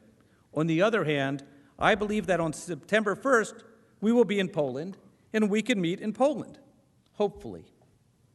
In an Oval Office meeting, if an Oval Office meeting was critical to President Zelensky, that was the time to say so, not to suggest another venue. When we look at the evidence that is before us, it is clear that the only people who talked about having an Oval Office meeting were lower-level government employees who thought it was a good idea. But the principals involved, those who actually make the decisions, President Zelensky and President Trump, to them, it was not critical. It was not material, and it was definitely never a quid pro quo. What was important to President Zelensky was not an Oval Office meeting, but the lethal weapons that President Trump supplied to Ukraine and the sanctions that President Trump enforced against the Russians. That is what the transcript of the July 25th call demonstrates.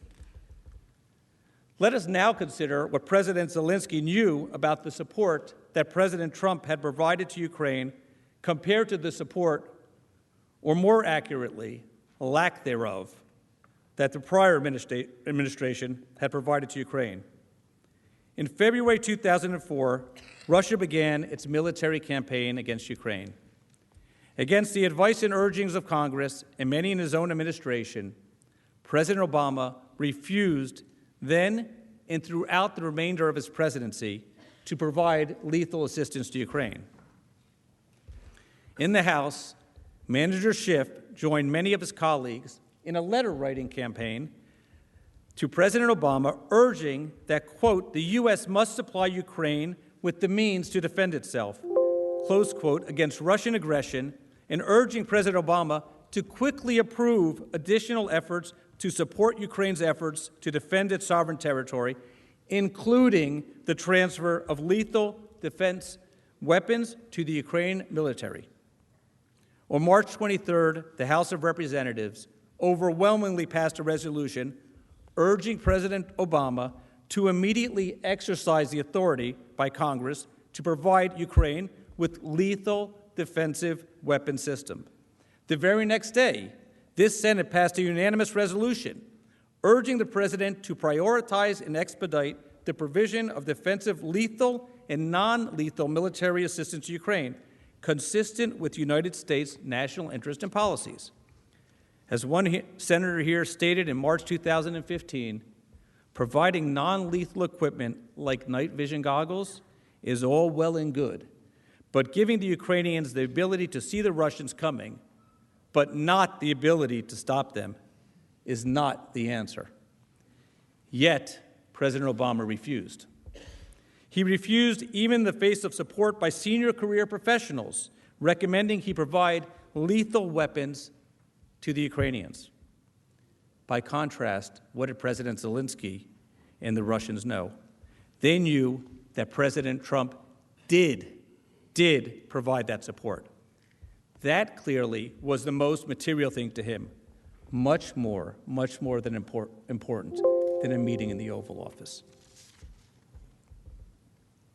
The House managers also make much of their contention that President Trump supposedly wanted President Zelensky only to announce an investigation, not conduct anything. But that contention makes no sense. President Trump's call with President Zelensky was in July of 2019, almost a year and a half before our next election. Would only a bare announcement so far in advance with no follow-up really have had any effect on the election, as the managers claim? Would anyone have remembered the announcement a year or more later?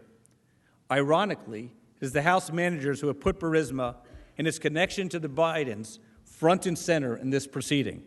And now the voters will know about it and probably will remember it. Be careful what you wish for. Manager Schiff, well, there he goes again. He's putting words in the president's mouth that were never there. Again, look at the transcript of the July call. President Trump never asked about any announcement of any type of investigation. And President Zelensky tells President Trump, quote, "I guarantee as the president of Ukraine that all the investigations will be done openly and candidly. That I can assure you." What happened next? The House managers say President Zelensky did not want to get mixed up in U.S. politics. But it is precisely the Democrats who politicized the issue. Last August, they began circling the wagons, trying to protect Vice President Biden, and they're still doing it in these proceedings. They contend that any investigation into the millions of dollars of payments by a corrupt Ukraine company owned by a corrupt Ukraine oligarch to the son of the second highest office holder in our land, who was supposed to be in charge of fighting corruption in Ukraine, they're calling that type of inquiry a sham, debunked. But there has never been an investigation. So how could it be a sham? Simply because the House managers say so? Which brings me to yet another one of the House managers' baseless contentions, that President Trump raised the matter with President Zelensky because Vice President Biden had just announced his candidacy for president. But of course, it was far from a secret that Vice President Biden was planning to run. What had in fact changed? First, President Zelensky had been elected in April on an anti-corruption platform. In July, running on the same platform, his party took control of the Ukrainian parliament. That made it the opportune time to raise the issue, because finally there was a receptive government in Ukraine committing to fighting precisely the kind of highly questionable conduct displayed by Burisma in its payments to Hunter Biden and his partner, just as Joe Biden had raised years before. Two other things. In late June, ABC News ran a story entitled, "Hunter Biden's Foreign Deals: Did Joe Biden's Son Profit Off of His Father's Position as Vice President?" And then, just a couple of weeks before President Trump's telephone call with President Zelensky, the New Yorker magazine, not exactly a supporter of President Trump, ran an expose. Will Hunter Biden jeopardize his father's campaign? Going through some of the facts that we do know about Hunter Biden's involvement with Burisma and his involvement with a Chinese company. The New York Reporter, again, this was in July, just a couple of weeks before the phone call, said that some of Vice President Biden's advisors were worried that Hunter would expose the vice president to criticism. A former senior White House aide told the New Yorker reporter that Hunter's behavior invited questions about whether he was, quote, leveraging access for his benefit, close quote. The reporter wrote that when I asked members of Biden's staff whether they did raise their concern with the vice president, several of them said they had been too intimidated to do so. Everyone who works for him has been screamed at, a former advisor told the reporter. I don't know whether anyone has been intimidated by Vice President Biden or has been screamed at by him about Burisma or his son's involvement. Do we want the type of government where questions about facially suspect conduct are suppressed or dismissed as illegitimate because someone is intimidating or screams at or is just too important? No, that is precisely when an investigation is most important. Now, last Thursday night, Manager Jeffries provided us with the Democrat standard for abuse of power. He said, quote, abuse of power occurs when the president exercises his official power to obtain a corrupt personal benefit while ignoring or injuring the national interest. Mr. Jeffries and the House managers contend that under this standard, President Trump has committed an impeachable offense and must be immediately removed from office. But if Manager Jeffries' standard applies, then where were these same Democrats' calls for impeachment when uncontroverted smoking gun evidence emerged that President Obama had violated their standard? The American people understand this basic notion as equal justice under the law. It is as American as apple pie. Yet the House managers want to apply their own version of selective justice here, which applies only to their political opponents. They want one system of justice for Democrats and another system of justice for everyone else. But you do not need to take my word for it. Let's walk through the facts. On March 26, 2012, on the eve of the 2012 Nuclear Security Summit in Seoul, South Korea, President Obama met with Russian President Dmitry Medvedev to discuss one of the pressing issues in the United States' national security interest, military defense. How important was the issue of missile defense to the strategic relationship between the U.S. and Russia? As President Obama's Defense Secretary Robert Gates said in June 2010, upgraded missile interceptors in development, quote, would give us the ability to protect our troops, our bases, our facilities, and our allies in Europe. Gates continued, there is nothing of the minds on missile defense. There is no meeting of the minds on missile defense. The Russians hate it. They've hated it since the late 1960s. They will always hate it, mostly because we'll build it and they won't. During the Nuclear Security Summit, President Obama had a private exchange with Russian President Medvedev that was picked up on a hot microphone. Last election, yeah. After my election, I have more flexibility. Yeah, I understand. I transmit this information to Vladimir and I stand with him. President Obama said on all these issues, but particularly missile defense, this can be solved, but it's important for him to give me space. President Medvedev responded, yeah, I understand your message about space for you. President Obama, this is my last election. After my election, I will have more flexibility. President Medvedev responds, I understand. I will transmit this information to Vladimir. As we all know, it's Vladimir Putin.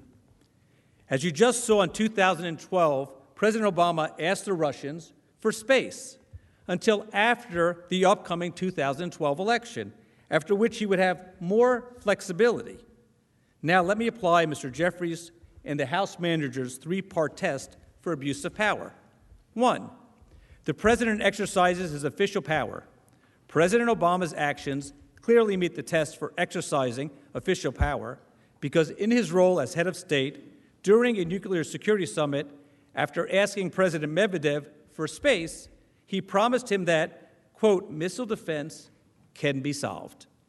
What else could that mean but solved in a way favorable to the Russians, who were dead set against the expansion of a U.S. missile defense system in Europe? 2, to obtain a corrupt personal benefit. President Obama's actions were clearly for his own corrupt personal benefit because he was asking an adversary for space, for the express purpose of furthering his own election chances. Again, President Obama said, "This is my last election. After my election, I have more flexibility." President Obama knew the importance of missile defense in Europe, but decided to use that as a bargaining chip with the Russians to further his own election chances in 2012. 3, while ignoring or injuring our national interest.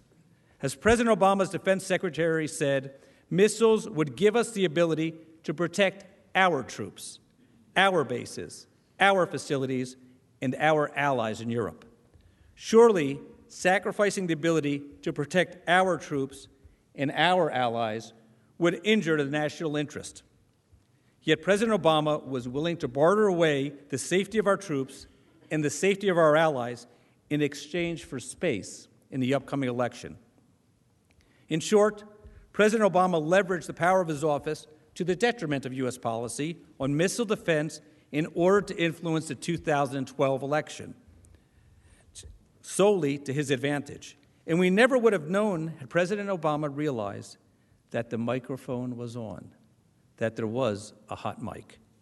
One could easily substitute President Obama's 2000 exchange with President Medvedev into Article 1 of the House's impeachment articles against President Trump. Using the powers of his high office, President Obama solicited interference of a foreign government, Russia, in the 2012 United States presidential election. He did so through a scheme or course of conduct that included soliciting the government of Russia to give him space, quote unquote, on missile defense that would benefit his reelection and influence the 2012 United States presidential election to his advantage. In doing so, President Obama used the powers of the presidency in a manner that compromised the national security of the United States and undermined the integrity of the United States democratic process. He thus ignored and injured the interests of the nation. Close quote. Does it sound familiar, House managers? It should, as the case against President Obama would have been far stronger than the allegations against President Trump. President Obama's abuse of power to benefit his own political interests was there and is here now for everyone to hear. It was a direct, unquestionable quid pro quo. No mind reading was needed there. Where were the House managers then? And that points out the absurdity of the House managers' case against President Trump. It was President Obama, not President Trump, who was weak on Russia and weak on support to Ukraine. President Obama caved to Russia and Putin on missile defense when he decided to scrap the U.S. plans to install missile bases in Poland. Yet he criticized Senator Romney during the 2012 presidential campaign when Senator Romney said Russia was the greatest geopolitical threat to the U.S. Governor Romney, I'm glad that you recognize that al-Qaeda is a threat, because a few months ago, when you were asked what's the biggest geopolitical threat facing America, you said Russia. Not al-Qaeda, you said Russia. In the 1980s are now calling to ask for their foreign policy back because, the Cold War has been over for 20 years. Now, when it is politically convenient, the Democrats are saying the same thing that President Obama criticized Senator Romney for saying. In fact, they are basing their entire politicized impeachment on this inversion of reality, this claim that President Trump is not supporting Ukraine far more than the prior administration. President Obama caved on missile defense in late 2009. His hot mic moment occurred in March 2012. His re-election was 8 months later. 2 years later, in March 2014, Russia invaded Ukraine and annexed Crimea. President Trump refused to provide lethal aid to Ukraine to enable it, President Obama refused to provide lethal aid to Ukraine to enable it to defend itself. Where were the House managers then? The House managers would have the American people believe that there is a threat, an imminent threat to the national security of our country, for which the President must be removed immediately from the highest office in the land. Because what? Because he had a phone call with a foreign leader and discussed corruption, because he paused for a short period of time giving away our tax dollars to a foreign country. That is their theory. It is absurd on its face. Not one American life was in jeopardy or lost by the short delay, and they know it. And how do we know that they know it? Because they went on vacation after they adopted the articles of impeachment. They did not cancel their recess. They did not rush back to deliver the articles of impeachment to the Senate because of this supposed terrible, imminent threat to our national security. What did they do? The urgency. The timing is really driven by the urgency. Urgency. Nothing could be more urgent. The urgency. And urgent. And urgent. There's an urgency, to this. And we must move swiftly. We don't have time to screw around. It's about urgency. House Speaker Nancy Pelosi is still holding on to the articles of impeachment.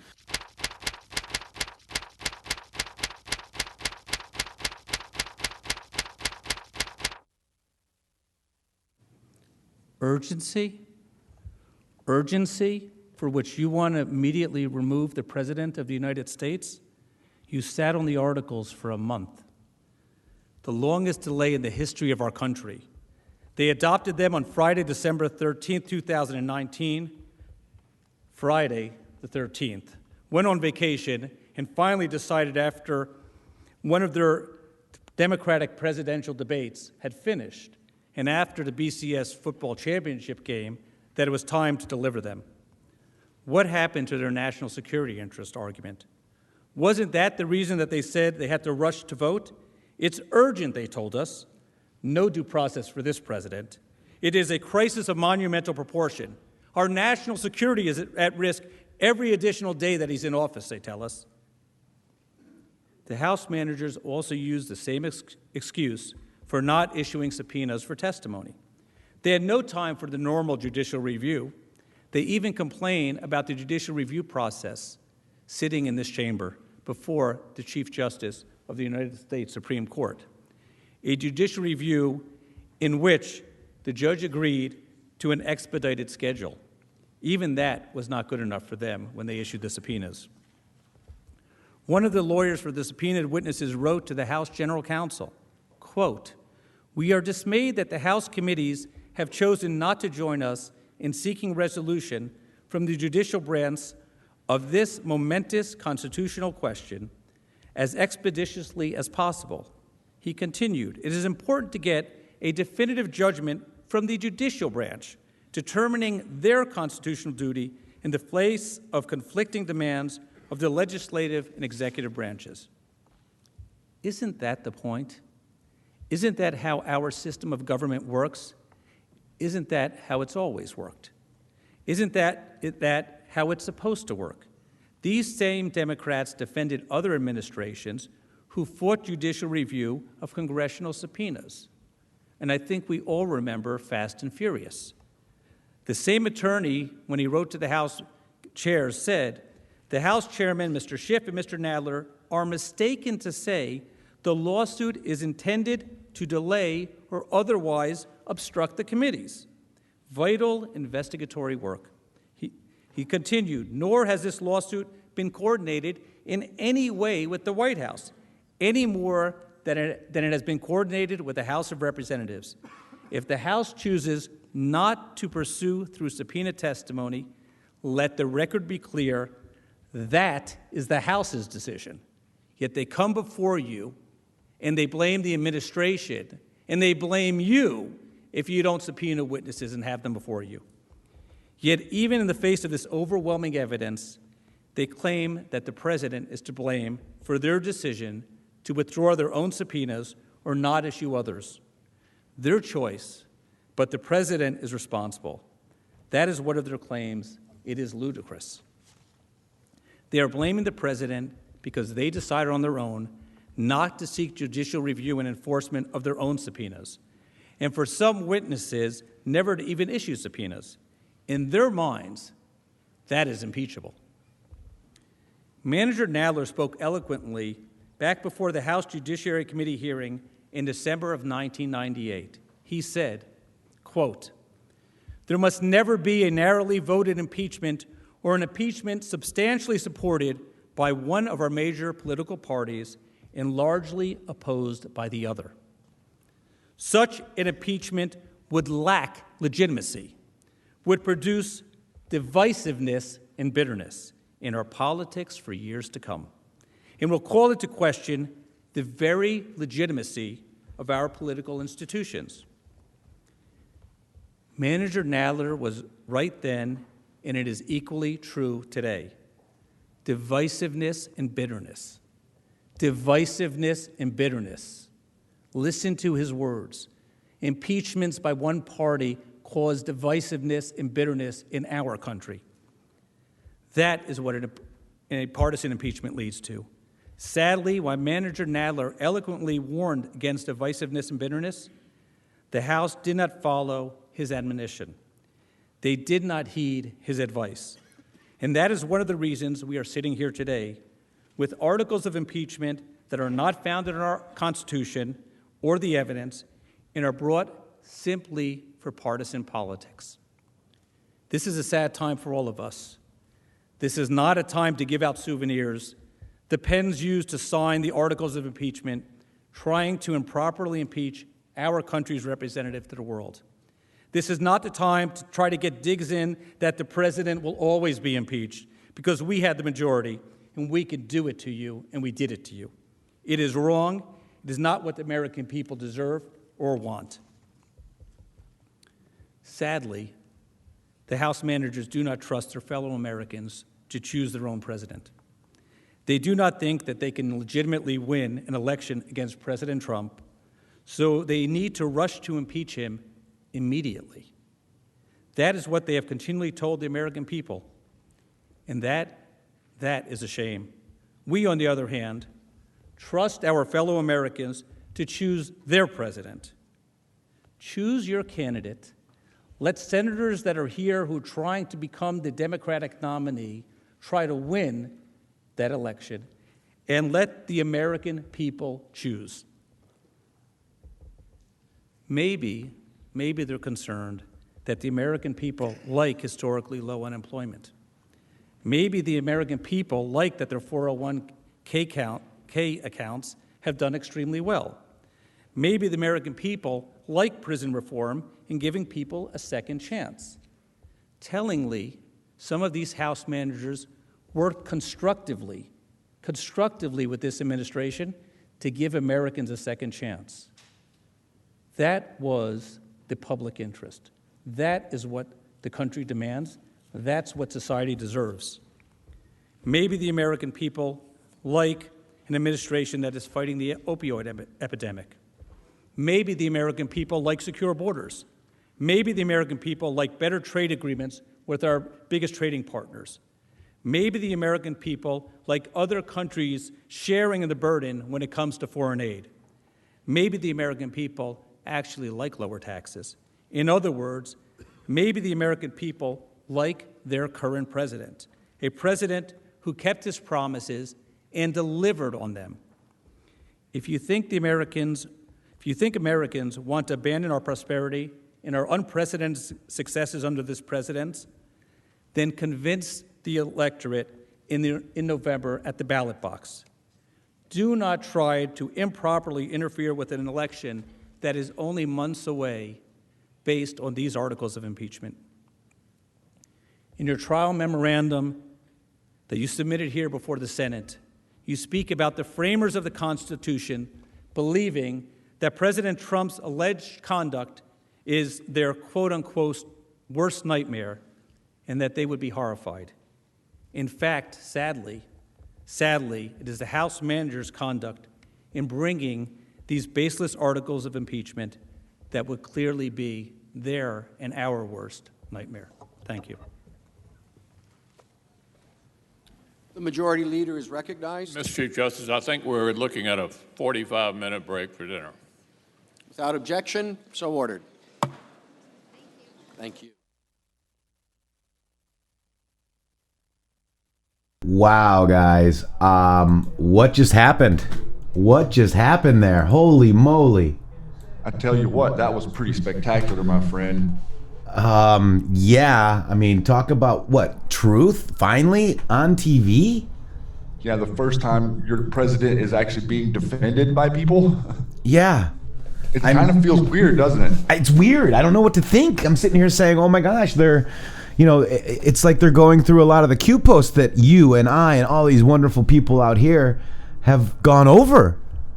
Man, and not afraid to really put it up there on the screen and be very direct and honest with all of the reporting from Sarah Carter, John Solomon, all these people, all this information that's been put together with the mainstream media. And remember, Devin Nunes thanked us too, the Anons, all of us, all of you. Yes. Yep. You know, all of this stuff is finally entered into the record as fact, as opposed to the blithering idiots over there who were opining all week last week. Absolutely. We got some nice comments here. Bio break for Circuit Design, of course. Judy Kawarsh says, best POTUS ever. Michelle says, wow. Michelle says, wow. Abby Winkley, Karen from Europe, too, said Holland. Oh, nice. Oracle. Oh, Oracle. That's pretty cool. Says, boom. Oracle. I'm a deplorable. Says, boom, boom, boom, Shady. Wow. Boom. Sparky. Mickey says, booms. Fiona says, booms. Missy Cupcakes. Freaking awesome. Damn. Wowza, says Q Patriot Robinson. Some dude says Dems got run over by the Trump train. Sophia Chick has a bunch of like touchdowns, right? This is awesome, guys. What do you guys think? I mean, whoa. The demo says D's election interference 2016. Clinton, Hussein, illegal FISA, D's election interference 2018. Mueller, D's election interference 2020. Impeachment. Truth. This is what that was a great summary, by the way, to fit into a YouTube comment. Pseudonym says boom. Shady. Wow. What I mean, look at this. I'm pretty impressed. I have to say Pam Bondi's presentation was stellar. Pam Bondi, yeah. And you know, just like really knocking it out of the park to be speaking to, like, playing the clip from what Joe Biden said, playing the clips from what Hunter Biden said, putting it all into context. Like, you mean to tell me you can look at all this stuff and not see anything worth looking at? And it looks like these senators are pissed off at the House. Yeah, dude. I mean, you know, I feel like that it was very clear. And, you know, if you're a senator on the Democratic side who's been supporting this the whole time, I think you're a little bit nervous. Yeah. To go on and defend this stuff, because the American people who you represent are seeing it at the same time. You're not going to be able to claim you didn't know now, right? Exactly. Pickle Factor saying it makes her breathe a little easier. I know Jackie out here has been like, you know, stressing, and I think we all have. I mean, look, we're listening to this shifty shift guy just constantly lie to us because we know the truth, right? When you know the truth and you see just, you know, how many hours of lying? 28 hours of lying? My God. Saying nothing, repeating the same thing. Oh, it's emotion, it's emotion, it's emotion. I don't care about emotion. Emotion does not hold up in court, Shady. No, it doesn't, and neither does opinion or hearsay. You know, I mean, you know, through this fiasco, we've heard them explain to us. We heard elected representatives explain to us that hearsay was just as good as evidence. Yeah. Balder's saying that the MSM cut out Pam Bondi, the fake news. I just kind of took a break because my daughter came home and I had Fox on in the other room. And they were talking over it, even the five. It's like, you know, you guys aren't that... This is history.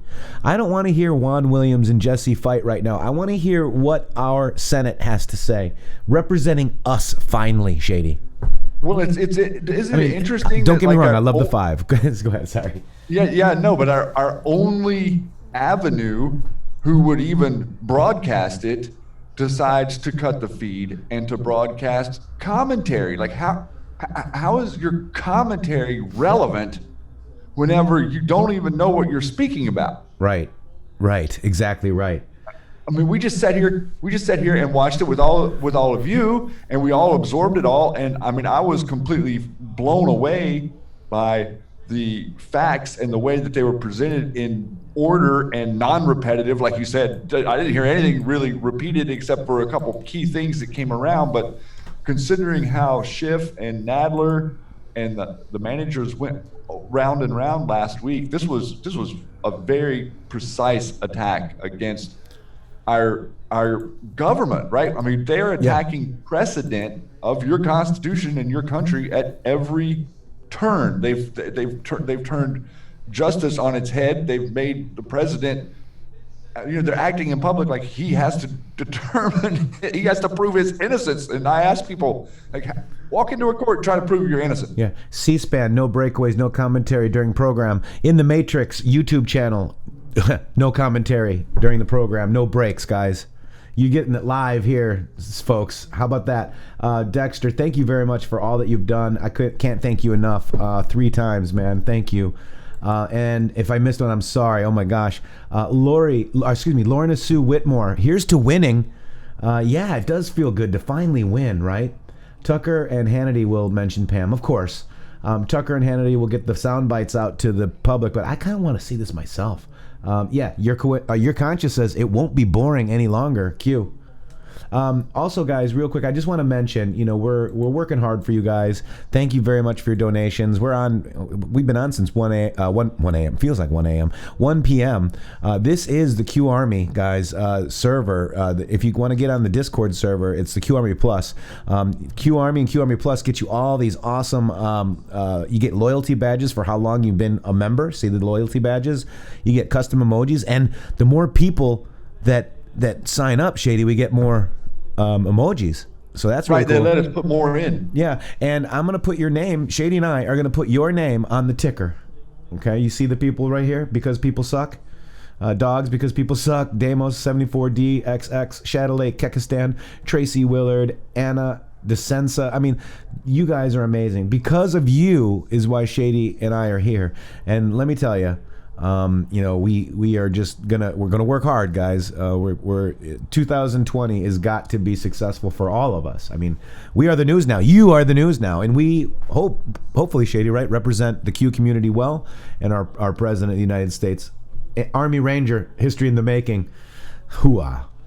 Well, I would like to definitely say thank you, Army Ranger. That's awesome. I really appreciate that, and to all of the folks out there who joined us over the weekend on the Discord, that's really been great to meet you and get to know you more and have fun and laugh and be more interactive. So I'm really enjoying this new aspect of the channel, and thanks to everybody out there for supporting us. I really don't think that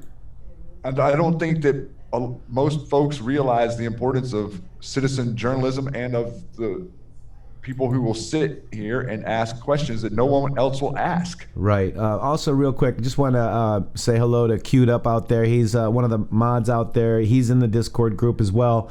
And he's just want to say a prayer for him real quick because he's a good man. And, he is going through something every day, just like all of us, right? So we all need to put the prayers on. The attacks are going to intensify, Shady, as well, folks. So please just make sure that you know what's going on, right? Protect yourself. Senate hearing on the impeachment. Let's see. Schiff must release the IG report, Shady, without changes or tampering, which is said to be yet further exoneration of the impeachment hoax. He refuses to give it. Does it link him to the whistleblower? Why is he so adamant? So that's interesting, Shady. The IG report. That is yes. Didn't we have that? How many versions are there? 4 different versions. But it was connected to RR at the time, right? Right. And also, it's coming out in the news that there's an 18th transcript. They've only released the transcripts from the 17 witnesses. Yeah. And so now there's, a transcript that they're still hiding. So we have the lawyers for the president defending him, and they're still hiding a whole transcript. Jeffrey Fowler is asking a question. First of all, I want to make sure. Let me just double check you, Jeffrey. Can't tell if you are Q Army Plus, but if you're Q Army Plus, what you got to do is you got to download the Discord app to your PC or your Mac, okay, or whatever. Then you've got to connect your your YouTube to Discord via Discord. And it should say, hey, do you want to sync your channels to Discord or Discord to YouTube? You'll say yes. It'll show the Q Army Plus, and hopefully you'll be back. You'll be able to pick it and jump right in. Oi, Deb, thank you very much. I appreciate that. Pretty wild, right? Hopefully that works out for you. And we got to get some. If you need help, please reach out and ask questions. But pretty much everybody's having no problem, Shady. Yeah, for the most part, I think everybody's kind of figuring it out. Like he said, you have to have the Discord set up kind of first before you can sync your YouTube. Mm-hmm. But yes, lots of people getting right in. That's right. In fact, I know Sue has the instructions, but I don't think I have them up here or not. I got to just double check. But look at what Dan Bongino said regarding Bolton. First of all, I happen to think that was a fake story. They're trying to push Bolton in for whatever reason, right? And, so regarding Bolton, nobody cares. The aid was delivered. The Ukrainians weren't victims. Just ask them. The Democrats' corruption is in Ukraine is real. Nobody cares. So nobody cares about the Democrats' corruption in Ukraine, folks. They're gonna care. They're gonna care. It's interesting how they selectively don't care. Right. It's because this is the deep state against we the people, guys. This is your state funeral. We're the only thing that stands between them and world domination. It's sad. It's sad but true, right? It is, because 300 million people and 350 million firearms keeps them a little bit scared of trying to take us to gulags like Bernie manager chairman committees want. Oh, I love how they kept talking to him. Oh, I know. I love how Fox News and nobody in the mainstream news even touched that story this week. Which story, Shady? The story with the Veritas and putting people in gulags. Yeah, they did mention it a couple of times on. I think Jesse mentioned it once and Hannity, but it's it was just one mention and gone. You're talking about the campaign manager of a top presidential candidate in Iowa, the first state to caucus and vote, is telling people we're going to re-educate everyone, and then they bail them out of jail. Right. And they bail with campaign money, I guarantee you. They did. So they won't. And why aren't you, if you're so excited about what you're going to do, why the secrecy? Why not just say it if you're so proud? This is America. You can say what you want. Ooh, Shady. Look, part 2 coming tomorrow. Let's check this out. 2 more Bernie staffers exposed, Shady. Tomorrow, 12 p.m. East. After we abolish landlords, we don't have to kill them. You know what I'm saying? Are you kidding me with comments like that? Shady? We don't have to kill them? After we abolish landlords, we have to kill them? After we abolish... What? So, okay, so I own a home and I rent it out, so I'm a landlord. What are they going to take my home, Shady? Yeah, the Green New Deal, every building would have to be completely re-engineered and probably torn down. So yeah, we're going to take your building, then we're going to build it back, and then we're going to own it, and then we're not going to kill you. Right. So this is interesting. Let's see. This is he was a very brave person on the inside on the porch to expose CNN. He wore a camera and recording things through the workplace. Felt the public needed to know what is going to be next. Oh my gosh. There's Wolf. Let's see. Oh my gosh. Here we go. Exposing CNN's bias was important to me because I believe everyone should know where their news is coming from, left, right, or center. Of course I was afraid to expose CNN. It's the biggest media conglomerate in the world. If you come forward, Veritas will have your back. I want to inspire others the way that I was inspired by the previous whistleblowers. All right, get whistleblowers out there. Zach, Eric, all those men and women, patriots that came before me. My only goal here is to inspire others to come out, get in the sunlight, and I promise you, it'll feel so much better on this side. Wow, and we know we've had Zach here on the show, and he does feel better. It's a little scary. It's a little scary to be, targeted by these folks. But they're doing the right thing. They know, just like I sold Cisco systems for many years, Shady. I was eliminating jobs for a living. But I thought I was solving business problems through technology, but I realized, oh my God, helping these people, right? And doing something like this and getting the truth out really does feel good. All right, Grandpa C, thank you very much. Appreciate that. Let me see. We got James O'Keefe. We're just going to go down him. They will not be deterred by frivolous lawsuits. We frighten them every time. So apparently they're asking for donations at Project Veritas. So get over here to James O'Keefe if you want to support James. This is it. Does anyone voting for Bernie disavow these campaign organizers? Let's check this out real quick. No. Let's see. There's a lot of me's in the Bernie campaign. Bernie doesn't get the nomination in Milwaukee with word. I'm ready to start tearing bricks up and start fighting. I'll straight up get arms. I want to learn how to shoot and go train. I'm an anarcho-communist. I'm as far to the left as you can possibly get. I always said, I'm a communist. Gulags were actually meant for The education. Our prisons in the United States right now are far worse than anything that they experienced. You know what? We have more people in prison in this country right now. That's kind of what Bernie's like, hey, free education for everybody, because we're going to have to teach you not to be a Nazi. What will help is when we send all the Republicans to the free education. Greatest way to break a billionaire, go and break rocks for 12 hours a day. You're now a working class person, and you're going to learn what that means. Let's force them to build roads, rebuild our roads, rebuild our dams, rebuild our bridges. Let's force them to do that. Yeah, that's a good campaign, Bernie. What do you think? Let's force them. Force them. Let's kill the landlords and make the billionaires rebuild everything. What are these people thinking with their little bun heads? Are their buns too tight, bro? I tell you what, they tell you exactly what they mean by using these words like force. Yes. It seems subtle, but they tell you exactly what they use words like force and resistance. Right. Or resist. That's very subtle, but it has a large meaning. Resist doesn't mean resist the person we elected president. It means, more simply, resist the structure of our system as it is and make it different. Revolution is, in this case, for the state, not against the state. That's right. That's right. Exactly right. Did you see this, Shady, by the way? Let's skip over here. So definitely check out Project Veritas tomorrow, 12 p.m., Shady. Yeah, crazy. So this is somebody at Adam Schiff's thing. Just here. Just play it. Here we go. Don't impeach! Liar! You should go to fucking jail! Don't touch! You should be in jail! You are a disgrace to the House of Representatives! You will be going to jail for treason! You will go to jail for treason!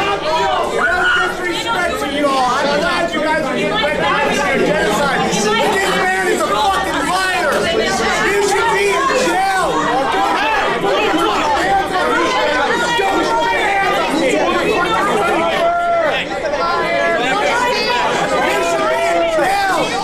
You will be in jail! We're gonna take the Senate! We're gonna take the House! 2022! I'm speechless. You see what Matrixxx and I have been saying about how we're not going to have to do any fighting or violence? Yep.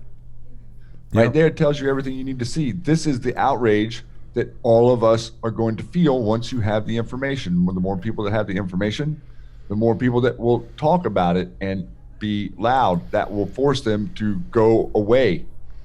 I don't care what you want to label yourself. If you want to label yourself this, that, the other thing. Justice, equal justice, fair justice, true justice is blind. Yes, it is. Okay. It's blind to your religion. It's blind to your skin color. It's blind to your sex. Yes, but remember, we were talking about emotion. We don't like the way Orange Man Bad talks, Shady. Concerned, so concerned.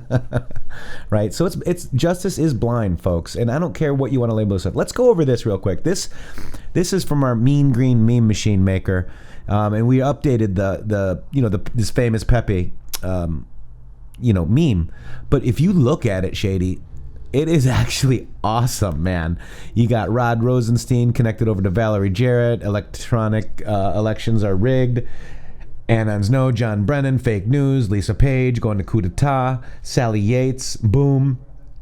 She's connected to the Russia hoax and was signer on the fraudulent Carter Page FISA. I mean, this meme is actually pretty damn good, Shady. Red pill. Look at that. It's a red pill. It is a red pill.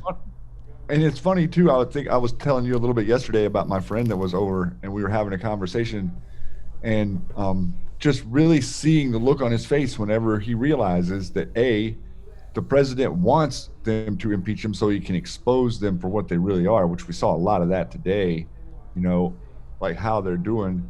But, to let people understand that this is the process of them trying to say that the prosecution deserves the fair trial and the president somehow has the power and he doesn't deserve innocent until proven guilty. Like they are trying to make him say, prove your innocence.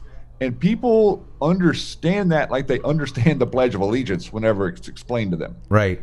Well, it's very clear. It is. It's too clear. It's really clear. It is. So we've gone over, some of the news here. POTUS has tagged the next, the revolution here. This is a really good one if you didn't see it. And it's amazing, Shady. We're catching a lot of flack lately.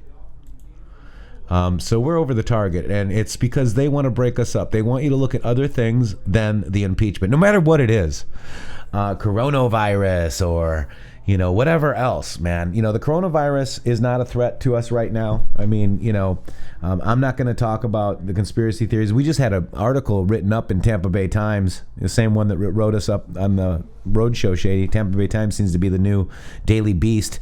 And they're talking about how we're disinfo and everything. Look, people are saying that China actually found a cure.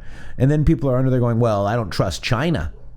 Propaganda. Well, whose propaganda do you trust? Do you trust the U.S. propaganda or Paris or France? Or excuse me, whose propaganda? How about trust yourself? I trust Lil Kim. Yeah, I trust. How about trust yourself, guys? Wow, QME Ranger. Yep, thank you. Let's see what we got here. Let's talk to you, Michelle. You better be back. We're gonna be waiting right here for you. Okay. Kevin Rogers says the end won't be for everyone. Love you too, Michelle. XXX Flacker. Yeah, Fiona, we had some of that, didn't we? Love Orange Man, says Judy. Yes. Yeah, that's absolutely right. So now they're saying 54 million quarantined in China, but they're allowing flights back and forth. So what do you think, Shady? If I was a communist government and I've had protests all over my country, wouldn't it be cool to fake a, virus and round them all up, evacuate the cities and clean the bad people, quote unquote? Clear the streets and put a couple sick people on. Really all you gotta do is put a couple sick people on a plane and send them to another country, and you can make up any story you want. Well, and all they got to do is kill the people that are against their state, guys. And then you can think about it. However many people died from coronavirus you want. That's right.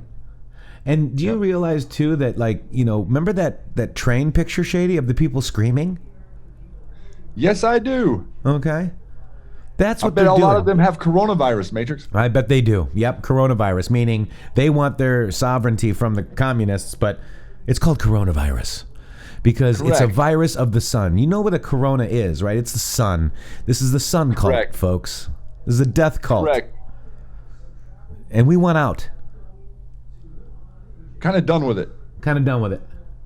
Agree with you. The virus was created in a lab in the U.S. is about the New World Order, CAREX. You're absolutely right. The New World Order created it. You think China's separate than the U.S. right now? I mean, in old guard terms, do you think they're separate, or do you think they're one? Just a question. Yes, Bill Gates, all of them. Sure, fear. Yeah, and I'm not giving into their fear, Shady. That's also a really good point to make. I mean, they want your fear. Well, there's also another aspect to this that I could add a little bit of thought form to it. Do it up. If you have a healthy body and a healthy immune system, you're not going to get coronavirus. Oh, really?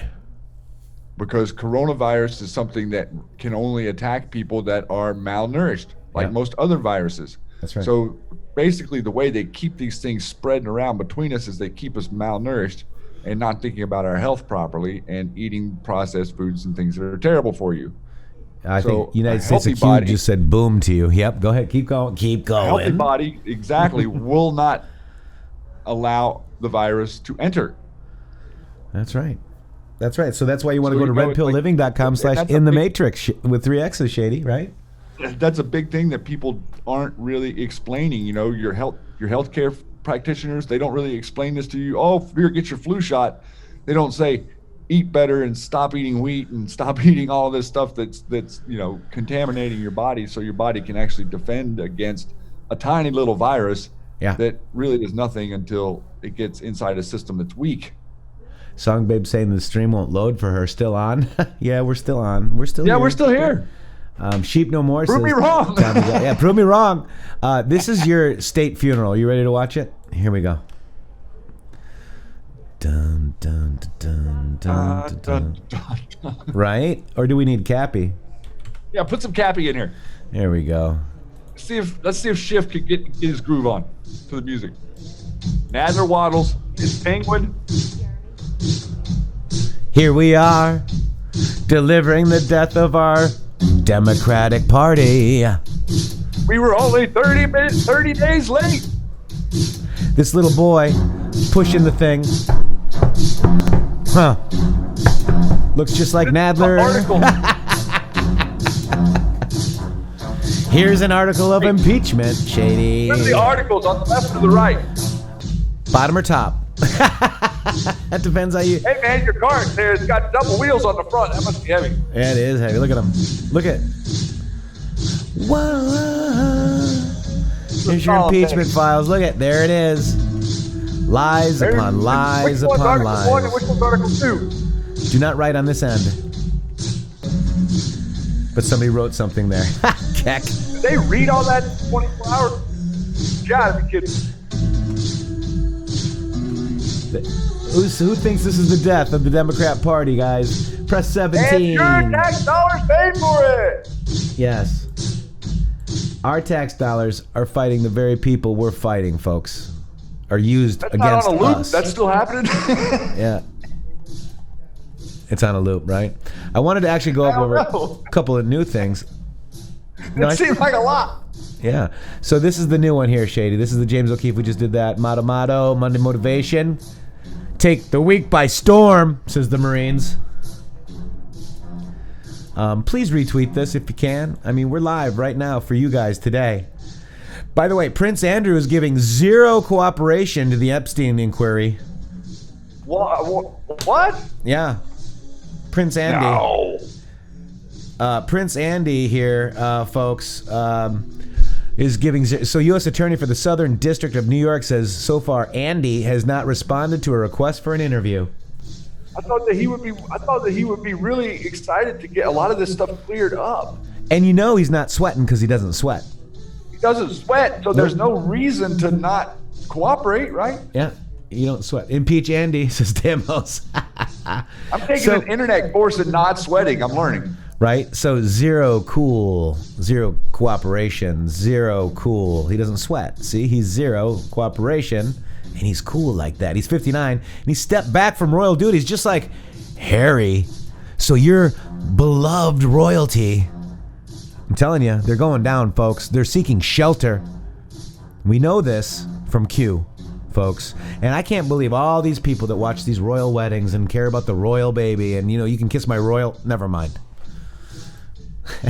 Oh, you mean all of the news organizations seem really like that's just their centerpiece of broadcasting. Yep, absolutely. I mean, do you know...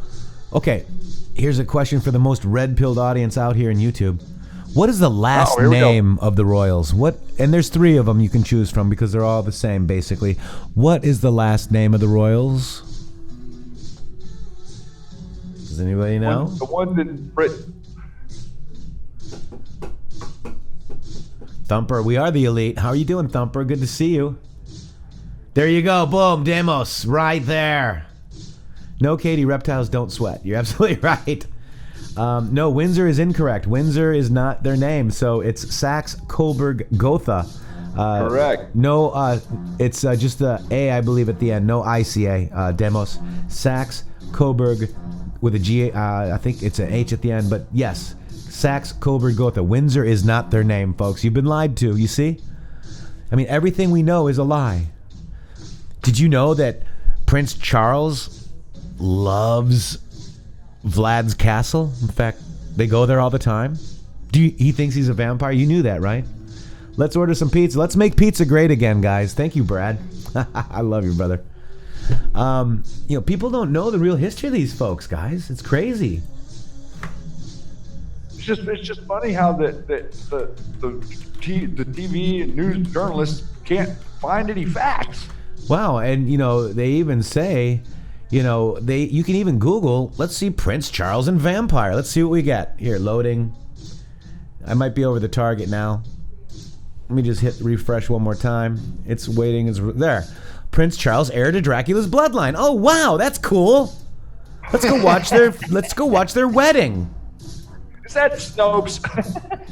No, that's the Telegraph, man. That's our own country. There he is. There's Vlad. We're related. They have not a cult. It's not a cult. The bizarre. Why some think? Because he actually said it, folks. He's proud of it. He does. He don't care if you know. They don't care. You're food to them, guys.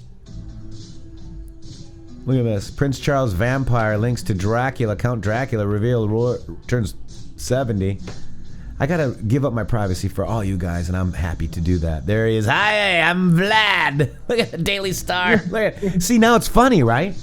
Now it's funny, so now we can laugh at it and just go, oh, that's just in the movies. It wouldn't connect at all with 30 million individuals being taken off of the surface of the planet every year. So Charles says, family. Charles is said to have. He said it himself. I wish I still had the interview, but here it is. The genealogy shows I'm a descendant of Vlad the Impaler. That's right out of his mouth, guys. So I do have a bit of a stake in the country. Good choice of words. I see what he did there. Wonder why those stories are so popular. Whenever they want to make sure you get all these stories programmed into you when you're a kid about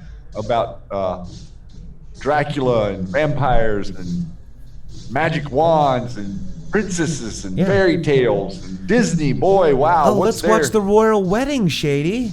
Yeah, well, you're not going to want to watch the royal wedding unless you want to be a princess, Matrixxx. Let's hope that Harry's okay after he got fired from the Royals because Q and Q Plus are taking him down, guys. You realize that, right? You realize that we're taking him down. You're taking him down. Hopeful American. There's roughly 30 million people to go missing from the surface of the planet every year. That's right. 400,000 from the United States go missing every year. By the way, this is pretty awesome. This is a huge boom. The Supreme Court Monday, in a 5-4 vote, cleared the way for Trump administration to make it more difficult for immigrants who rely on public assistance to obtain legal status. That's winning. Later. That way maybe my neighbor can get a job, Shady. Accomplishments. Maybe my neighbor can get a job now, right? Yeah, right. Or maybe a person just getting out of high school and wanting to work and stuff to get started earning and saving could actually find something to do, like in the hotel industry or something. Mark, that was a good one. Wait, let me see. That was Mark O'Connell says Q Plus is the silver bullet. Well, that's the werewolves, though, is a silver bullet? is a silver bullet werewolf or is that vampire? Work on Vlad, bro. Vlad. All right, now did you know that every time there was a GOP president since Eisenhower, they've tried to impeach him? Yep. Every single one. Do you remember when Hillary Clinton said Donald Trump refused to say what that he'd respect the results of this election by doing that? He threatened our democracy. They were going to steal the vote, guys. They were going to steal the vote. Well, Schiff told us the other day in his little charade, he was telling us that we couldn't trust the election. So I think that was telling me that, hey, we're not going to be able to rig this election to our benefit properly. Right. They're not. We don't have enough rigging. We don't have enough rigging, do we? No, not to cover this Trump train that's coming, man. I'm telling you, dude, I think we're going to get 48 states. Oh my God! I mean, news will unlock the map, right? And that's kind of been my little, theory that I've been sharing with you guys. The black population is going to find out about Haiti. In fact, the whole population, and I don't care what color you are at this point, because what's happening in Haiti is absolutely disgusting, folks. And once the people realize the corruption and the disgustingness and the evil, it will unlock the map, the voter map. Those little blue spots in like New York and Minnesota and Chicago and Illinois and California, they're going to be gone, Shady. Yes, sir. They're going to be gone. And the systems have to be cleaned up, and that's a thing that we have to be more politically plugged in. We have to start understanding that, the system has to be redone. It's corrupt. We have to start knowing who the hell our representatives are and not supporting the better of two evils. Yeah. Yeah, I mean, why did I have to? And that always bothered me as a kid too, man. Me too. I'm just going to vote for the lesser of two evil. It's still an evil. It's still someone that's not going to do a good job. It's like if I'm going to go and build a house, I'm definitely not going to hire the people who can't build stuff. That's right. That's right. That would not be a good idea to hire the architects to come in and build the foundation. So here you go, QAnon Patriots. This is your Tampa Bay Times connecting misinformation about the coronavirus to you. Facts checking, hoaxing, and conspiracies about the coronavirus, PolitiFact. And I said, and like the Tampa Bay Times tells the truth. So let's. I didn't really read this article. I just saw it, and when I see a QAnon, believers in QAnon, I think it's hilarious, right? Let's dissect it. Let's look at it. So PolitiFact, fact checking. Well, we already failed. PolitiFact, all right, done. It's like Snopes, man. You just can't. But this stuff is just fun. All right, so you got this. You got misinformation is particularly taking root in Facebook groups for anti-vaccine advocates and believers in QAnon, Shady. So this is by Daniel Funk. Or is it Funky? Is it Funk or Funky? But he was talking about the falsehoods about a new strain of the coronavirus spreading from China, very widely from Facebook posts that take a patent out of context to conspiracy theories about Bill Gates. Prove me wrong. He's going to try. Many of the claims were shared by Facebook and Twitter users. Twitter, because they're supposed to be, I'm the grammar Nazi on these guys, right? Because they're supposed to be users. And Twitter user.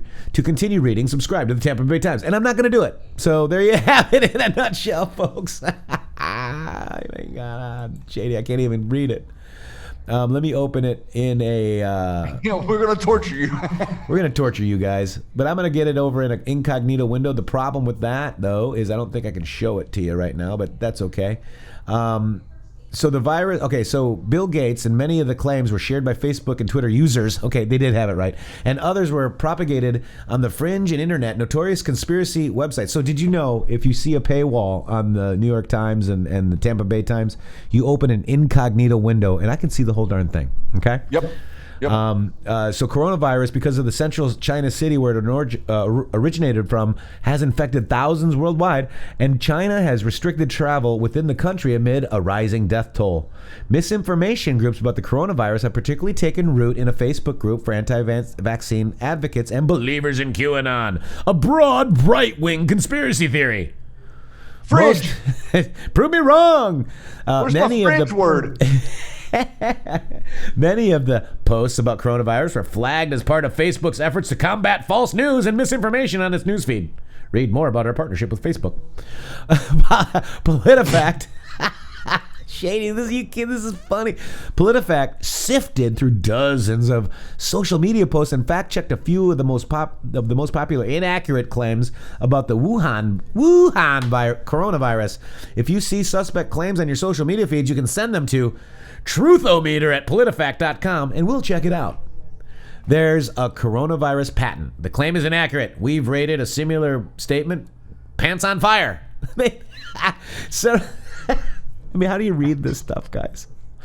The several Facebook posts, tweets, articles, and YouTube videos allege that the vaccine developed for the coronavirus is just as it started to spread earlier this month. Gosh, they're really weird.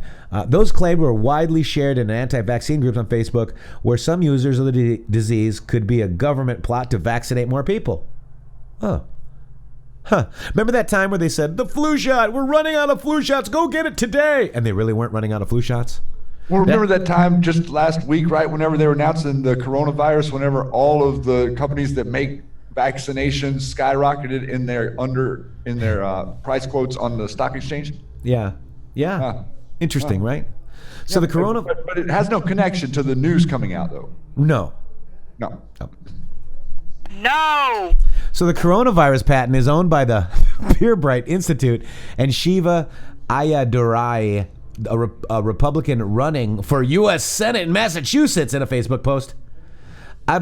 It's okay. Let me spell it for you. Ayadurai has been associated with a variety of conspiracy theorists and right-wing provocateurs. Maybe we should get him on the show.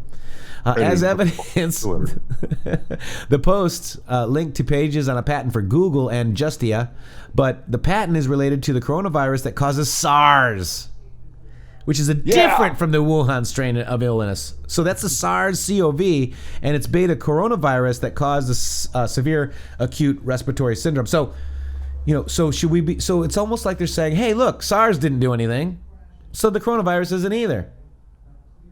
Well, it seems like what they're saying. Okay, I get it now. All right. Yeah, Demos RSBM interview. There are no vaccines available for any coronavirus, let alone the Wuhan one. Amesh Adalhas, a senior scholar at Johns Hopkins University for Health Security, told PolitiFact, and told is underlined and in green. FEMA proposed martial law. This claim is fabricated. I believe that. I mean, I don't think they did that. This story has been okay.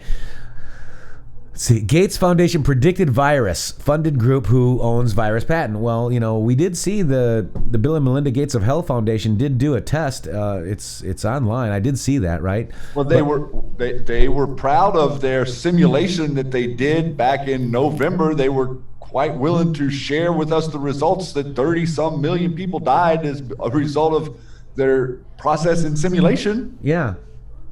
So that's so prove us wrong, right? And they have mostly all the stock in all the vaccination companies. Oh, no way.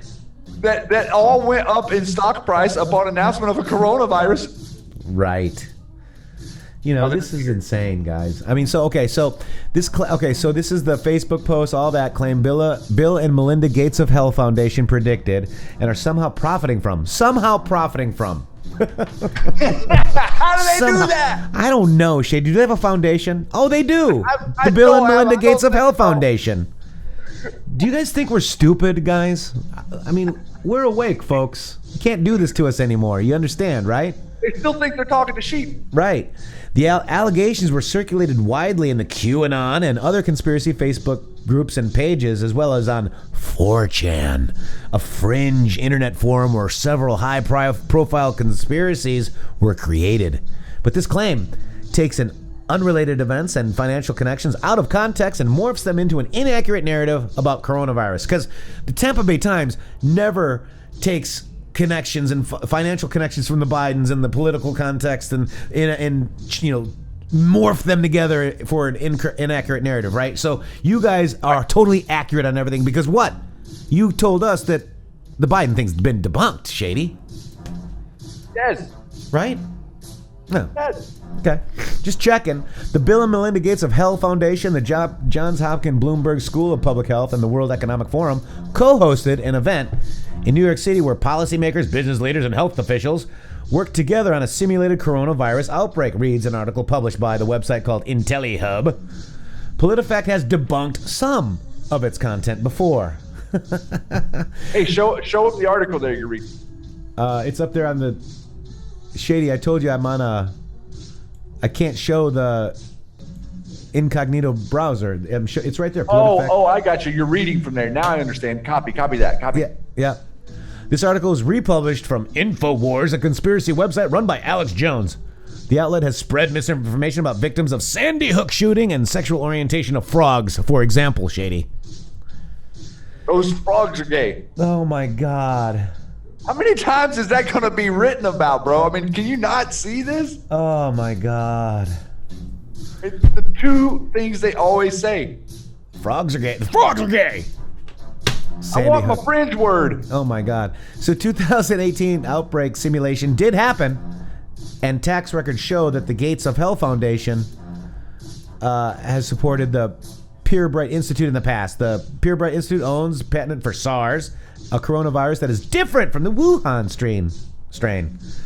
Those disparate facts don't prove that about the Gates of Hell Foundation has somehow profited from the most recent outbreak of coronavirus. No, they didn't profit. If anything, it shows that the foundation has funded organizations that work to prevent epidemics because they were testing vaccines over in India and killed 45,000 people. Do we ever forget about that, guys? Prove me wrong. Shady. Completely forgot. Prove me wrong. Prove me wrong. Wow. Nothing to see here. Nothing to see, guys. You guys, you know, were they kicked out of India? Yes. They were kicked out of India for killing a lot of people, guys. But this was fact-checked by Snopes, and they say it's false, guys. So it's false. Look at those people. They are loving people, Shady. Yes, and they care for you deeply. So this is false. So remember, it's a rumor. But the article said that Microsoft founder, you know, they basically killed a lot of people in India with vaccines, guys. More than 20,000 girls between the age of 10 and 14 with HPV donated by Merck and GlaxoSmithKline. They're not acknowledging how many they're killing here. No, they're not acknowledging it. And they better, Katie, Gus, they better stop messing with nature. Hear, hear, amen. And yes, Pam, we do know. So basically, think mirror. If they say it's false here, what do you think it might be? True? Just saying. We have a fact-checking site that does all our work for us. You just have to look at the other side of whatever the hell it is they're saying. Yeah, you just have to trust yourself. You have to see what they're saying and go look it up yourself, guys. The truth is learned. It's never told, Shady. What do you think about that comment? I just love that. I mean, that's just how we run our lives here on the Matrixxx Groove Hour. If it's fact, it's fact, guys. If we can't prove it, it's still a theory. But it's funny that some of these theories turn to truth, don't they, Shady? Yes, they do. Very quickly, like. So what do you guys think? Let's see what we got over here. It's been a wild day here, guys. Let me just see what I got over here real quick. Oh, did you see CrowdStrike, Shady? They're selling off? Yeah, they sold off $250 million in stock. And it was like some crazy, like half their holdings. Right.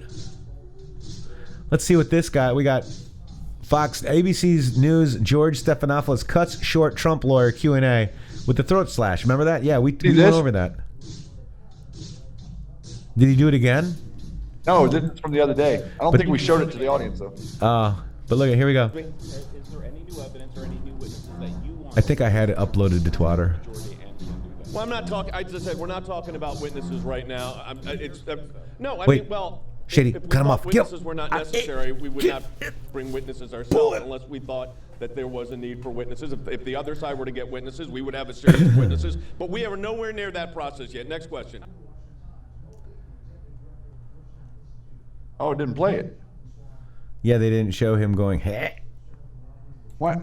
Oh, did they change the clip? Yep, they did. They took the clip out, guys. They cut the clip, dude. Cut the clip. Where Stephanopoulos was cutting his throat. Cut the clip. Cut it. Cut it. This is on Fox. Yeah, it is. By the way, guys, let's go check over here on the Senate hearing. They're still. All right, I'm going to go to YouTube and find it. It's yeah, right. You can. We'll do intheMatrixxx, and it's. I got it in here somewhere. But let's check this out real quick. This is a 2-year delta from January 26th. Read slowly and carefully. Will become critically important in the coming weeks. Continue to track those who are resigning across all platforms. Where there was once darkness, There will now be light. Q. And look what he wants us to read, Shady. Executive order blocking the property of persons involved in serious human rights abuse or corruption. By authority vested in me as president by the Constitution and the laws of the United States of America, including the International Emergency Economic Powers Act, the National Emergencies Act, the Global Matrixxx. Jeez, why can't I read? Human Rights Accountability Act. It's been a long day, guys. But look at that, guys. All of this corruption, crime against humanity is going back into the Treasury, guys. This is that in a nutshell. Your Treasury, not your Federal Reserve, not Loop Capital, not Bill and Gates and of hell, not them, not Hillary, not anyone, guys. Not anyone. It's going into our Treasury, your Treasury, our pockets, Shady. All right, I got you there. 44 seconds on that video. Yes, our pockets. Yes. Mind-blowing. 58% of the attendees at the Trump's Wisconsin rally were not Republicans, Shady. 58%. This is a huge thing nobody's talking about. All right, Shady, here we go. Lindsey Graham, Alan Dershowitz, even the Attorney General have made statements to the effect of abuse of power is impeachable. You know, we've got something very different than what you're hearing up here.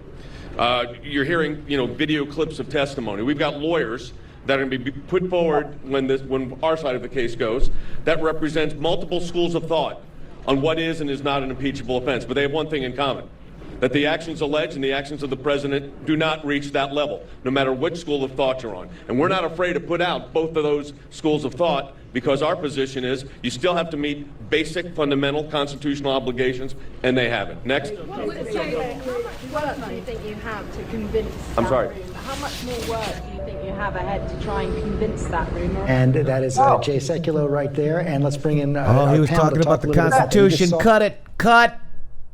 We don't have a Constitution. As soon as they start defending your president, the news media don't want you to see it. Nope. How about this, Shady? Trump. How did somebody get him to do that? I love it. Who do you think the Anons are, Shady? They're everybody. They're everybody. They're all of us. And Pepe. Cut it out. Pepe is, Some people are afraid of frogs. Do you know what a bunch of frogs are, though? You know what a bunch of frogs are called? An army of frogs. That's right. Welcome to the Q Army of Frogs. That's right. All right, check this out. This is Make California Great Again. Let's watch this. How many rats can you guys count? Ready? This is the saddest thing I've ever seen. And I was just sitting up here trying to straighten up my things because I was trying to keep mine neat. I was just trying to put it in order.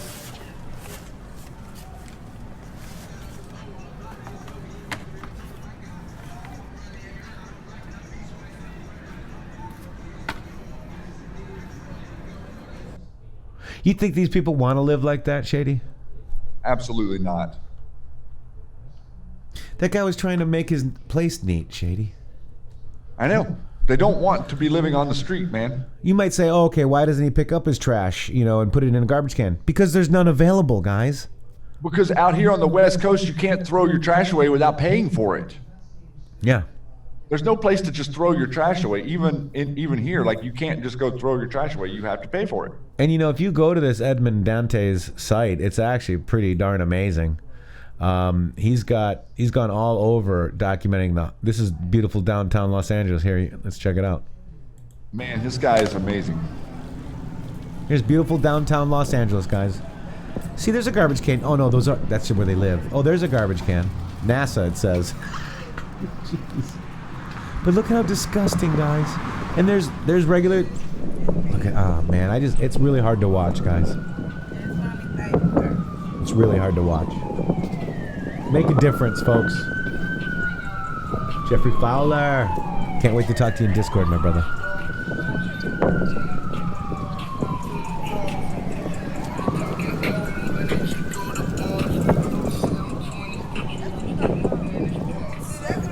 What do you think?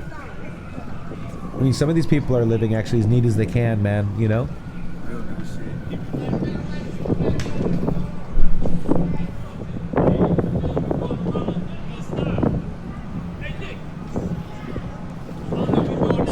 Dexter. Aha. Dexter Grainer, my friend. Welcome to the Kill Me Plus. Can't wait to talk to you in the server. But look at this, guys.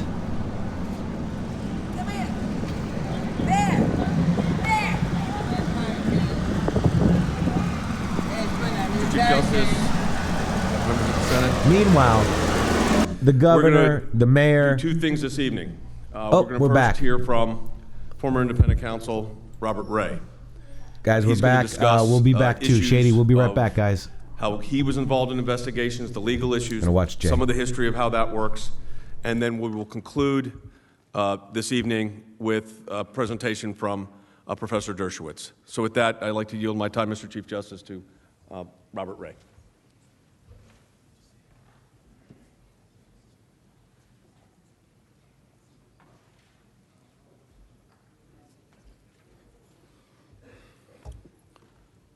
Mr. Chief Justice, members of the Senate, distinguished House managers, and may it please this court of impeachment. I stand before you today in defense of my fellow Americans who in November 2016 elected Donald Trump to serve the people as their president. Their reasons for that vote were as varied as any important decisions are, but their collective judgment, accepted as legitimate under our Constitution, is deserving of my respect and yours. For only the third time in our nation's history, the Senate is convened to try the President of the United States on articles of impeachment. Those articles do not allege crimes. The Constitution, the framers' intent, and historical practice all dictate that well-founded articles of impeachment allege both that a high crime has been committed and that, as such, removal from office is warranted only when such an offense also constitutes an abuse of the public trust. That is, in the case of the President, a violation of his oath of office.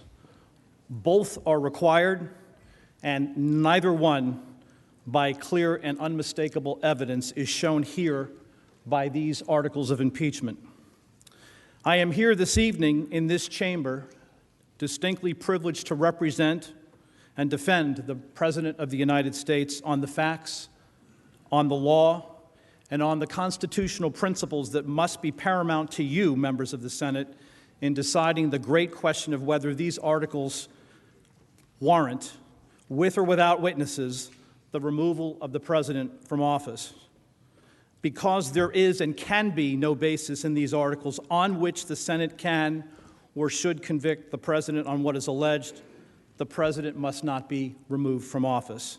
That judgment is reserved to the people in the ordinary course of elections, the next of which is just over 9 months away.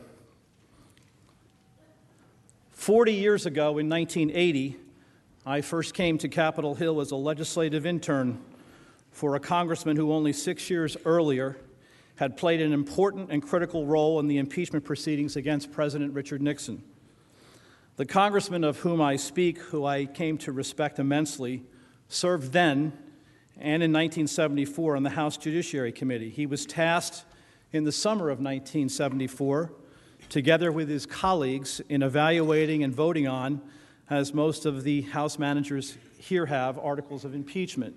Those articles included the crime of obstruction of justice, abuse of power, and obstruction of Congress. But unlike how House managers, and indeed the entire House, 45 years later in December 2019 proceeded here, bipartisan consensus in 1974 among both House Democrats and House Republicans was the order of the day.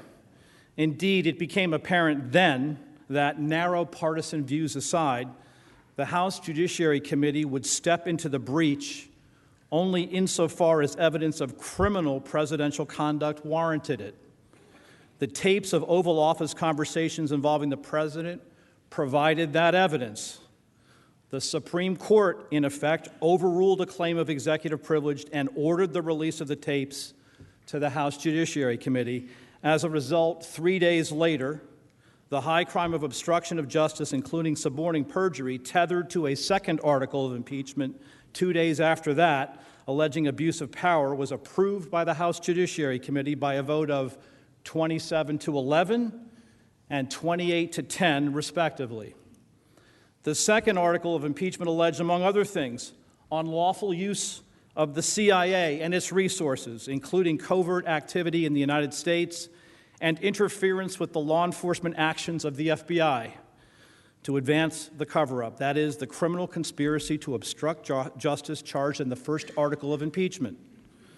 The crimes alleged were serious, involving unlawful electronic surveillance of an opposing political party, paying hush money out of a White House safe to burglars and other co-conspirators to silence cooperation with law enforcement, and attempts to alter testimony under oath.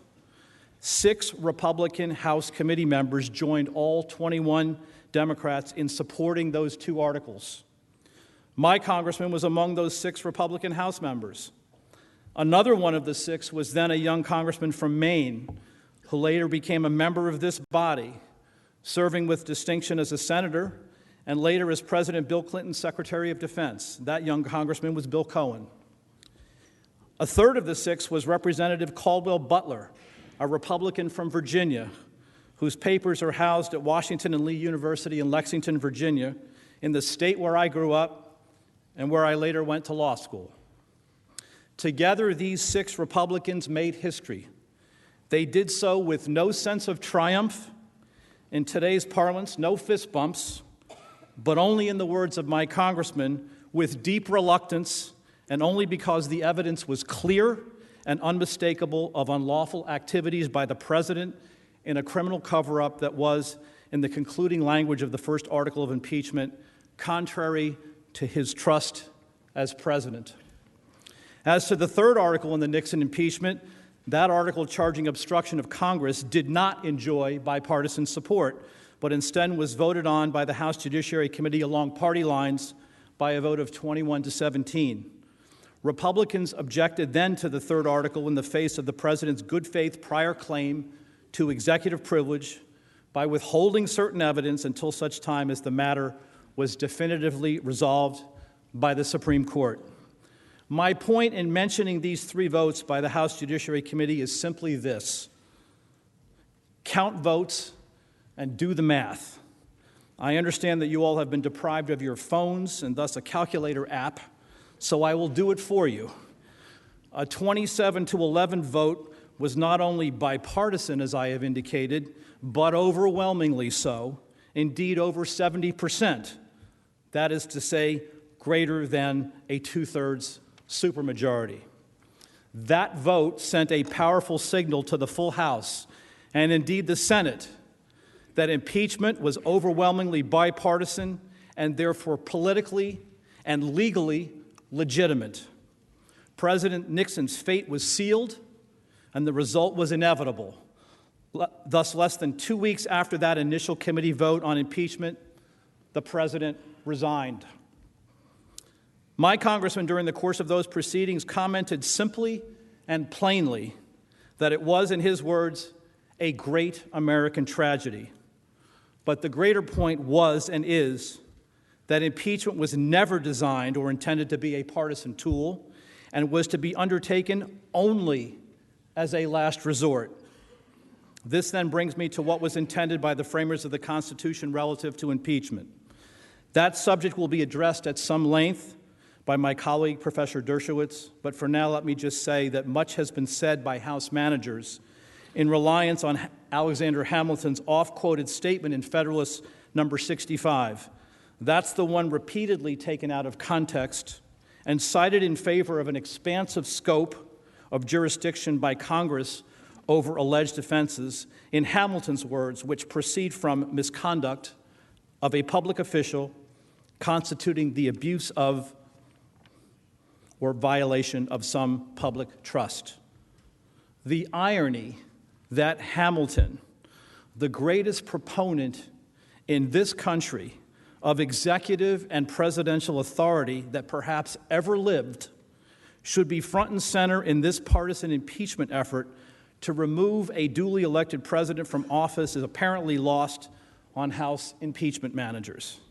I dare say that Hamilton would roll over in his grave at the end of Wall Street in New York City to know that contrary to what he explicitly acknowledged in Federalist Number 69, that a president can only be removed from office upon conviction of treason, bribery, or other high crimes and misdemeanors, we should just read the word crime right out of the impeachment clause of the Constitution and proceed merrily along the way towards an impeachment trial with witnesses, no less, of a president duly elected by the people.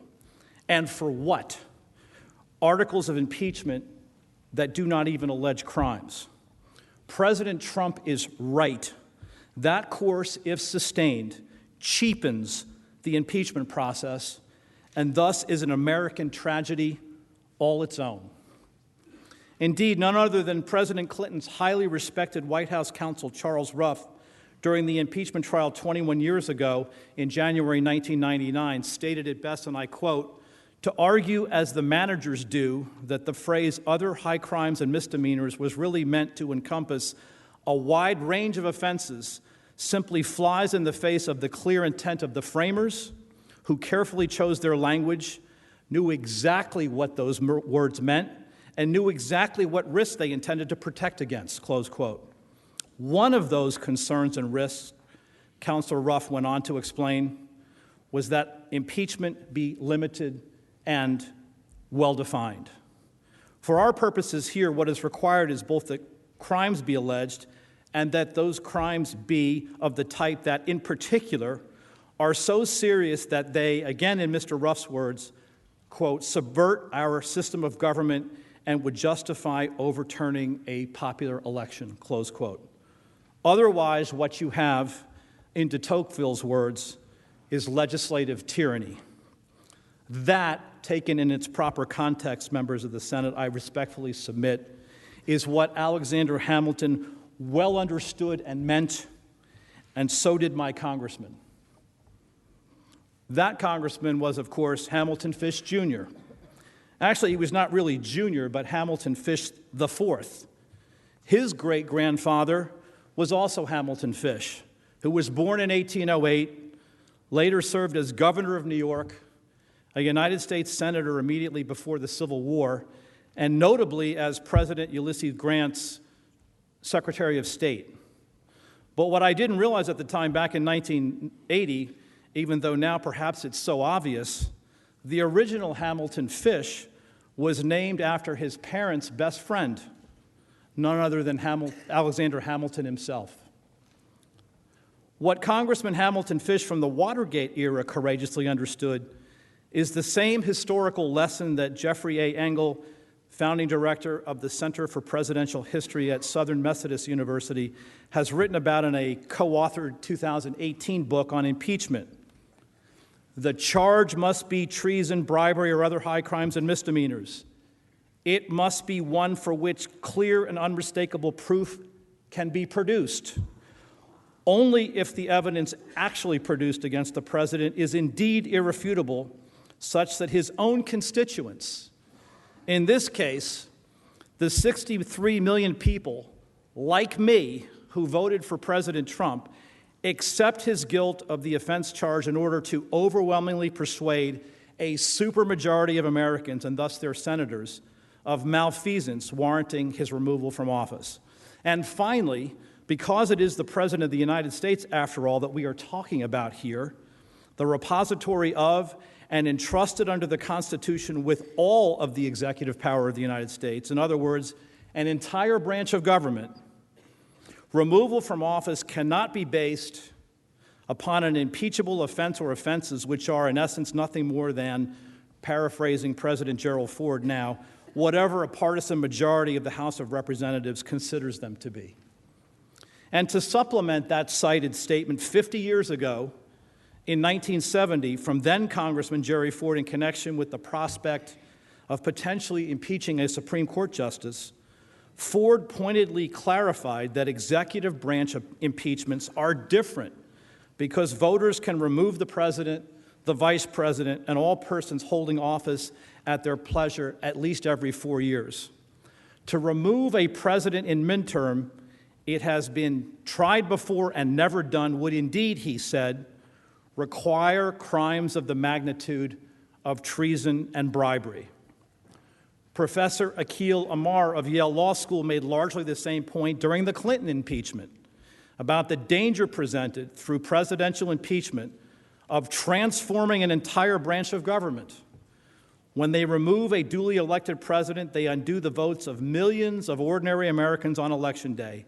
That is not something, he continued, that senators should do lightly, lest we slide toward a kind of parliamentary government that our entire structure of government was designed to repudiate.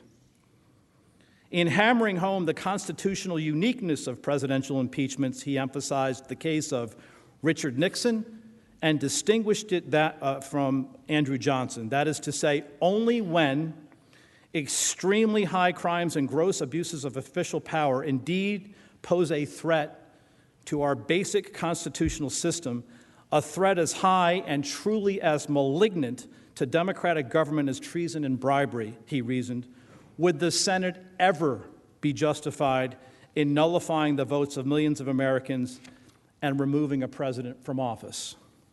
My point is this: history, our American history, matters. To listen to how the House managers would have it, articles of impeachment are merely, as Chuck Ruff warned a generation ago, empty vessels into which can be poured any number of charges, even those considered and abandoned. At least in the case of President Clinton's impeachment, the articles actually charge crimes.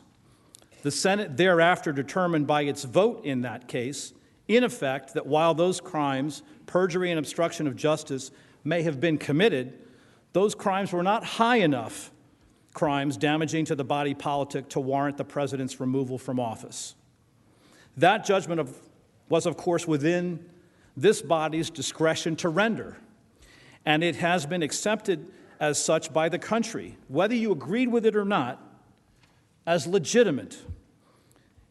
It is also one that is historically consistent with Hamilton's views, and Madison's too, concerning the proper scope of impeachment as applied to a president. When I entered the scene and succeeded my colleague and co-counsel here, Judge Kenneth Starr, as independent counsel in October 1999, it was left for me to decide whether prosecution of President Clinton following impeachment nonetheless was warranted, consistent with the Department of Justice's principles of federal prosecution. And that matter was exhaustively considered in the midst of a federal grand jury investigation that I commissioned in order to decide first whether crimes in fact had been committed. I found that they had. And I later said so publicly in the final report, expressly authorized and mandated by Congress, concluding the Lewinsky investigation. Significantly, though, I also determined that the prosecution of the president while in or once he left office would not be in the national interest given alternative available means short of prosecution in order to hold the president accountable for his conduct. Those means included a written acknowledgement by the president 2 years after his Senate trial that his testimony under oath before the grand jury had in fact been false, and a related agreement to suspend his law license. The price paid by President Clinton was indeed high, and it stemmed in the end from the need to vindicate the principle, first raised most prominently during Watergate, that no person, including the president, is above the law. Despite President Clinton's subsequent protestation in his memoirs that I was just another federal prosecutor out to extract, in his words, a pound of flesh, I credit the president to this day with agreeing to do what was necessary in order to exercise my discretion not to prosecute, namely that for the good of the country and recognizing the unique place that the president, indeed any president, occupies in our constitutional government, accountability and discretion go hand in hand and permitted, indeed demanded, such an appropriate resolution. It enabled the country to move on, and it was as much, if not more, a credit to Bill Clinton than to any credit I received or deserved that we were able to reach agreement and avoid any further partisan recriminations or interference with the will of the American people in electing and re-electing President Clinton in the first place and his successor, President George W. Bush.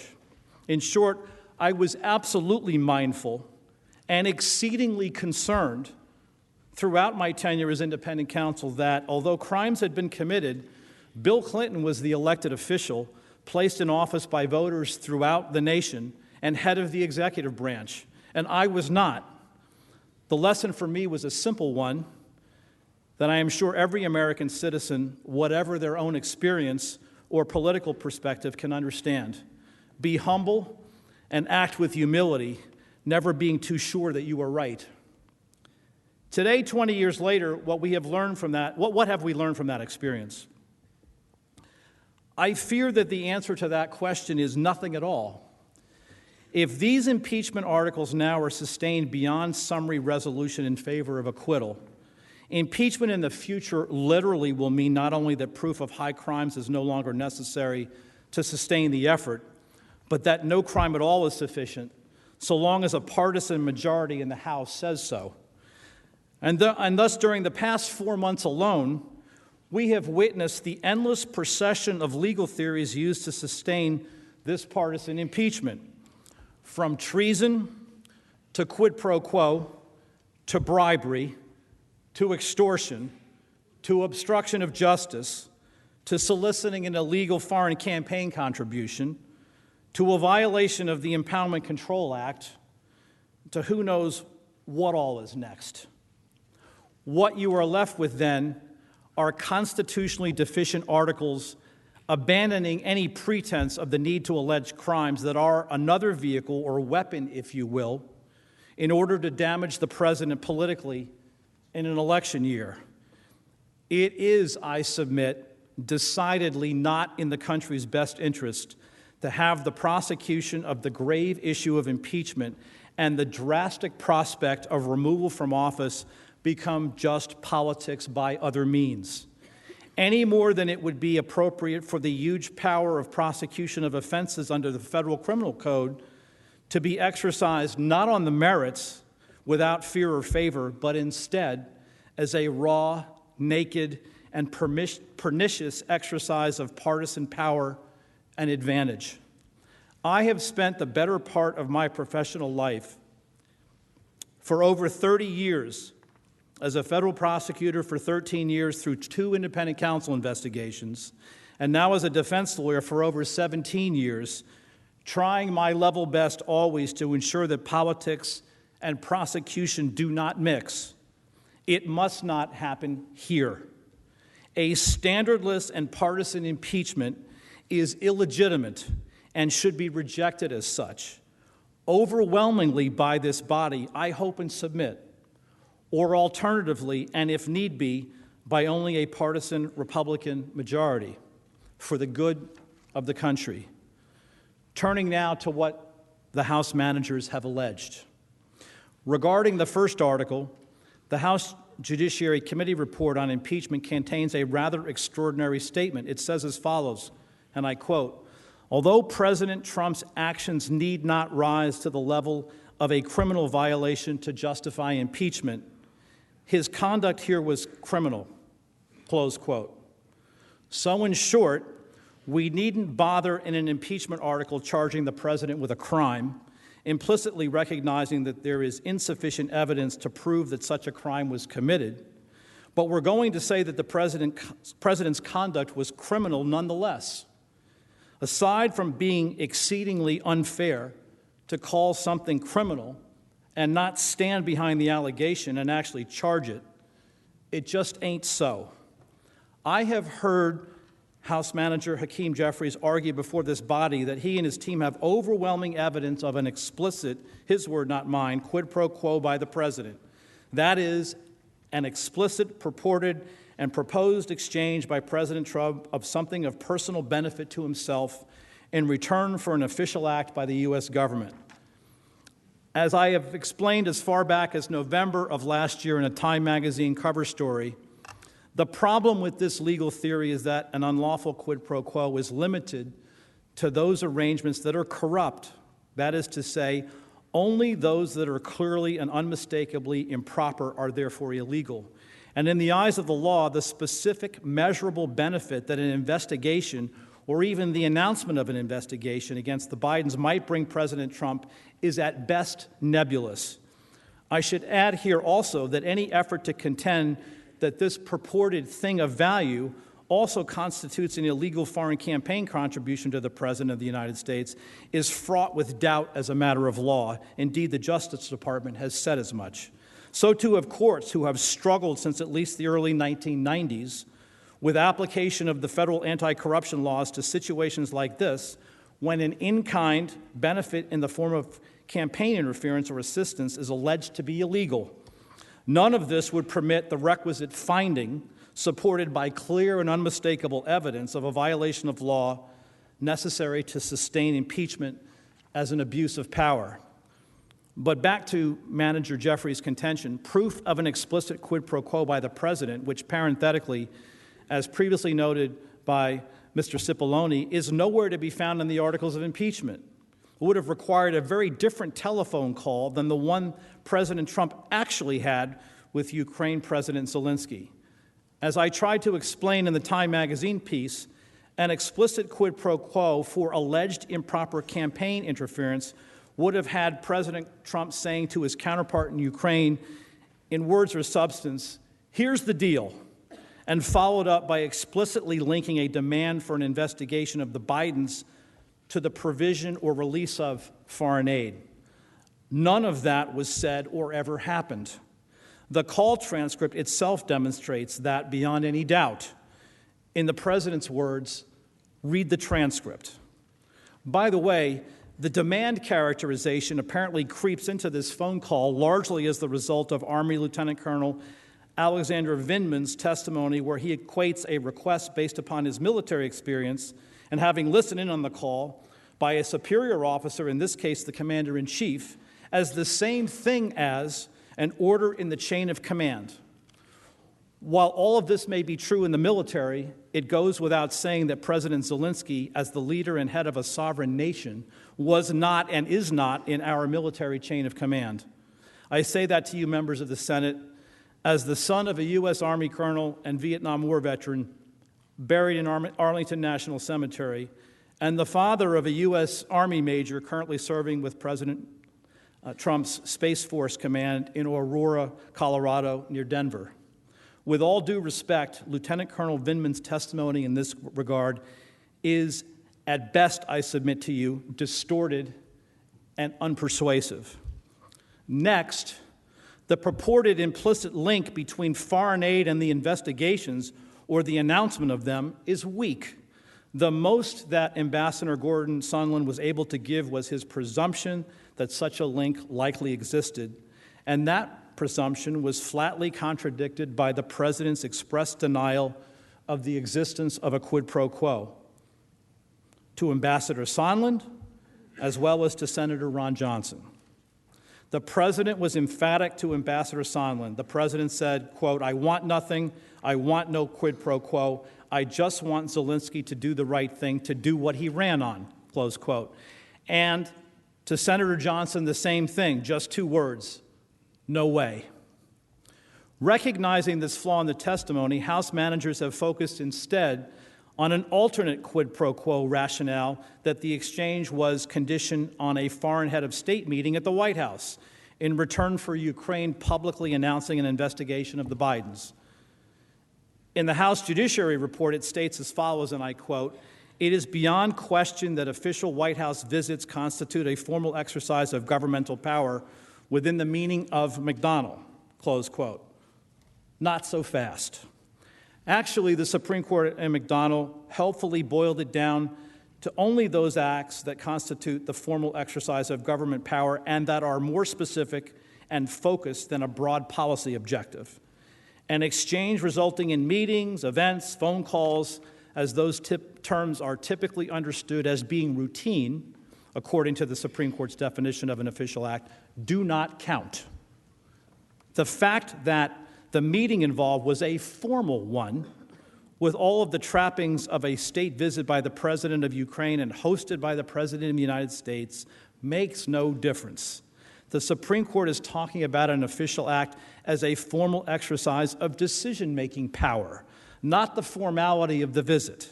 Even if the allegation were true, this could not constitute a quid pro quo. I should know.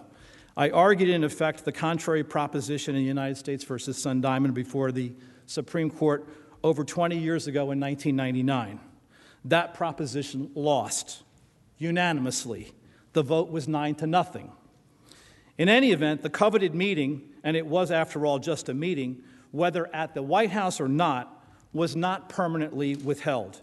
It later happened between the two presidents at the United Nations in New York City at the first available opportunity in September 2019.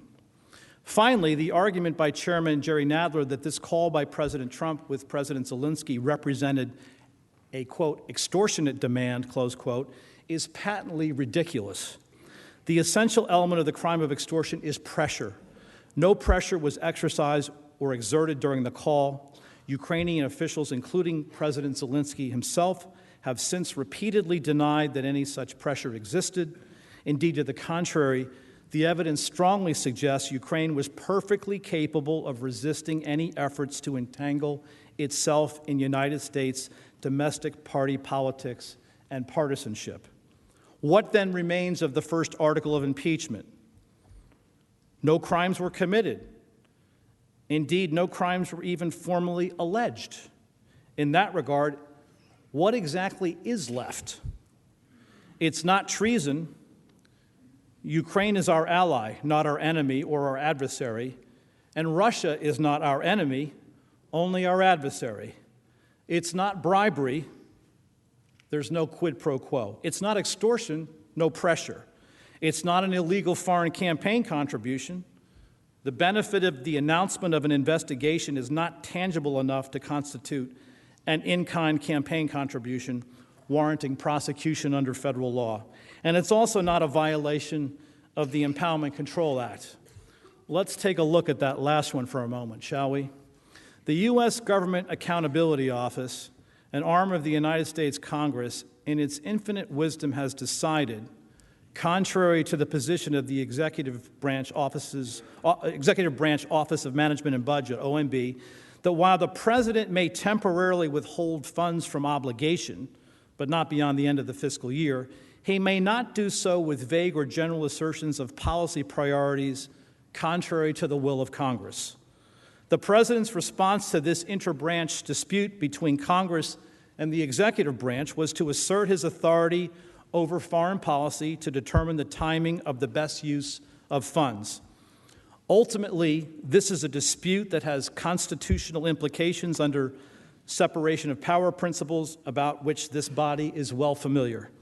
It pits the President's constitutional prerogatives to control foreign policy against Congress's reasonable expectation that the President will comply with the Constitution's faithful execution of the law requirement of his oath of office. This issue has come up before with other presidents. There is a huge constitutional debate among legal scholars about who's right.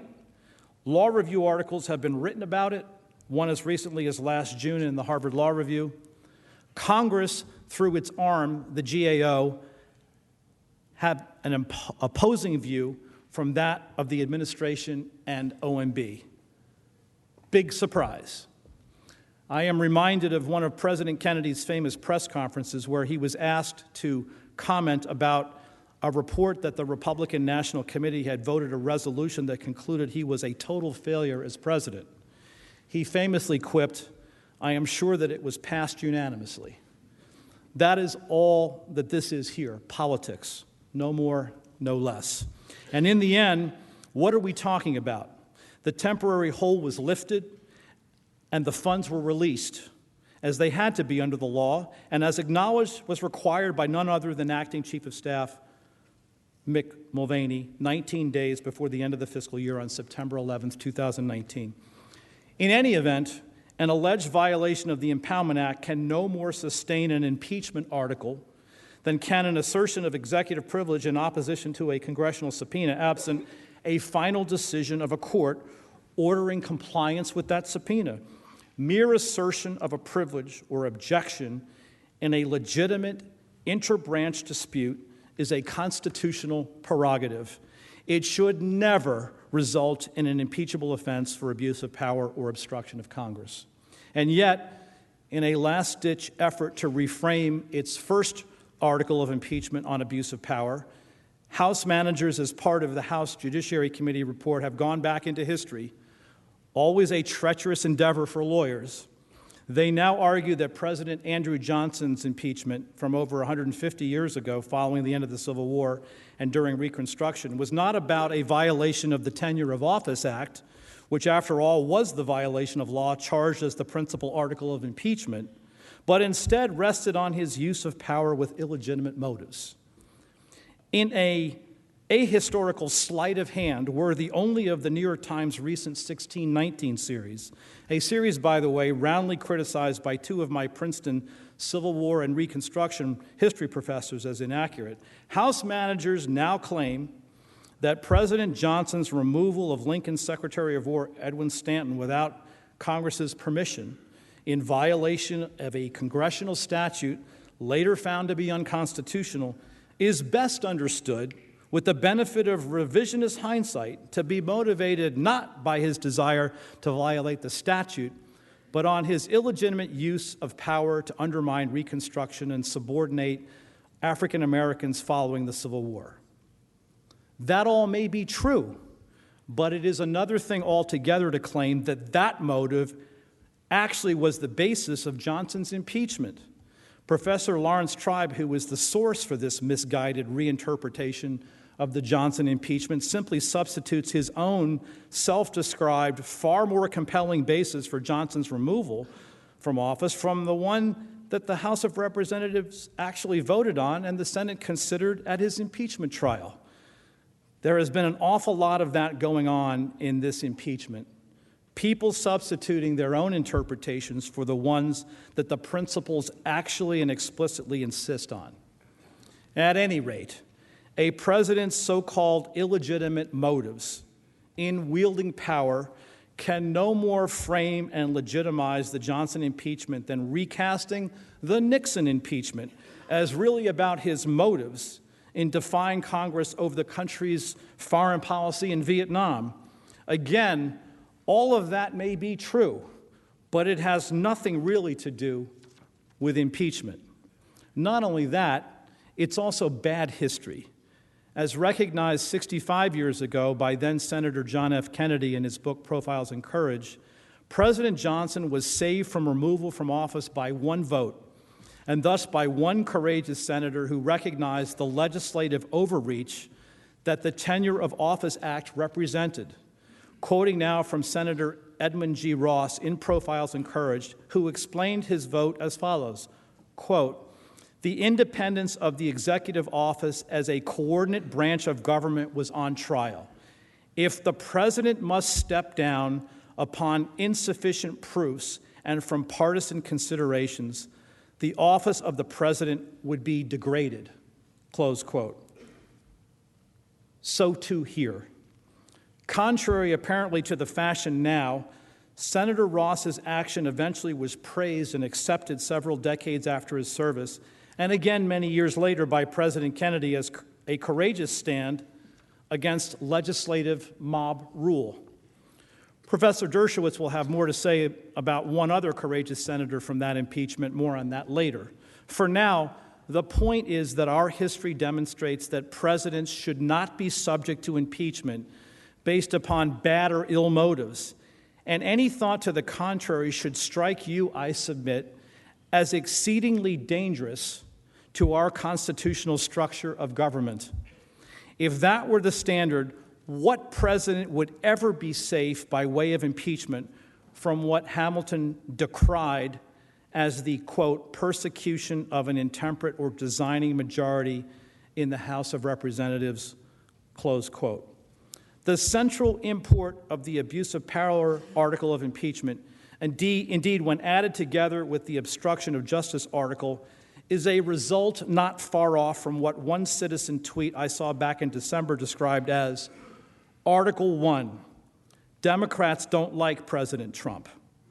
Article 2, Democrats can't beat President Trump. President Trump is not removable from office just because a designing majority in the House, as represented by their managers, believes that the president abused the power of his office during the July 25th call with President Zelensky. The Constitution requires more. To ignore the requirement of proving that a crime was committed is to sidestep the constitutional design as well as the lessons of history.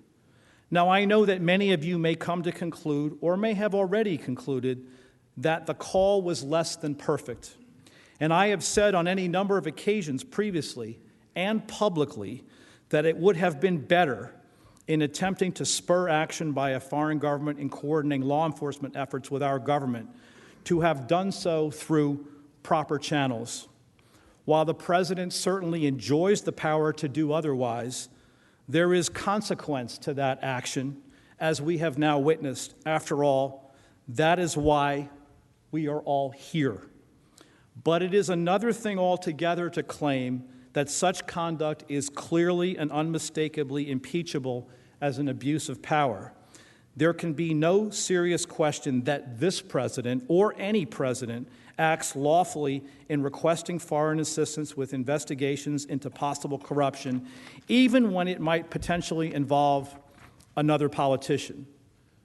To argue otherwise would be to engage in the specious contention that a presidential candidate, or for that matter any candidate, enjoys absolute immunity from investigation during the course of a campaign.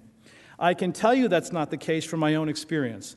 I did so during 2000 in investigating Hillary Clinton while she was running for office to become a United States Senator from New York, to which she was elected. My point simply is this. This president has been impeached and stands trial here in the Senate for allegedly doing something indirectly about which he was entirely permitted to do directly. That cannot form a basis as an abuse of power article sufficient to warrant his removal from office. Turning now to the second article of impeachment. As we argued in our written trial brief, at the outset, it must be noted that it's at least a little odd for House managers to be arguing that President Trump somehow obstructed Congress when he declassified and released what is the central piece of evidence in this case. And that's, of course, the transcript of the July 25th call, as well as the call with President Zelensky that preceded it on April 21, 2019. Release of that full call record should have been the end of this claim of obstruction, but apparently not.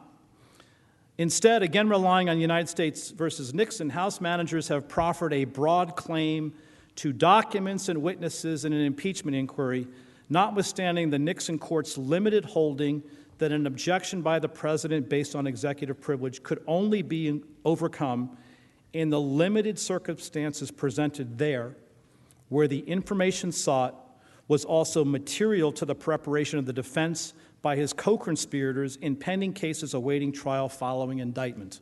In other words, a defendant's Sixth Amendment right to a fair trial in collateral proceedings was what the court actually found dispositive in rejecting the president's claim of privilege to prevent Congress from gaining access to the Watergate tapes. All subsequent administrations have defended that narrow exception against any general claim of access to executive branch, confidential communications, documents, and witnesses who are the president's closest advisors.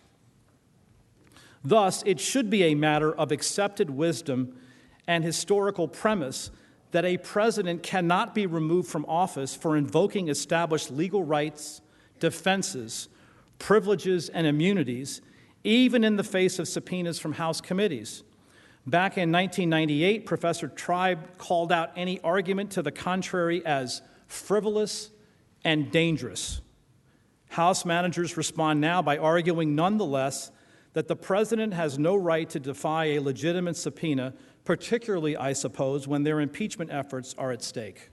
And thus, it is an issue rising to the level of an interbranch conflict that in our system of government, only accommodation between the branches and ultimately courts can finally resolve.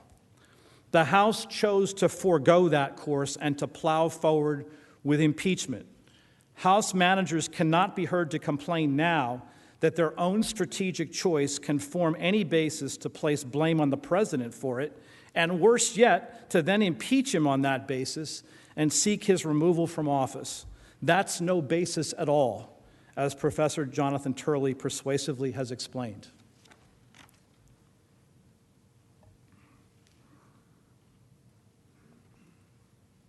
Compliance with a legitimate subpoena is enforced over a claim of executive privilege or presidential immunity only when a court with jurisdiction says so in a final decision.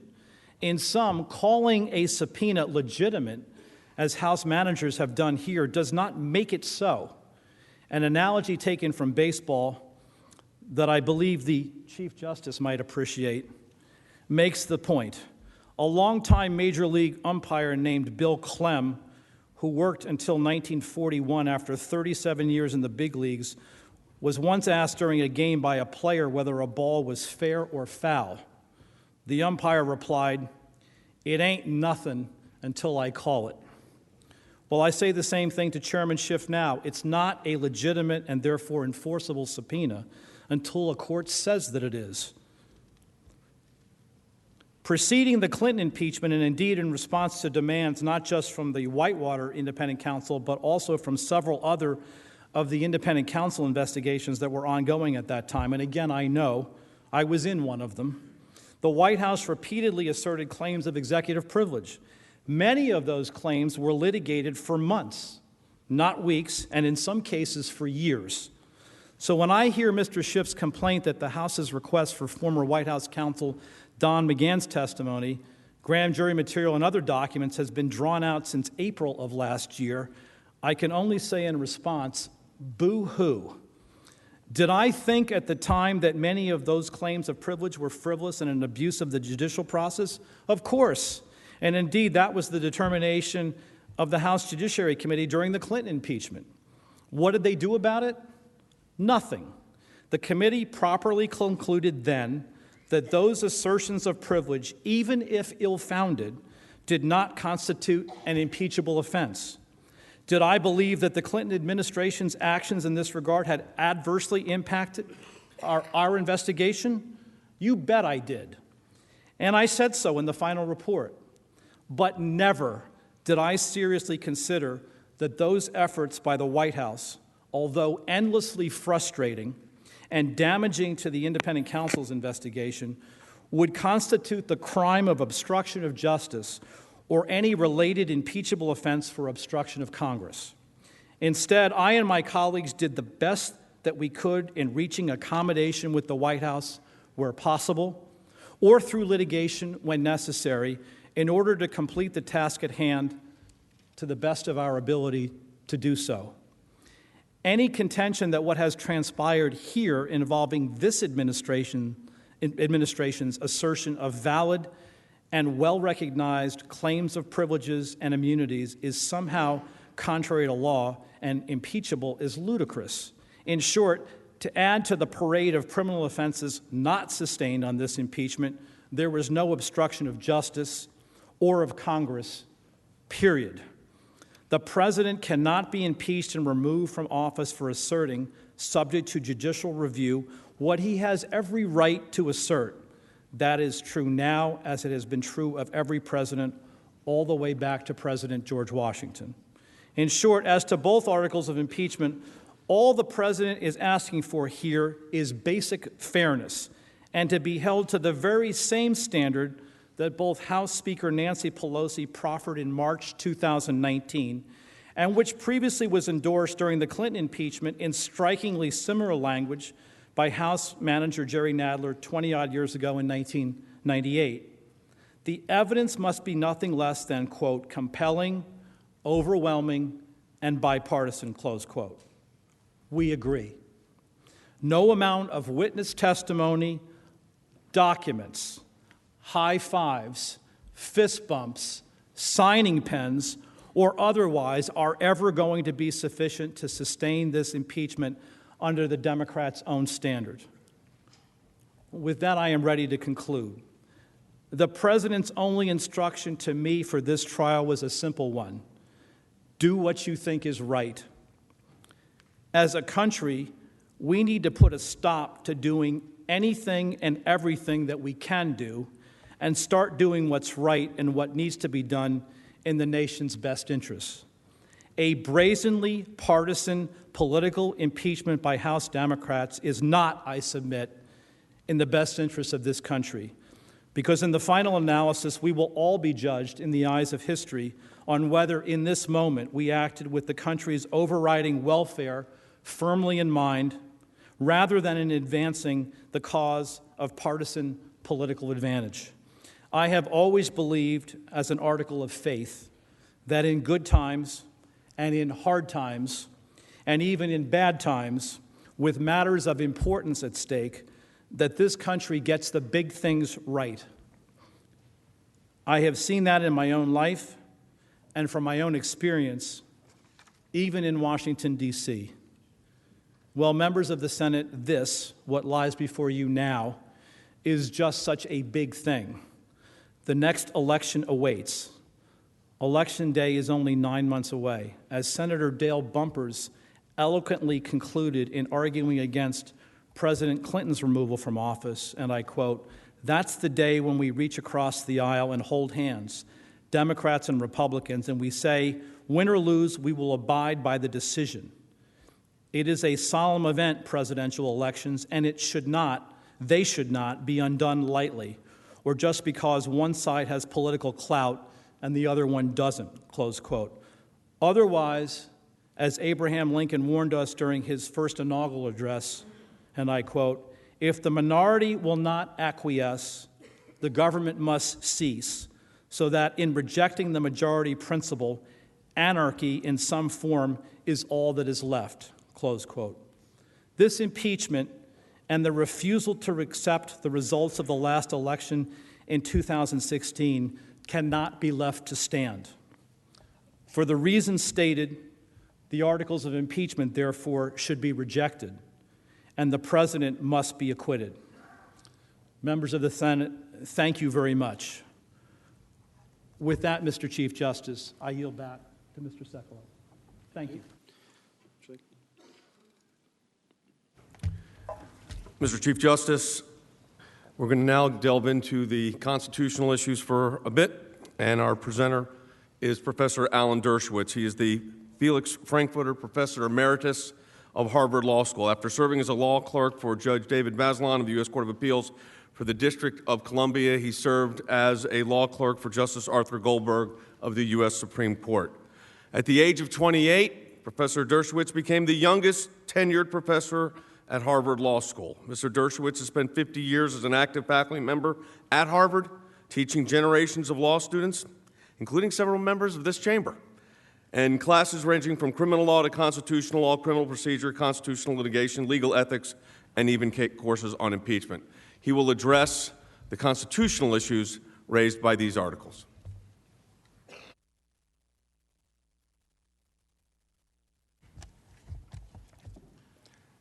Mr. Chief Justice, distinguished members of the Senate, our friends, lawyers, fellow lawyers, it's a great honor for me to stand before you today to present a constitutional argument against the impeachment and removal not only of this president, but of all and any future presidents who may be charged with the unconstitutional grounds of abuse of power and obstruction of Congress. I stand before you today as I stood in 1973 and 1974 for the protection of the constitutional and procedural rights of Richard Nixon, who I personally abhorred, and whose impeachment I personally favored. And as I stood for the rights of Bill Clinton, who I admired, and whose impeachment I strongly opposed. I stand against the application and misapplication of the constitutional criteria in every case and against any president, without regard to whether I support his or her parties or policies, I would be making the very same constitutional argument had Hillary Clinton, for whom I voted, been elected and had a Republican House voted to impeach her on these unconstitutional grounds. I am here today because I love my country and our Constitution. Everyone in this room shares that love. I will argue that our Constitution and its terms, high crimes and misdemeanors, do not encompass the two articles charging abuse of power and obstruction of Congress. In offering these arguments, I stand in the footsteps and in the spirit of Justice Benjamin Curtis, who was of counsel to impeach President Andrew Johnson, and who explained to the Senate that, quote, a greater principle was at stake than the fate of any particular president. And of William Evarts, a former Secretary of State, another one of Andrew Johnson's lawyers, who reportedly said that he had come to the defense table not as a partisan, not as a sympathizer, but to defend the Constitution. The Constitution, of course, provides that the Senate has the sole role and power to try all impeachments. In exercising that power, the Senate must consider three issues in this case. The first is whether the evidence presented by the House managers establishes, by the appropriate standard of proof beyond a reasonable doubt, that the factual allegations occurred. The second is whether, if these factual allegations occurred, did they rise to the level of abuse of power and or obstruction of Congress. Finally, the Senate must determine whether abuse of power and obstruction of Congress are constitutionally authorized criteria for impeachment. The first issue is largely factual, and I leave that to others. The second is a combination of traditional and constitutional law, and I will touch on those. The third is a matter of pure constitutional law. Do charges of abuse and obstruction rise to the level of impeachable offenses under the Constitution? I will begin, as all constitutional analysis begins, with the text of the Constitution governing impeachment. I will then examine why the framers selected the words they did as the sole criteria authorizing impeachment. In making my presentation, I will transport you back to a hot summer in Philadelphia and a cold winter in Washington. I will introduce you to patriots and ideas that helped shape our great nation. To prepare for this journey, I have immersed myself in a lot of dusty old volumes from the 18th and 19th century. I ask your indulgence as I quote from the wisdom of our founders. This return to the days of yesteryear is necessary because the issue today is not what the criteria of impeachment should be, not what a legislative body or a constitutional body might today decide are the proper criteria for impeachment of a president, but what the framers of our Constitution actually chose and what they expressly and implicitly rejected. I will ask whether the framers would have accepted such vague and open-ended terms as abuse of power and obstruction of Congress as governing criteria. I will show by a close review of the history that they did not and would not accept such criteria for fear that these criteria would turn our new republic into a British-style parliamentary democracy in which the chief executive's tenure would be, in the words of James Madison, the father of our Constitution, at the pleasure of the legislature. The conclusion I will offer for your consideration is similar, though not identical, to that advocated by highly respected Justice Benjamin Curtis, who, as you know, dissented from the Supreme Court's notorious decision in Dred Scott, and who, after resigning in protest from the High Court, served as counsel to President Andrew Johnson in the Senate impeachment trial. He argued, and I quote, "There can be no crime, there can be no misdemeanor without a law, written or unwritten, express or implied." In so arguing, he was echoing the conclusion reached by Dean Theodore Dwight of the Columbia Law School, who wrote in 1867, just before the impeachment, "Unless a crime is specifically named in the Constitution, treason and bribery, impeachments like indictments can only be instituted for crimes committed against the statutory law of the United States. As Judge Starr said earlier today, he described that as the weight of authority being on the side of that proposition at a time much closer to the framing than we are today. The main thrust of my argument, however, and the one most relevant to these proceedings, is that even if that position is not accepted, even if criminal conduct were not required, the framers of our Constitution implicitly rejected, and if it had been presented to them, would have explicitly rejected, such vague terms as abuse of power and obstruction of Congress as among the enumerated and defined criteria for impeaching a president. You will recall that among the articles of impeachment against President Johnson were accusations of non-criminal but outrageous misbehavior, including ones akin to the abuse of power and obstruction of Congress. For example, Article 10 charged Johnson did attempt to bring into disgrace, ridicule, hatred, and contempt and reproach the Congress of the United States. Article 11 charged Johnson with denying that Congress was authorized by the Constitution to exercise legislative power, and denying that the legislation of said Congress was obligatory upon him. Pretty serious charges. Here's how Justice Curtis responded to these non-criminal charges. Quote, "My first position is that when Congress speaks of treason, bribery, and other crimes and misdemeanors, it refers to and includes only high criminal offenses against the United States, made so by some law of the United States, existing when the acts complained of were done. And I say," he continued, "that this is plainly to be inferred from each and every one of the provisions of the Constitution on the subject of impeachment." And I will briefly review those other provisions of the Constitution with you. Judge Curtis's interpretation is supported. Indeed, in his view, it was compelled by the constitutional text. Treason, bribery, and other crimes and misdemeanors are high crimes. Other high crimes and misdemeanors must be akin to treason and bribery.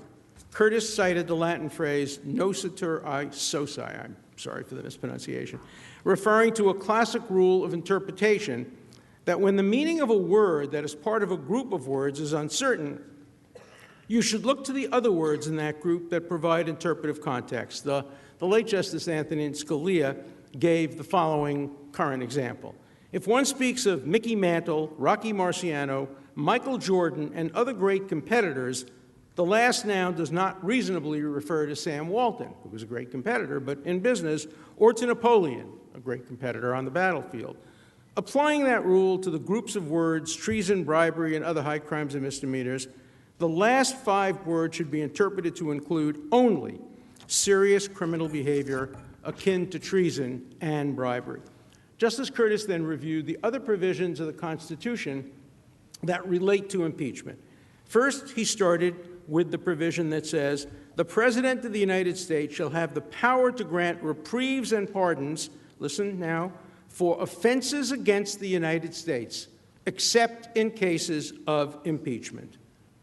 He cogently argued that if impeachment were not an offense against the United States, was not based on an offense against the United States, there would have been no need for any constitutional exception. He then went on to a second provision. "The trial of all crimes, except in cases of impeachment, shall be by jury." This demonstrated, according to Curtis, that impeachment requires a crime. But unlike other crimes, it does not require a jury trial. You are the judge and the jury. He also pointed out that impeachment trial, by the express words of the Constitution, requires an acquittal or a conviction, judgments generally rendered only in the trial of crimes. Now, President Johnson's lawyers, of course, argued in the alternative, as all lawyers do when there are questions of fact and of law. He argued that Johnson did not violate the articles of impeachment, as you've heard from other lawyers today, but even if he did, that the articles do not charge impeachable offenses, which is the argument that I am making before you this evening. Justice Curtis's first position, however, was that the articles did not charge an impeachable offense because they did not allege high crime offenses against the United States. According to a Harvard historian and law professor, Nicholas Bowie, Curtis's constitutional arguments were persuasive to at least some senators who were no friends of President Johnson, including the co-authors of the 13th and the 14th Amendments. As Senator William Pitt Fessenden later put it, Judge Curtis gave us the law, and we followed it. Senator James W. Grimes echoed Curtis's argument by refusing to accept an interpretation of high crimes and misdemeanors that changes according to the law of each senator's judgment enacted in his own bosom after the alleged commission of the offense. Though he desperately wanted to see President Johnson, who he despised, out of office, he believed that an impeachment and removal without the violation of law would be, quote, construed into approval of impeachments as part of future political machinery. According to Professor Bowie, Justice Curtis's constitutional arguments may well have contributed to the decision by at least some of the 7 Republican dissidents to defy their party and vote for acquittal, which was secured by a single vote. Now, today, Professor Bowie has an article in the New York Times in which he repeats his view that, quote, impeachment requires a crime. But he now argues that the articles of impeachment do charge crimes. He is simply wrong. He is wrong because in the United States versus Hudson, a case decided almost more than 200 years ago now, the United States Supreme Court ruled that federal courts have no jurisdiction to create common law crimes. Crimes are only what are in the statute book. So Professor Bowie is right that the Constitution requires a crime for impeachment, but wrong when he says that common law crimes can be used as a basis for impeaching, even though they don't appear in the statute books. Now, I'm not here arguing that the current distinguished members of the Senate are in any way bound, legally bound, by Justice Curtis's arguments or those of Dean Dwight.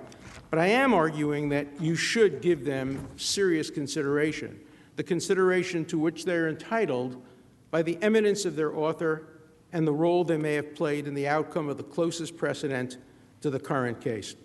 Now, I want to be clear, there's a nuanced difference between the arguments made by Curtis and Dwight and the argument that I am presenting here today, based on my reading of history. Curtis argued that there must be a specific violation of pre-existing law. He recognized that at the time of the Constitution, there were no federal criminal statutes. Of course not. The Constitution established the national government, so we couldn't have statutes prior to the establishment of our Constitution and our nation. This argument is offered today by proponents of this impeachment on the claim that framers could not have intended to limit the criteria for impeachment to criminal-like behavior. Justice Curtis addressed that issue and that argument head-on. He pointed out that crimes such as bribery would be made criminal by the laws of the United States, which the framers of the Constitution knew would be passed. In other words, he anticipated that Congress would soon enact statutes punishing and defining crimes such as burglary, extortion, perjury, etc. He anticipated that, and he based his argument in part on that. The Constitution already included treason as a crime, and that was defined in the Constitution itself, and then it included other crimes. But what Justice Curtis said is that you could include laws written or unwritten, express or implied, by which he meant common law, which at the time of the Constitution, there were many common law crimes, and they were enforceable, even federally, until the Supreme Court, many years later, decided that common law crimes were no longer part of federal jurisdiction. So the position that I've derived from the history would include, and this is a word that has upset some people, but would include criminal-like conduct akin to treason and bribery. There need not be, in my view, conclusive evidence of a technical crime that would necessarily result in a criminal conviction. Let me explain. For example, if a president were to receive or give a bribe outside of the United States and outside of the statute of limitations, he could not technically be prosecuted in the United States for such a crime. But I believe he could be impeached for such a crime because he committed the crime of bribery. even though he couldn't technically be accused of it in the United States. That's the distinction that I think we draw. Or if a president committed extortion, perjury, or obstruction of justice, he could be charged with these crimes as impeachable offenses because these crimes, though not specified in the Constitution, are akin to treason and bribery. This would be true even if some of the technical elements, time and place, were absent. What Curtis and Dwight and I agree upon, and this is the key point in this impeachment case, please understand what I'm arguing, is that purely non-criminal conduct, including abuse of power and obstruction of Congress, are outside the range of impeachable offenses. That is the key argument I'm presenting today. This view was supported by text writers and judges close in time to the founding. William Oldwell Russell, whose 1819 treatise on criminal law was a Bible among criminal law scholars and others, defined high crimes and misdemeanors as, quote, such immoral and unlawful acts as are nearly allied and equal in guilt to a felony, and yet, owing to the absence of some technical circumstances, do not fall within the definition of a felony. Similar views were expressed by some state courts, others disagreed. Curtis considered views, and those of Dwight, Russell, and others, based on careful study of the text and history, are not bonkers, absurdist, legal claptrap, or other demeaning epithets thrown around by partisan supporters of this impeachment. As Judge Starr pointed out, they had the weight of authority. They were accepted by the generation of founders and the generations that followed. If they are not accepted by academics today, that shows a weakness among the academics, not among the founders. These who disagree with Curtis's textual analysis are obliged, I believe, to respond with reasoned counter-interpretations, not name-calling. If Justice Curtis's arguments and those of Dean Dwight are rejected, I think then proponents of impeachment must offer alternative principles, alternative standards for impeachment and removal. We just heard that in 1970, Congressman Gerald Ford, who I greatly admired, said the following: in the context of an impeachment of a justice, an impeachable offense is whatever a majority of the House of Representatives considered it to be at a given moment in history, etc. You all know the quote. Congresswoman Maxine Waters recently put it more succinctly in the context of a presidential impeachment. Here's what she said: impeachment is whatever Congress says it is. There is no law. But this lawless view would place Congress above the law. It would place Congress above the Constitution. For Congress to ignore the specific words of the Constitution itself and substitute its own judgments would be for Congress to do what it is accusing the president of doing. And no one is above the law, not the president and not Congress. This is precisely the kind of view expressly rejected by the framers, who feared having a president serve at the pleasure of the legislature, and it is precisely the view rejected by Senator James Grimes when he refused to accept an interpretation of high crimes and misdemeanors that would change according to the law of each senator's judgment enacted in his own bosom. The Constitution requires, in the words of Gouverneur Morris, that the criteria for impeachment must be enumerated and defined. Those who advocate impeachment today are obliged to demonstrate how the criteria accepted by the House in this case are enumerated and defined in the Constitution. The compelling textual analysis provided by Justice Curtis is confirmed by the debate in the Constitutional Convention, by the Federalist Papers, by the writings of William Blackstone, and I believe by the writings of Alexander Hamilton, which were heavily relied on by lawyers at the time of the Constitution's adoption. There were, at the time of the Constitution's adoption, two great debates that went on, and it's very important to understand the distinction between these two great debates.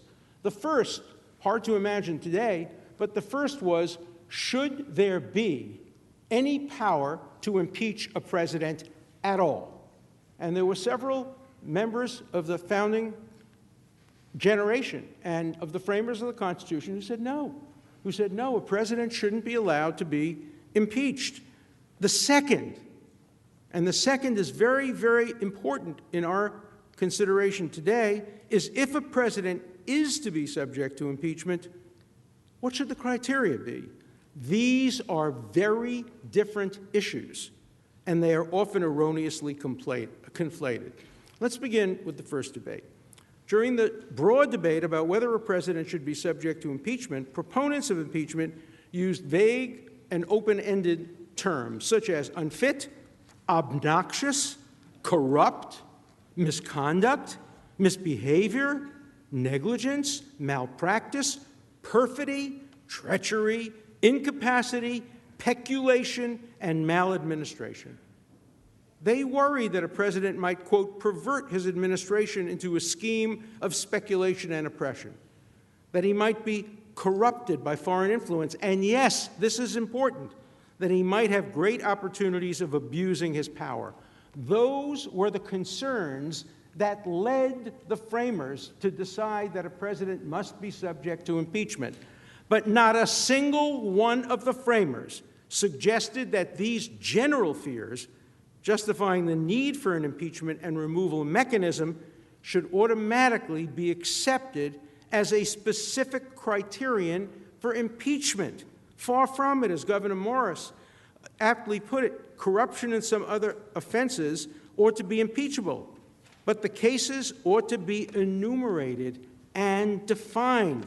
The great fallacy of many contemporary scholars and pundits, and with due respect, members of the House of Representatives, is that they fail to understand the critical distinction between the broad reasons for needing an impeachment mechanism and the carefully enumerated and defined criteria that should authorize the deployment of this powerful weapon. Let me give you a hypothetical example that might have faced Congress, or certainly will face Congress.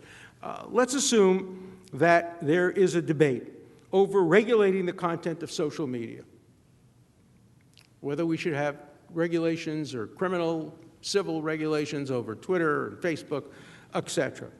In the debate over regulating the social media, proponents of regulation might well cite broad dangers, such as false information, inappropriate content, hate speech. Those are good reasons for having regulation. But when it came to enumerating and defining what should be prohibited, such broad dangers would have to be balanced against other important policies, and the resulting legislation would be much narrower and more carefully defined than the broad dangers that necessitated some regulation.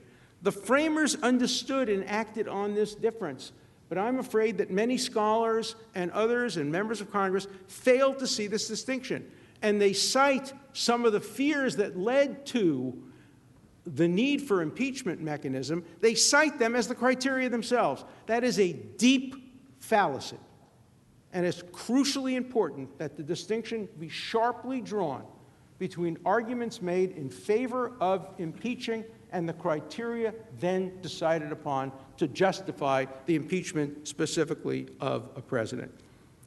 The framers understood this, and so they got down to the difficult business of enumerating and defining precisely which offenses among the many that they feared a president might commit should be impeachable, as distinguished from those left to the voters to evaluate. Some framers, such as Roger Sherman, wanted the president to be removable by the national legislature at its pleasure, much like the British Prime Minister can be removed by a simple vote of no confidence by Parliament. That view was rejected. Benjamin Franklin opposed decidedly the making of the executive, quote, the mere creature of the legislature. Gouverneur Morris was against a dependence of the executive on the legislature, considering the legislature, you will pardon me quoting this, a great danger to be apprehended. I don't agree with that. James Madison expressed concerns about the president being improperly dependent on the legislature. Others worried about a feeble executive. Hearing these and other arguments against turning the new republic into a parliamentary democracy in which the legislature had the power to remove the president, the framers set out to strike the appropriate balance between the broad concerns that led them to vote for a provision authorizing the impeachment of the president and the need for specific criteria not subject to legislative abuse or overuse. Among the criteria proposed were malpractice, neglect of duty, malconduct, neglect in the execution of office, and this word we'll come back to talk about, maladministration. It was a response to that last term, a term used in Britain as a criteria for impeachment, that Madison responded, so vague a term will be equivalent to a tenure during the pleasure of the Senate. Upon hearing Madison's objections, Colonel Mason withdrew maladministration and substituted other high crimes and misdemeanors. Had a delegate proposed inclusion of abuse of power or obstruction of Congress as enumerated and defined criteria for impeachment, history strongly suggests that Madison would have similarly opposed it and it would have been rejected. I will come back to that argument a little later on when I talk specifically about abuse of power. Indeed, Madison worried that a partisan legislature could even misuse the word misdemeanor to include a broad array of non-crimes, so he proposed moving the trial to the nonpartisan Supreme Court. The proposal was rejected. Now, this does not mean, as some have suggested, that Madison suddenly changed his mind and favored such misuse to expand the meaning of misdemeanor to include broad terms like misbehavior. No. It only meant that he feared it. He feared that the word misdemeanor could be abused. His fear has proven to be prescient by the misuse of that term, high crimes and misdemeanors, by the House in this case. Now, the best evidence that the broad concerns cited by the framers to justify impeachment were not automatically accepted as criteria justifying impeachment is the manner by which the word incapacity, focus on that word, please, incapacity, was treated. Madison and others focused heavily on the problem of what happens if a president becomes incapacitated. Certainly, a president who's incapacitated should not be allowed to continue to preside over this great country. And everyone seemed to agree that the possibility of presidential incapacity is a good and powerful reason for having an impeachment provision. But when it came time to establishing criteria for actually removing a president, incapacity was not included. Why not? Presumably because it was too vague and subjective a term. And when we had an incapacitated president, in the end of the Woodrow Wilson second term, he was not impeached and removed. A constitutional amendment with carefully drawn procedural safeguards against abuse was required to remedy the daunting problem of a president who was deemed incapacitated. Now, another reason why incapacitation was not included among impeachable offenses because it's not criminal. It's not a crime to be incapacitated. It's not akin to treason. It's not akin to bribery. And it's not a high crime and misdemeanor. The framers believed that impeachable offenses must be criminal in nature and akin to the most serious crimes. Incapacity simply did not fit into this category. Nothing criminal about it. So the Constitution had to be amended to include a different category of non-criminal behavior that warranted removal. I urge you to consider seriously that important part of the history of the adoption of our Constitution. I think that Blackstone and Hamilton also support this view. There's no disagreement over the conclusion that the words treason, bribery, or other high crimes, those words require criminal behavior. The debate is only over the words and misdemeanors. The framers of the Constitution were fully cognizant of the fact that the word misdemeanor was a species of crime. The book that was most often deemed authoritative was written by William Blackstone in Great Britain. And here is what he says about this in the version that was available to the framers. A crime or misdemeanor is an act committed or omitted in violation of a public law, either forbidding or commanding it. The general definition comprehends both crimes and misdemeanors, which, properly speaking, are mere synonymous terms. Mere synonymous terms.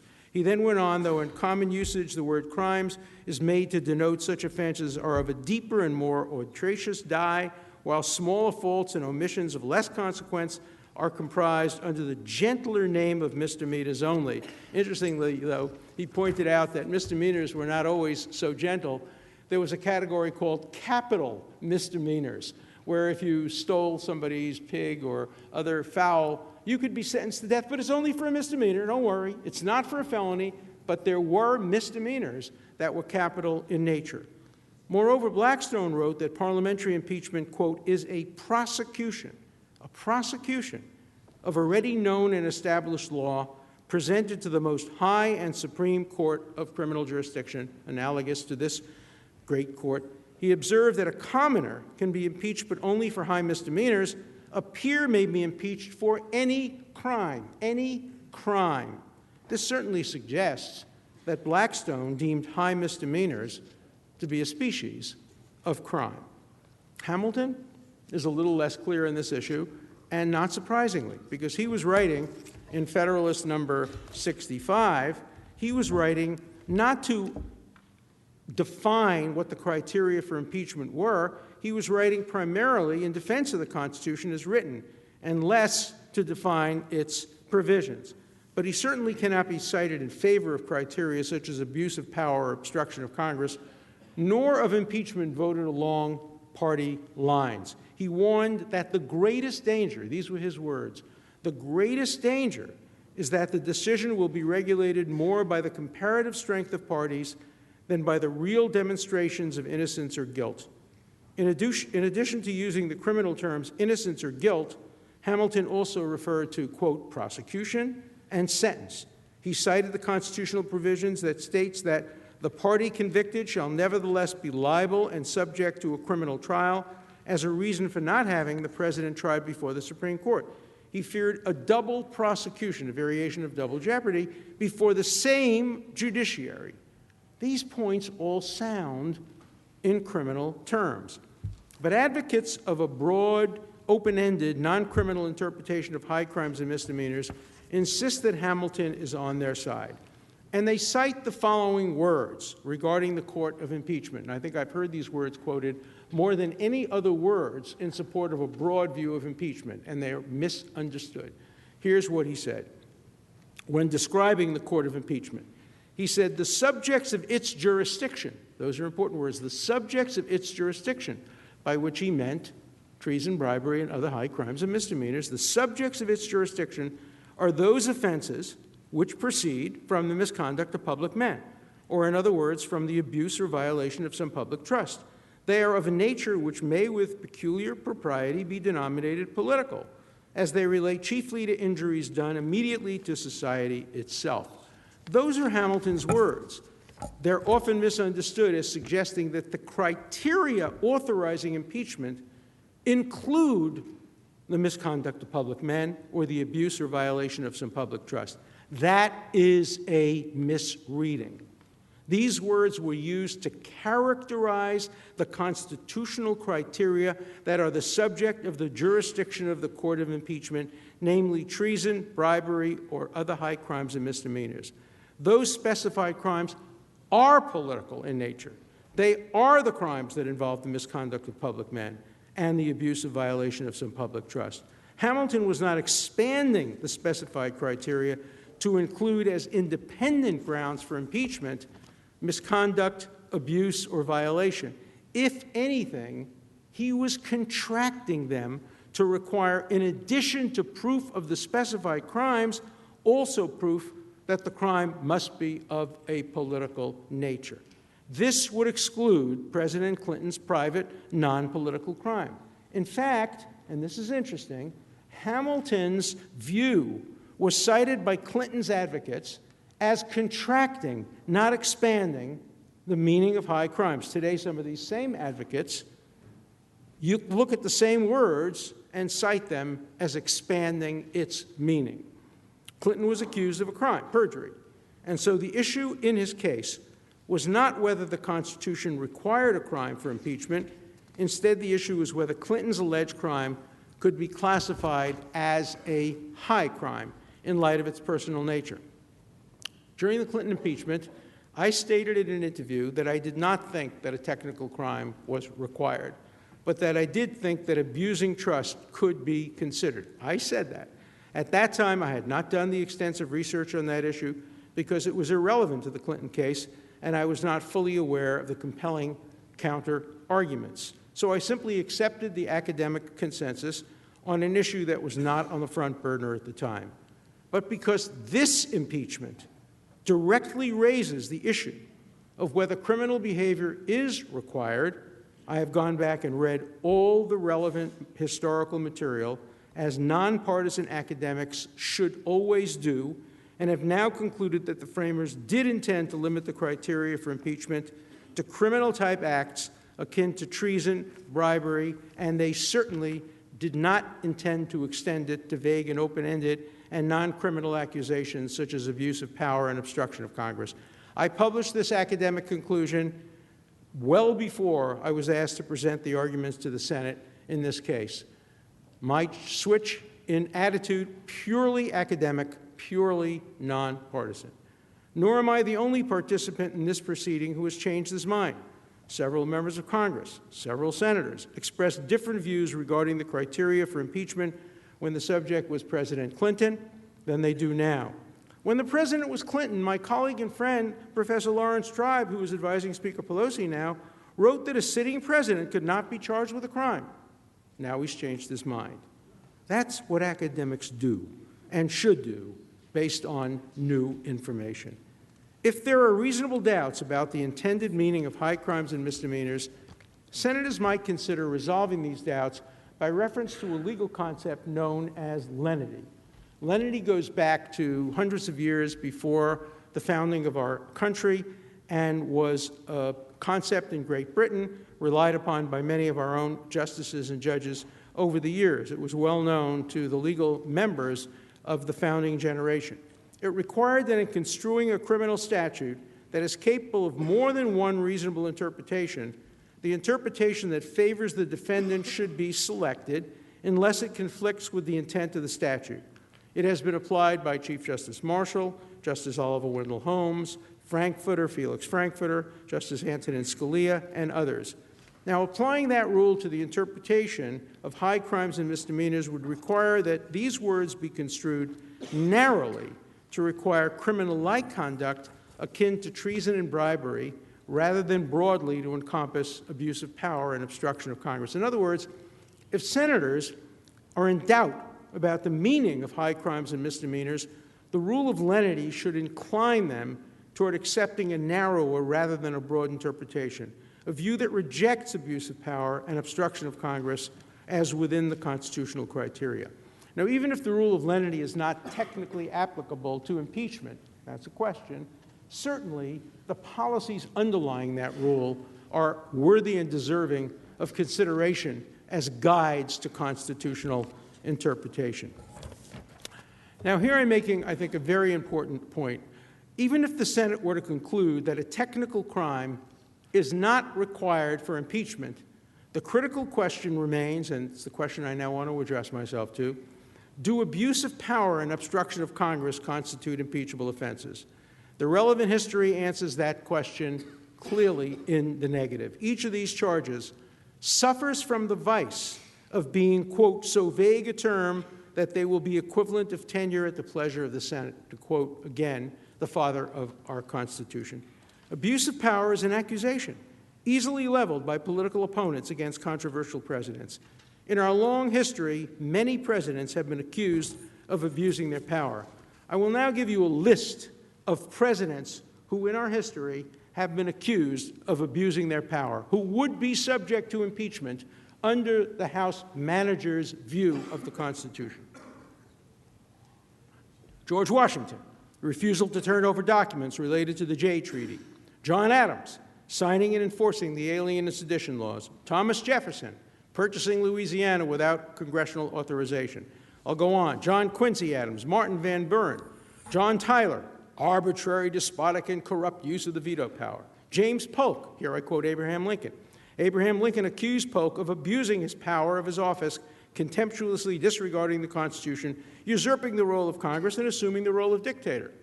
He didn't seek to impeach him, he just sought to defeat him. Abraham Lincoln was accused of abusing his power for suspending the writ of habeas corpus during the Civil War. President Grant, Grover Cleveland, William McKinley, Theodore Roosevelt, William Taft, Woodrow Wilson, Franklin Roosevelt, Harry Truman, Jimmy Carter, Ronald Reagan, quote, concerning Iran-Contra, then now I say, Professor Lawrence Tribe said the following, quote, therein lies what appears to be the most serious breach of duty by the President, a breach that may well entail an impeachable abuse of power. George H.W. Bush. The following was released today by the Clinton-Gore campaign. In the past weeks, Americans have begun to learn the extent to which George Bush and his administration have abused their governmental power for political purposes. That's how abuse of power should be used, as campaign rhetoric. It should be in statements issued by one political party against the other. That's the nature of the term. Abuse of power is a political weapon, and it should be leveled against political opponents. Let the public decide that's true. Barack Obama, the House Committee on the Judiciary, held an entire hearing entitled Obama Administration's Abuse of Power. Now, by the standards applied to earlier presidents, nearly any controversial act by a chief executive could be denominated abuse of power. For example, past presidents have been accused of using their foreign policy, even their war powers, to enhance their electoral prospects. Presidents often have mixed motives that include partisan, personal benefits, along with the national interest. Professor Josh Blackman, constitutional law professor, provided the following interesting example. Quote, in 1864, during the height of the Civil War, President Lincoln encouraged General William Sherman to allow soldiers in the field to return to Indiana to vote. What was Lincoln's primary motivation, the professor asks? He wanted to make sure that the government of Indiana remained in the hands of Republican loyalists who would continue the war until victory. Lincoln's request risked undercutting the military effort by depleting the ranks. Moreover, during this time, soldiers from the remaining states faced greater risks than did the returning Hoosiers. The professor continues, Lincoln had dueling motives. Privately, he sought to secure victory for his party. But the president, as a president and as a party leader and commander-in-chief, made a decision with life or death consequences, end quote. Professor Blackman drew the following relevant conclusion from this and other historical events. He said, politicians routinely promote their understanding of the general welfare while in the back of their minds considering how these actions will affect their popularity. Often the two concepts overlap. What's good for the country is good for the official's reelection. All politicians, he said, understand that dynamic. Like all human beings, presidents and other politicians persuade themselves that their actions, seen by their opponents as self-serving, are primarily in the national interest. In order to conclude that such mixed motive actions constitute an abuse of power, opponents must psychoanalyze the president and attribute to him a singular self-serving motive. Such a subjective probing of motives cannot be the legal basis for a serious accusation of abuse of power that could result in the removal of an elected president. Yet, this is precisely what the managers are claiming. Here's what they say. Quote, whether the president's real reason, the ones actually in his mind, are at the time legitimate. What a standard. What was in the president's mind, actually in his mind? What was the real reason? Would you want your actions to be probed for what was the real reason why you acted? Even if a president were, and it clearly shows, in my mind, that the framers could not have intended this psychoanalytic approach to presidential motives to determine the distinction between what is impeachable and what is not. And here I come to a relevant and contemporaneous issue. Even if a president, any president, were to demand a quid pro quo as a condition to sending aid to a foreign country, obviously a highly disputed matter in this case, that would not by itself constitute an abuse of power. Consider the following hypothetical case that is in our news today as the Israeli Prime Minister comes to the United States for meetings. Let's assume a Democratic president tells Israel that foreign aid authorized by Congress will not be sent or an Oval Office meeting will not be scheduled unless the Israelis stop building settlements. Quid pro quo. I might disapprove of such a quid pro quo demand on policy grounds, but it would not constitute an abuse of power. Quid pro quo alone is not a basis for abuse of power. It's part of the way foreign policy has been operated by presidents since the beginning of time. The claim that foreign policy decisions can be deemed abuses of power based on subjective opinions about mixed or sole motives, that the president was interested only in helping himself, demonstrate the dangers of employing the vague, subjective, and politically malleable phrase abuse of power as a constitutionally permissible criteria for the removal of a president. Now, it follows from this that if a president, any president, were to have done what the Times reported about the content of the Bolton manuscript, that would not constitute an impeachable offense. Let me repeat, nothing in the Bolton revelations, even if true, would rise to the level of an abuse of power or an impeachable offense.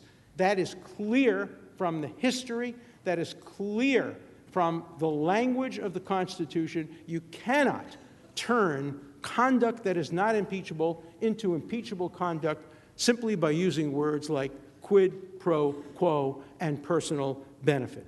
It is inconceivable that the framers would have intended so politically loaded and promiscuously deployed a term as abuse of power to be weaponized as a tool of impeachment. It is precisely the kind of vague, open-ended, and subjective term that the framers feared and rejected. Consider the term maladministration. I want to get back to that term because it's the term that was explicitly rejected by the framers. You'll recall it was raised, and then Madison objected to it. It was then withdrawn, and it is not part of the criteria. We all agree that maladministration is not a ground for impeachment. If the House were to impeach on maladministration, it would be placing itself above the law. There's no doubt about that because the framers explicitly rejected maladministration. Now, what is maladministration? It's comparable in many ways to the abuse of power. Maladministration has been defined to include abuse, corruption, misrule, dishonesty, misuse of office, and misbehavior. Professor Bowie, in his article in today's New York Times, equates abuse of power with, quote, misconduct in office.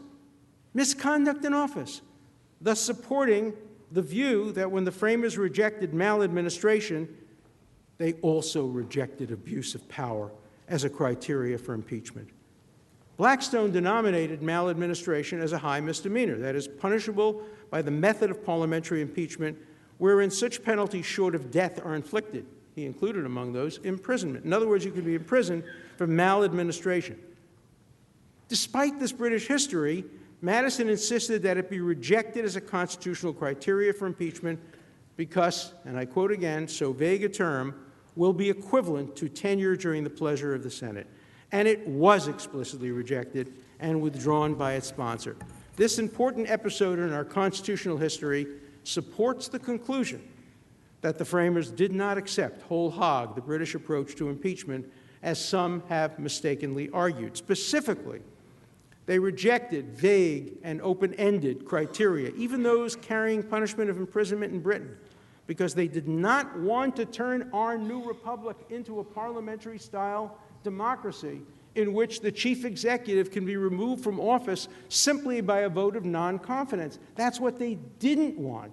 Sure, nobody was above the law, but they created a law. They created a law by which Congress could impeach, and they did not want to expand that law to include all the criteria that permitted impeachment in Great Britain. The framers would never have included and did not include abuse of power as an enumerated and defined criteria for impeachment. By expressly rejecting maladministration, they implicitly rejected abuse. Nor would the framers have included obstruction of Congress as among the enumerated and defined criteria. It, too, vague, indefinable, especially in a constitutional system in which, according to Hamilton in Federalist 78, the legislative body is not themselves the constitutional judge of their own powers, and the construction they put on them is not conclusive upon other departments. According to Hamilton in Federalist 78, the legislative body as an intermediate body between the people, as declared in the Constitution, and the legislature in order to keep the latter within the limits assigned to their authority. Under our system of separation of powers and checks and balances, it cannot be an obstruction of justice, and some other lawyers have made this argument today more thoroughly, for a president to demand judicial review of legislative subpoenas before they are complied with. The legislature is not the constitutional judge of its own powers, including the power to issue subpoenas. The courts were designated to resolve disputes between the executive and legislative branches, and it cannot be an obstruction of Congress to invoke the constitutional power of the courts to do so. By their very nature, words like abuse of power and obstruction of Congress are standardless. It's impossible to put standards into words like that. Both are subjective matters of degree and amenable to varying partisan interpretations. It's impossible to know in advance whether a given action will subsequently be deemed to be on one side or the other of the line. Indeed, the same action with the same state of mind can be deemed abusive or obstructive when done by one person, but not when done by another. That is the essence of what the rule of law is not. When you have a criteria that could be applied to one person in one way and another person in another way, and they both fit within the terms abuse of power. A few examples will illustrate the dangers of standardless impeachment criteria. My friend and colleague, Professor Noah Feldman, has argued that a tweet containing what he believed was false information could, quote, get the current president impeached if it is part of a broader course of conduct, a tweet. Professor Alan Lichtman has argued that the president could be impeached based on his climate change policy, which he regards as a crime against humanity. I have to tell you, I disagree with our president's climate change policy, as I do with many of his other policies. But that's not a criteria for impeachment. That's a criteria for deciding who you're going to vote for. If you don't like a president's policies on climate change, vote for the other candidate. Find a candidate who has better policies on climate change. If you don't like a president's tweets, find somebody who doesn't tweet. That will be easy. But don't allow your subjective judgments to determine what is and is not an impeachable offense. Professor Tribe, as I mentioned, argued that under the criteria of abuse of power, President Ronald Reagan should have been impeached. Would any American today accept a legal system in which prosecutors could charge a citizen with abusive conduct? Can you imagine a crime? Abusive conduct? Fortunately, we have constitutional protections against a statute that, quote, either forbids or requires the doing of an act in terms so vague that men and women of common intelligence must necessarily guess at its meaning and differ as to its application. Very difficult to imagine criteria that fit this description of what the Supreme Court has said violates the first essentials of due process more closely than abuse of power and obstruction of Congress. Another constitutional rule of construction is that when words can be interpreted in an unconstitutionally vague manner or in a constitutionally precise manner, the latter must be chosen. You are entitled to use that rule of interpretation as well in deciding whether or not obstruction of Congress or abuse of power can be defined as fitting within the criteria of high crimes and misdemeanors. For the Senate to remove a duly elected president on vague, non-constitutional grounds, such as abuse of power or obstruction of Congress, would create a dangerous precedent and be construed, in the words of Senator James N. Grimes, into approval of impeachment as part of future political machinery. This is a realistic threat to all future presidents who serve with opposing legislative majorities that could easily concoct vague charges of abuse or obstruction. The fact that a long list of presidents that were accused of abuse of power were not impeached demonstrates how selectively this term has and can be used in the context of impeachment. I'm sorry, House managers, you just picked the wrong criteria. You picked the most dangerous possible criteria to serve as a precedent for how we supervise and oversee future presidents. The idea of abuse of power and obstruction of Congress are so far from what the framers had in mind that they so clearly violate the Constitution and would place Congress above the law. Now, nor are these vague, open-ended, and unconstitutional articles of impeachment that were charged here, they're not saved by the inclusion in these articles of somewhat more specific but still non-criminal type conduct. The specifications are themselves vague, open-ended, and do not charge impeachable offenses. They include such accusations as compromising national security, abusing the power of the presidency, violating his oath of office. In any event, it's the actual articles that charge abuse of power and obstruction of justice, neither of which are in the Constitution. It's the actual articles on which you must all vote, not on the more specific list of means included in the text of the articles. An analogy to a criminal indictment might be helpful. If a defendant were accused of dishonesty, committing the crime of dishonesty, it wouldn't matter that the indictment listed as well the means toward dishonesty, a variety of far more specific potential offenses. Dishonesty is simply not a crime. It's too broad a concept. It's not in the statutes. It's not a crime. The indictment would be dismissed because dishonesty is a sin and not a crime, even if the indictment included a long list of more specific acts of dishonesty. Nor can impeachment be based on a bunching together of non-impeachable sins, none of which, standing alone, meet the constitutional criteria. Only if at least one constitutionally authorized offense is proved can the Senate then consider other conduct in deciding the discretionary issue of whether removal is warranted. In other words, your jurisdiction is based on commission of an impeachable offense. Once that jurisdictional element is satisfied, you have broad discretion to determine whether removal is warranted, and you consider a wide array of conduct, criminal and non-criminal. But you have no jurisdiction to remove unless there is at least one impeachable offense within the meaning of high crimes and misdemeanors. In the 3 days of argument, the House managers tossed around words even vaguer and more open-ended than abuse and obstruction to justify their case for removal.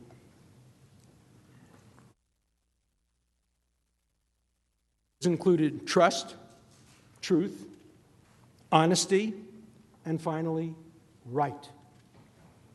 These aspirational words of virtue are really important, but they demonstrate the failure of the managers to distinguish alleged political sins from constitutionally impeachable offenses. We all want our presidents and other public officials to live up to the highest standards set by Washington and Lincoln, though both of them were accused of abuse of power by their political opponents. The framers could have demanded that all presidents must meet Congressman Schiff's standards of being honest, trustworthy, virtuous, and right in order to complete their terms. But they didn't, because they understand human fallibility. As Madison put it, if men were angels, no government would be necessary. And then, speaking of presidents and other public officials, if angels were to govern men, neither internal nor external controls on government would be necessary. The framers understood that if they set the criteria for impeachment too low, few presidents would serve their terms. Instead, their tenure would be at the pleasure of the legislature, as it was and still is in Britain. So they set the standards and the criteria high, requiring not sinful behavior, not dishonesty, distrust, or dishonor, but treason, bribery, or other high crimes and misdemeanors. I end this presentation today with a nonpartisan plea for fair consideration of my arguments and those made by counsel and managers on both sides. I willingly acknowledge that the academic consensus is that criminal conduct is not required for impeachment and that abuse of power and obstruction of Congress are sufficient. I have read and respectfully considered the academic work of my many colleagues who disagree with my view and the few who accept it. I do my own research, and I do my own thinking, and I have never bowed to the majority on intellectual or scholarly matters. What concerns me is that during this impeachment proceeding, there have been few attempts to respond to my arguments and other people's arguments opposed to the impeachment of this president. Instead of answering my arguments and those of Justice Curtis and Professor Bowie and others on their merits and possible demerits, they have simply been rejected with negative epithets. I urge the senators to ignore these epithets and to consider the arguments and counter-arguments on their merits, especially those directed against the unconstitutional vagueness of abuse of power and obstruction of Congress. I now offer a criteria for evaluating conflicting arguments. The criteria that I offer I have long called the shoe on the other foot test. It is a colloquial variation of the test proposed by the great legal and political thinker and my former colleague, John Rawls. It is simple in its statement, but difficult in its application. As a thought experiment, I respectfully urge each of you to imagine that the person being impeached were of the opposite party of the current president, but that in every other respect, the facts were the same. I have applied this test to the constitutional arguments I am offering today. I would be making the same constitutional arguments in opposition to the impeachment on these two grounds, regardless of whether I voted for or against the president, and regardless of whether I agreed or disagreed with his or her policies. Those of you who know me know that that is the absolute truth. I am nonpartisan in my application of the Constitution. Can the same be said of all of my colleagues who support this impeachment, especially those who oppose the impeachment of President Bill Clinton? I first proposed the shoe test 20 years ago when evaluating the Supreme Court's decision in Bush versus Gore, asking the justices to consider how they would have voted had it been candidate Bush rather than Gore, who was several hundred votes behind and seeking a recount. In other words, I was on the other side of that issue. I thought the Supreme Court in that case favored the Republicans over the Democrats, and I asked them to apply the shoe on the other foot test. I now respectfully ask this distinguished chamber to consider that heuristic test in evaluating the arguments you have heard in this historic chamber. It is an important test because how you vote on this case will serve as a precedent for how other senators of different parties, different backgrounds, and different perspectives vote in future cases. Allowing a duly elected president to be removed on the basis of the standardless, subjective, ever-changing criteria, abuse of power, and obstruction of Congress risks being construed, in the words of Senator Grimes, a Republican senator from Iowa who voted against impeaching President Andrew Johnson, into approval of impeachments as part of future political machinery. As I begin, I will close. I am here today because I love my country. I love the country that welcomed my grandparents and made them into great patriots and supporters of the freest and most wonderful country in the history of the world. I love our Constitution, the greatest and most enduring document in the history of humankind. I respectfully urge you not to let your feelings about one man, strong as they may be, to establish a precedent that would undo the work of our founders, injure the constitutional future of our children, and cause irreparable damage to the delicate balance of our system of separation of powers and checks and balances. As Justice Curtis said during the trial of Andrew Johnson, a greater principle is at stake than the fate of any particular president. The fate of future presidents of different parties and policies is also at stake, as is the fate of our constitutional system. The passions and fears of the moment must not blind us to our past and to our future. Hamilton predicted that impeachment would agitate the passions of the whole community and enlist all of their animosities, partialities, influence, and interest on one or the other. The Senate was established as a wise and mature check on the passions of the moment with, quote, a deep responsibility to future times. I respectfully urge the distinguished members of this great body to think beyond the emotions of the day and to vote against impeaching on the unconstitutional articles now before you, to remove a duly elected president and to prevent the voters from deciding his fate on the basis of these articles would neither do justice to this president nor to our enduring Constitution. There is no conflict here. Impeaching would deny both justice to an individual and justice to our Constitution. I thank you for your close attention. It has been a great honor for me to address this distinguished matter, this body, on this important matter. Thank you so much for your attention. The Majority Leader is recognized. I'm sorry, are you complete? Nope. Mr. Cipollone. Thank you, Mr. Chief Justice, Majority Leader McConnell, Democratic Leader Schumer, Senators. Don't worry, this won't take very long. We're going to stop for the day, and we'll continue with our presentations tomorrow. But I just had 3 observations that I wanted to briefly make for you. First of all, thank you very much, Professor Dershowitz, and all the presenters from our side today. I was sitting here listening to Professor Dershowitz, and believe it or not, my mind went back to law school. And I began thinking, how would this impeachment look as a law school hypothetical question on an exam? How would we answer that question? And I found myself thinking, maybe that's a good way to think about it.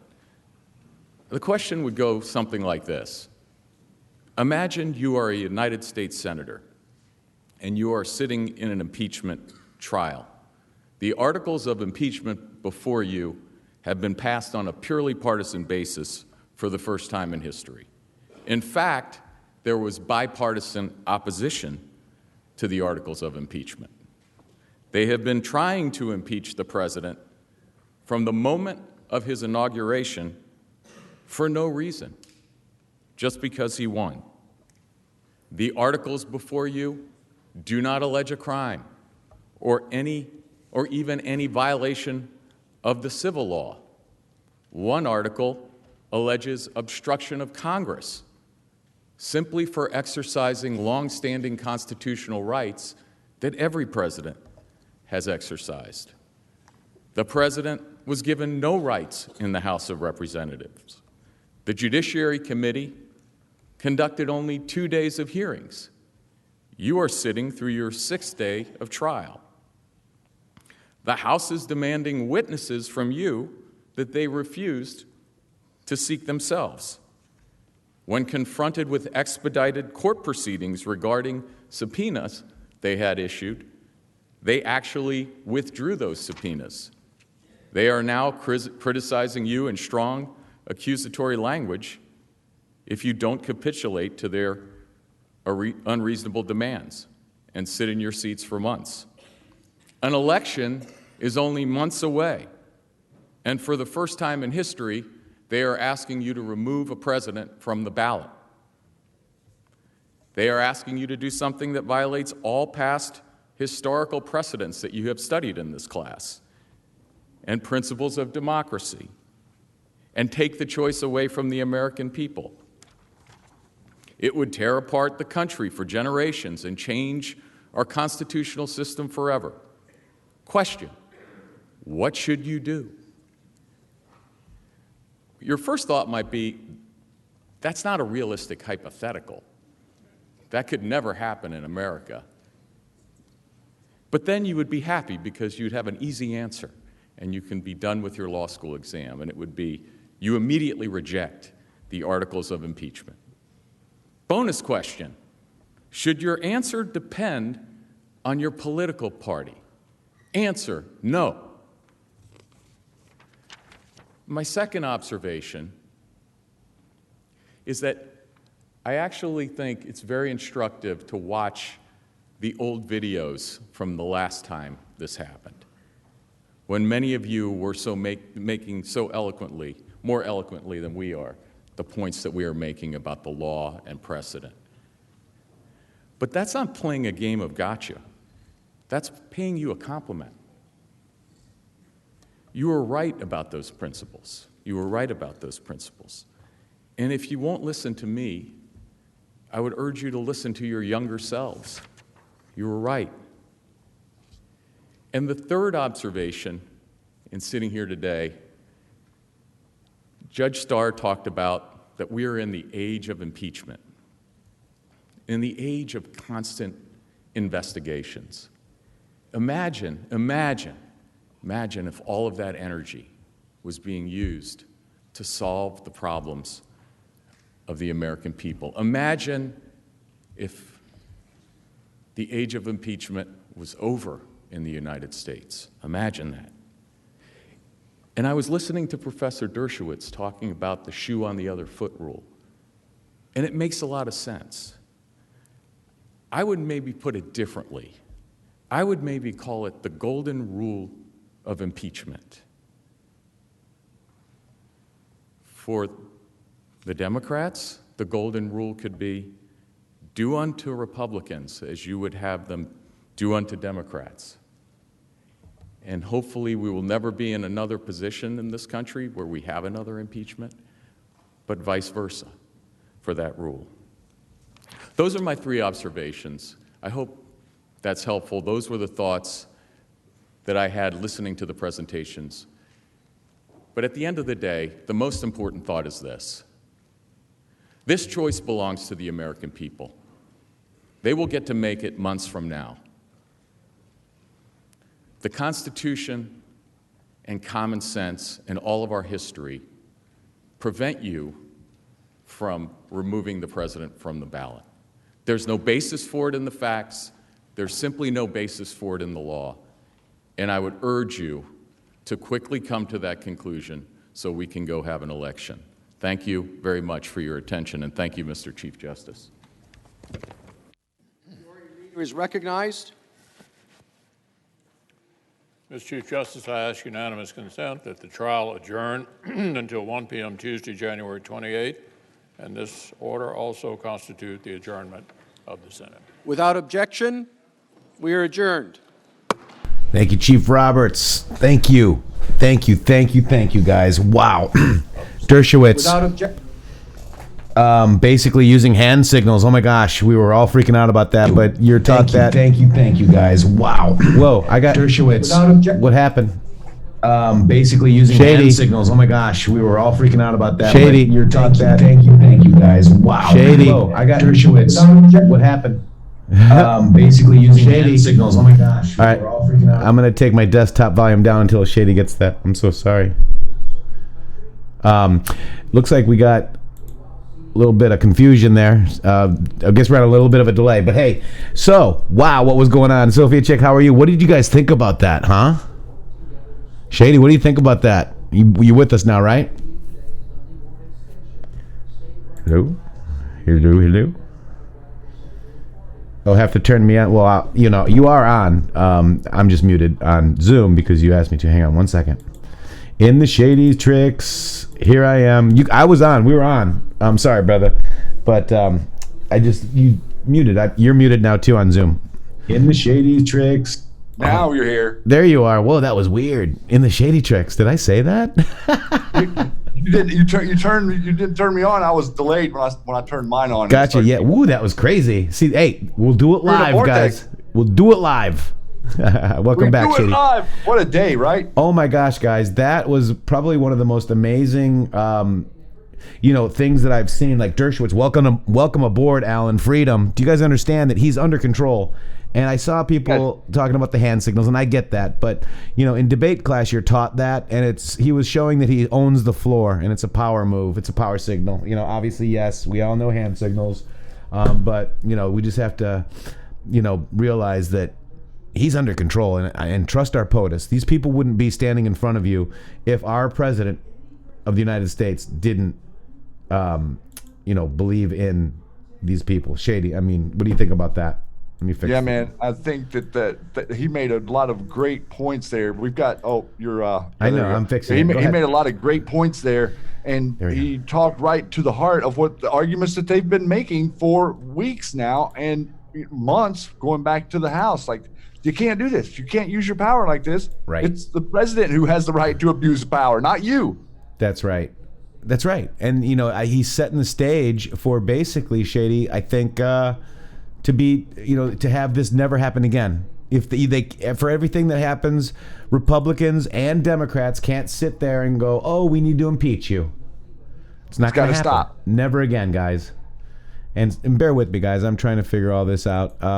This Fox News is just as bad as CNN now. Every TV station should be streaming this live like they did Adam Schiff, folks.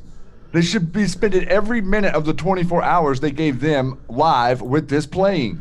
Yeah. I mean, Fox News, even the 5,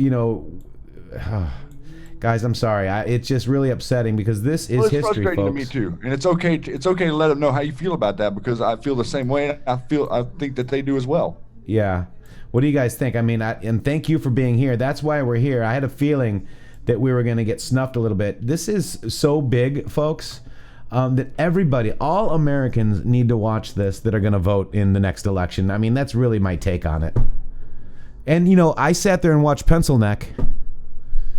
I did too.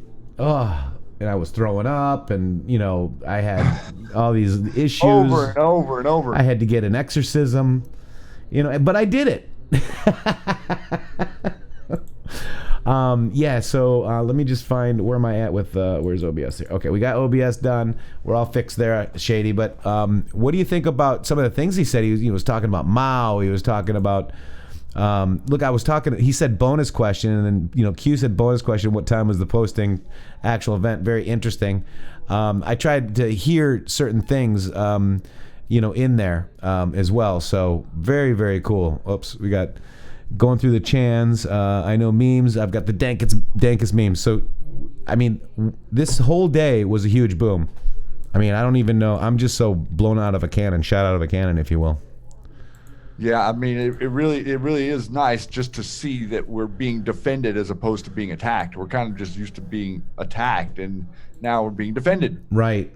Now the precedent, setting the precedent, and what the president means, what he said by corruption, and what Q people know about what is the foreign aid, where does the foreign aid really go, who really tracks it? No one. Yep. They're sitting there pretending like it's completely above board and transparent. Yeah, and you know what? I don't care if we look at the aid 50 times before we give it to a country. I mean, we don't need to be giving anybody anything, Shady. Correct. Right? And if we give it to them, I'd like for it to actually go to the people instead of the corrupt governments. You mean you don't want the Bidens to get it, or the Pelosi's, or anybody else? The Bidens are already getting it seems like. So yeah, I'd like for somebody else to get it. All right, like the actual people. And that's what you're seeing, guys. All these countries, they're not just protesting for one. They want their sovereignty back. They're not protesting for gas tax. They're not, guys. This is a worldwide operation, and as the strings cut, their operations diminish, folks. You're watching history right now, and we're actually seeing the results. Everybody's like, well, I don't know what happened. Well, look at all the firings at the FBI, DOJ, Senate people resigning. You guys need to wake that up in your friends or family. If they're, let them know. Look at this we're cleaning the DOJ, we're cleaning the FBI. You can't have prosecutions unless you have a clean justice system. It really is that simple. That's exactly right. Simple as that. Yeah. So Shady, we had Candace Estave here. Said, how do they spy on us and get with our constitutional right to privacy? So, I'm going to start it off, and then I know you have a really good, outlook on this too, because, we've all studied it. But basically, Candace, after 9/11, the Patriot Act took away about 7 of our Bill of Rights. And that is, one of them is our privacy, due process. There's several. So we basically have that. Then also, to legal themselves around it, they had other countries spying on us, right? So you have Five Eyes. Five Eyes is 5 countries that basically Australia spies on the UK, UK spies on Australia, UK spies on the US, and so on and so forth. That's how they do it. It's evil. Shady, I mean, I know you can take that a little further. I'm going to just Google Five Eyes here or get a Five Eyes some info here while you take it. Well, that is what you said there is exactly true. And then also, they spy on you because you offer your information. We offer our information to Facebook. We offer our information to Amazon. We offer our information to the banks. And at some point, you're in contract with these organizations. So, reading the fine print is a lot of it, but within the government structure, they have organized you around your constitution. They have put you on a ship. You're no longer in the republic. You're in the democracy. And within that, your law standing has shifted from being a real live human to being a fiction or an instrument in due process. So It's been a long time that they've worked diligently to prevent us from having our privacy, and then kicked it off with the Patriot Act and 9/11. And look at, how much privacy do you have walking through the airport? That's right. None. We hand it over willingly because we want to get on an airplane, and not enough people complain about it because they think that the ends justifies the means. Well, and Shady, we actually stand there with our hands, with our shoes off and our belt off. We take our belt and shoes off, and then we stand there in this machine with our hands above our head like we're giving up. Yep, like you're being arrested. And you're getting a really big dose of crap. Radiation. Yeah, QA. So, you're getting a real big... So this is how they do it. You've got, one talks to the other. They kind of legal themselves around it. Also, the NSA, their program is basically as simple as this. They can actually say, we don't spy on Americans, right? For 2 reasons. One, we're not actively spying on Americans because somebody else is doing it, right? Or the NSA has you all tagged in a file, and if no human eye actually opens that file, technically they're not spying on you. Correct. So it's a legal ease, and so because these people have to tell you what they're doing to an extent.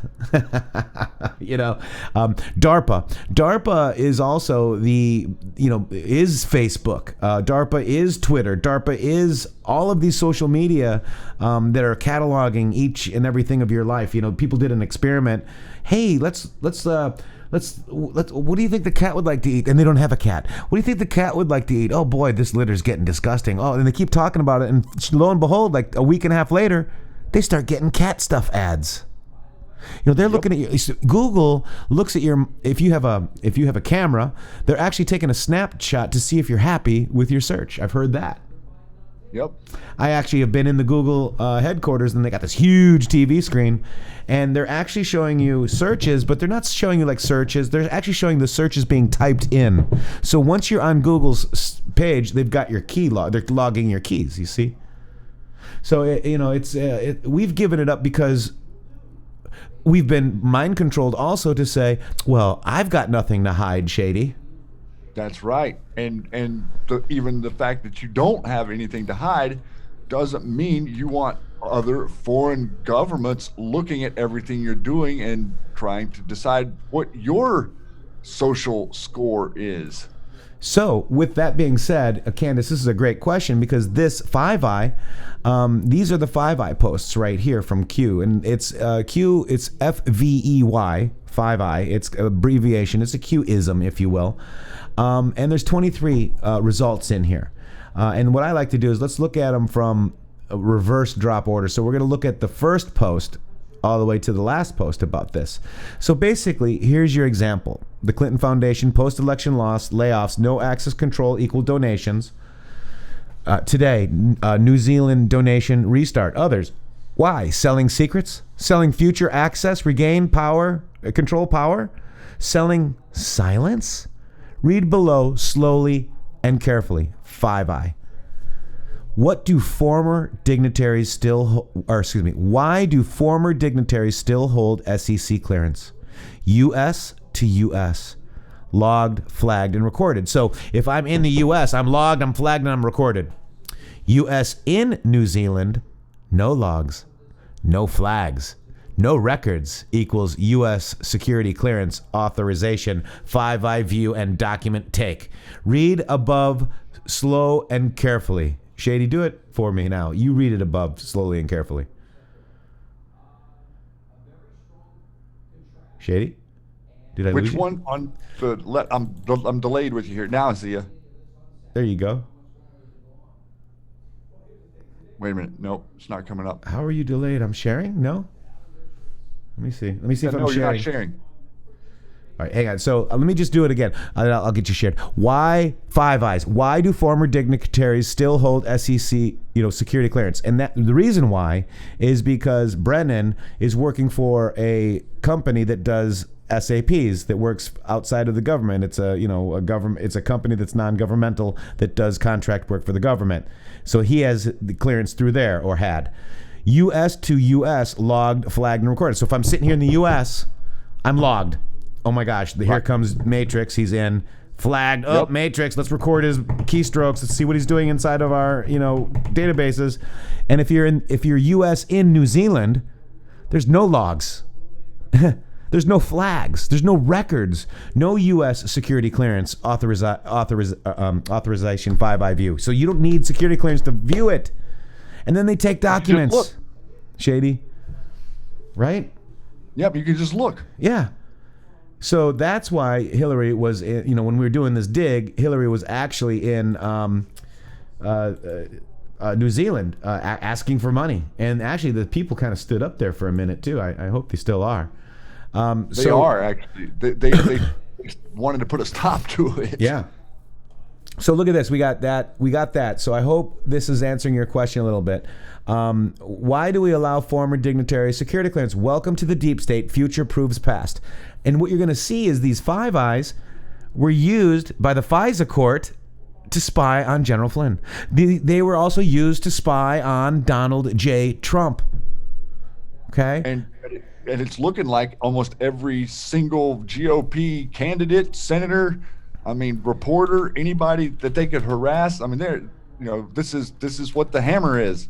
Right. So the hammer, okay, good. So the hammer, I believe, is in New Zealand, and that's a separate system. Right. That's a separate system of a computer, which is what they put in there. And if you look at the ring, the way that they're all connected via fiber and whatnot, obviously they're also connected via satellite, but New Zealand is the last hop for the backhaul all the way to the U.S. So it's very interesting, folks. Now, we do have news. You've known this before. Congress has been spied on before.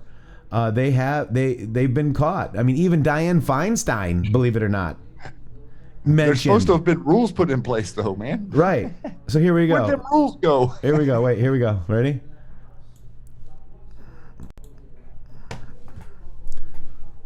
Major story tonight. The chair of the Senate Intelligence Committee has accused the CIA of spying on Congress in an astonishing speech. Democrat Dianne Feinstein claimed that in 2010, the agency hacked into the computers of her committee, which oversees the CIA. Wyatt Andrews has our story. From California is recognized. The speech was both a surprise and unprecedented. Dianne Feinstein, the chair of the Senate Intelligence Committee, says the CIA spied on the committee's computers and deleted important documents. She said it happened during an investigation into the CIA's controversial interrogation techniques, including waterboarding used against suspected terrorists. By snooping on Congress, Feinstein said, the CIA crossed the line. I have grave concerns that the CIA's search. But yet she doesn't have grave concerns about doing it on our POTUS or anybody else. And this was 2014, guys. No, she thinks that AT&T should just hand over the records of phone calls from the people on the other side. Well, they do. They do, Shady. Oh, but she has grave concerns, though, Matrixxx. Right, grave. So grave concerns. I'm so concerned for you. My heart moves for your well-being. You know, it's so funny. So, asked about the letter, however, a DOJ official said Rosenstein is currently representing the United States in a brief, unrelated visit into a foreign nation, one of America's key intelligence partners, including he would plan on responding during the previously scheduled briefing on Tuesday. This statement should ring alarms. Hint, those responsible for spying, Five Eye, are present. Panic, Q. And this is refusing to give Grassley access to an agent who interviewed Flynn. Five Eyes. Proof. And you know, this is what you guys got to, not you guys realize this. This is what people have to realize and what is going to start coming out, guys. There is so much more.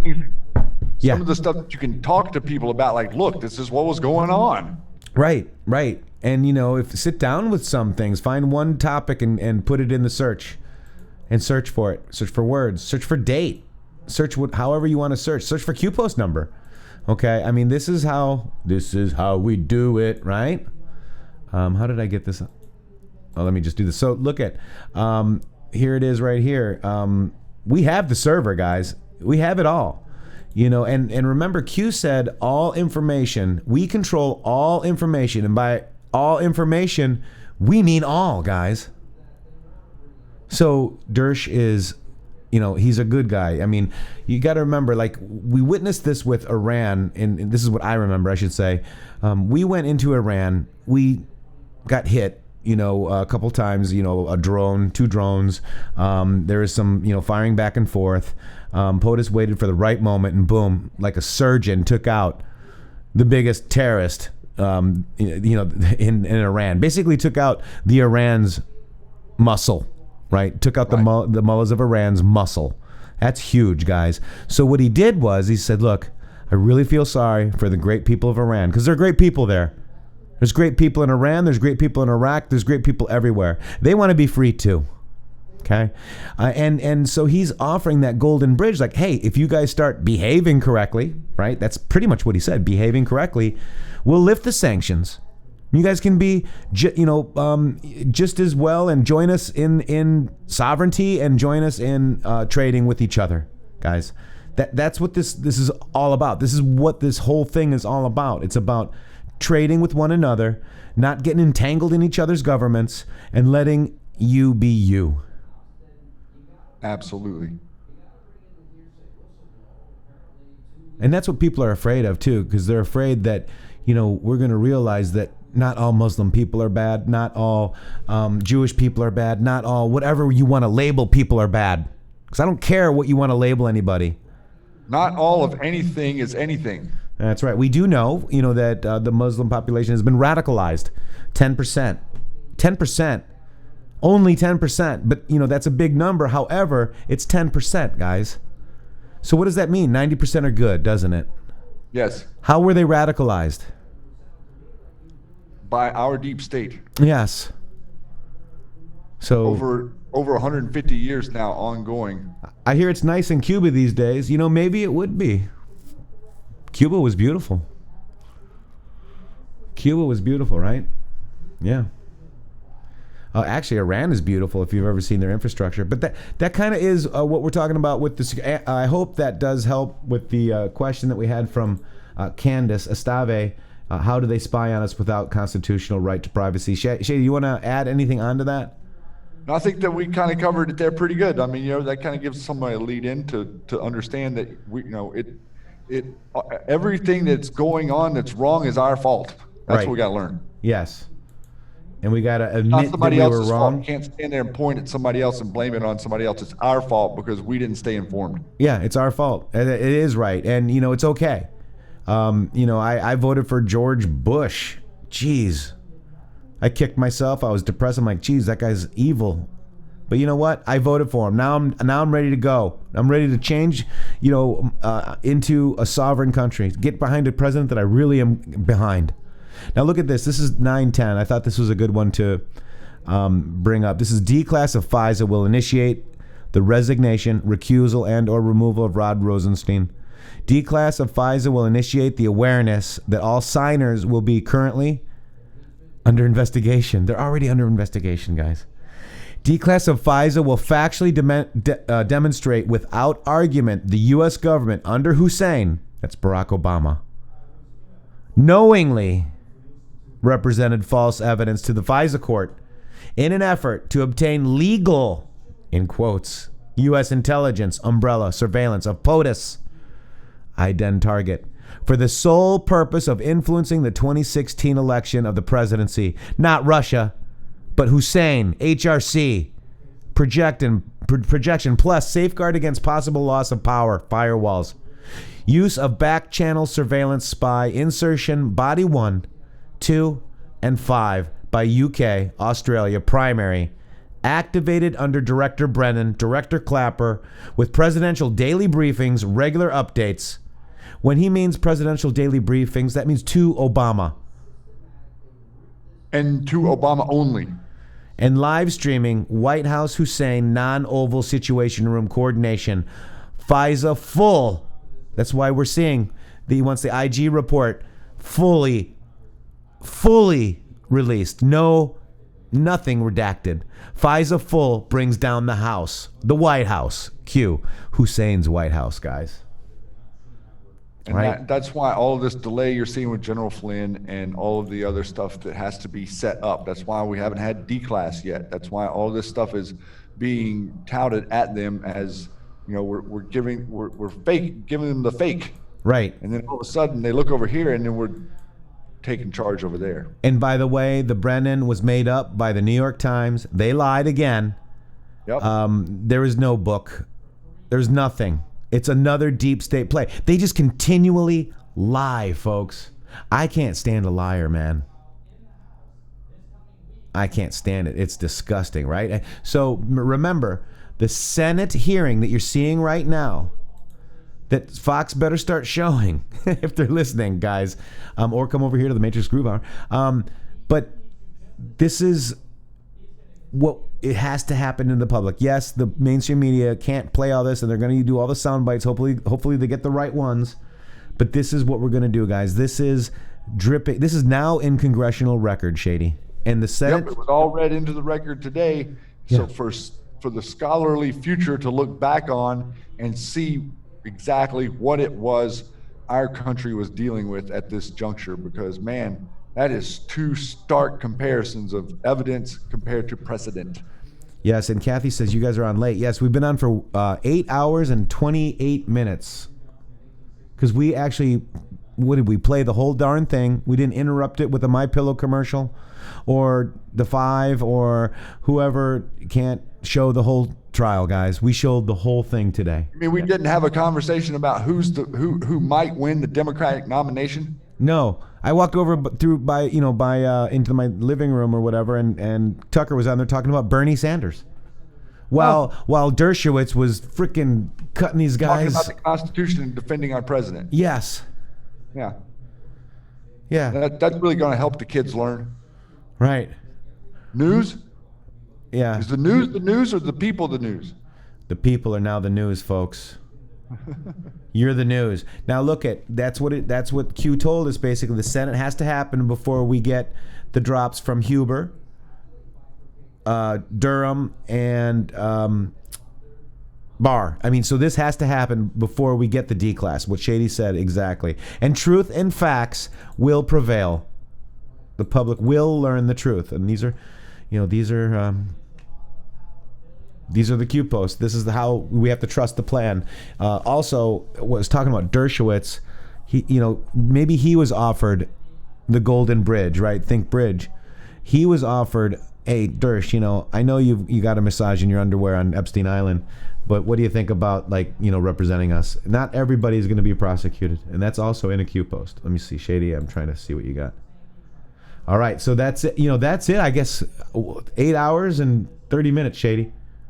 Yes, sir. What a great day. So much. And man, we got a lot of new members joining today with the new emojis. I hope you guys are liking this effect. I really love it. Thanks for coming over and hanging out in the Discord. We are in the background in the Discord while we're listening with all of you and stuff. And so trying to keep up with the different chats today and all the new people. Yeah. This is great fun. I'm really, really liking this. Yeah, please, if you join the member, the plus gets you in the Discord, guys. And remember, this is a BS impeachment. Yes, it is.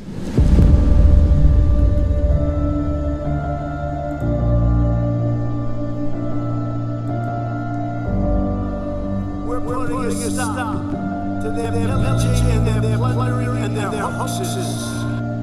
The radical Democrats' policies are crazy, their politicians are corrupt, and they know they can't win an election day, so they're pursuing an illegal, invalid, and unconstitutional bullshit impeachment.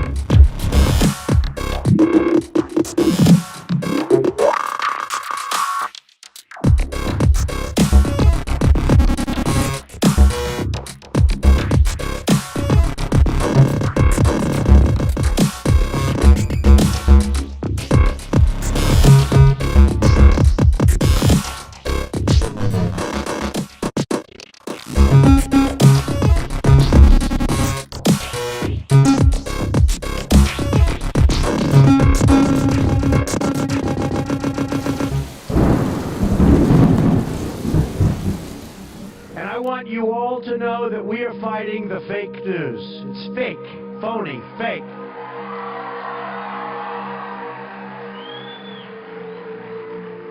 A few days ago, I called the fake news the enemy of the people, and they are. They are the enemy of the people.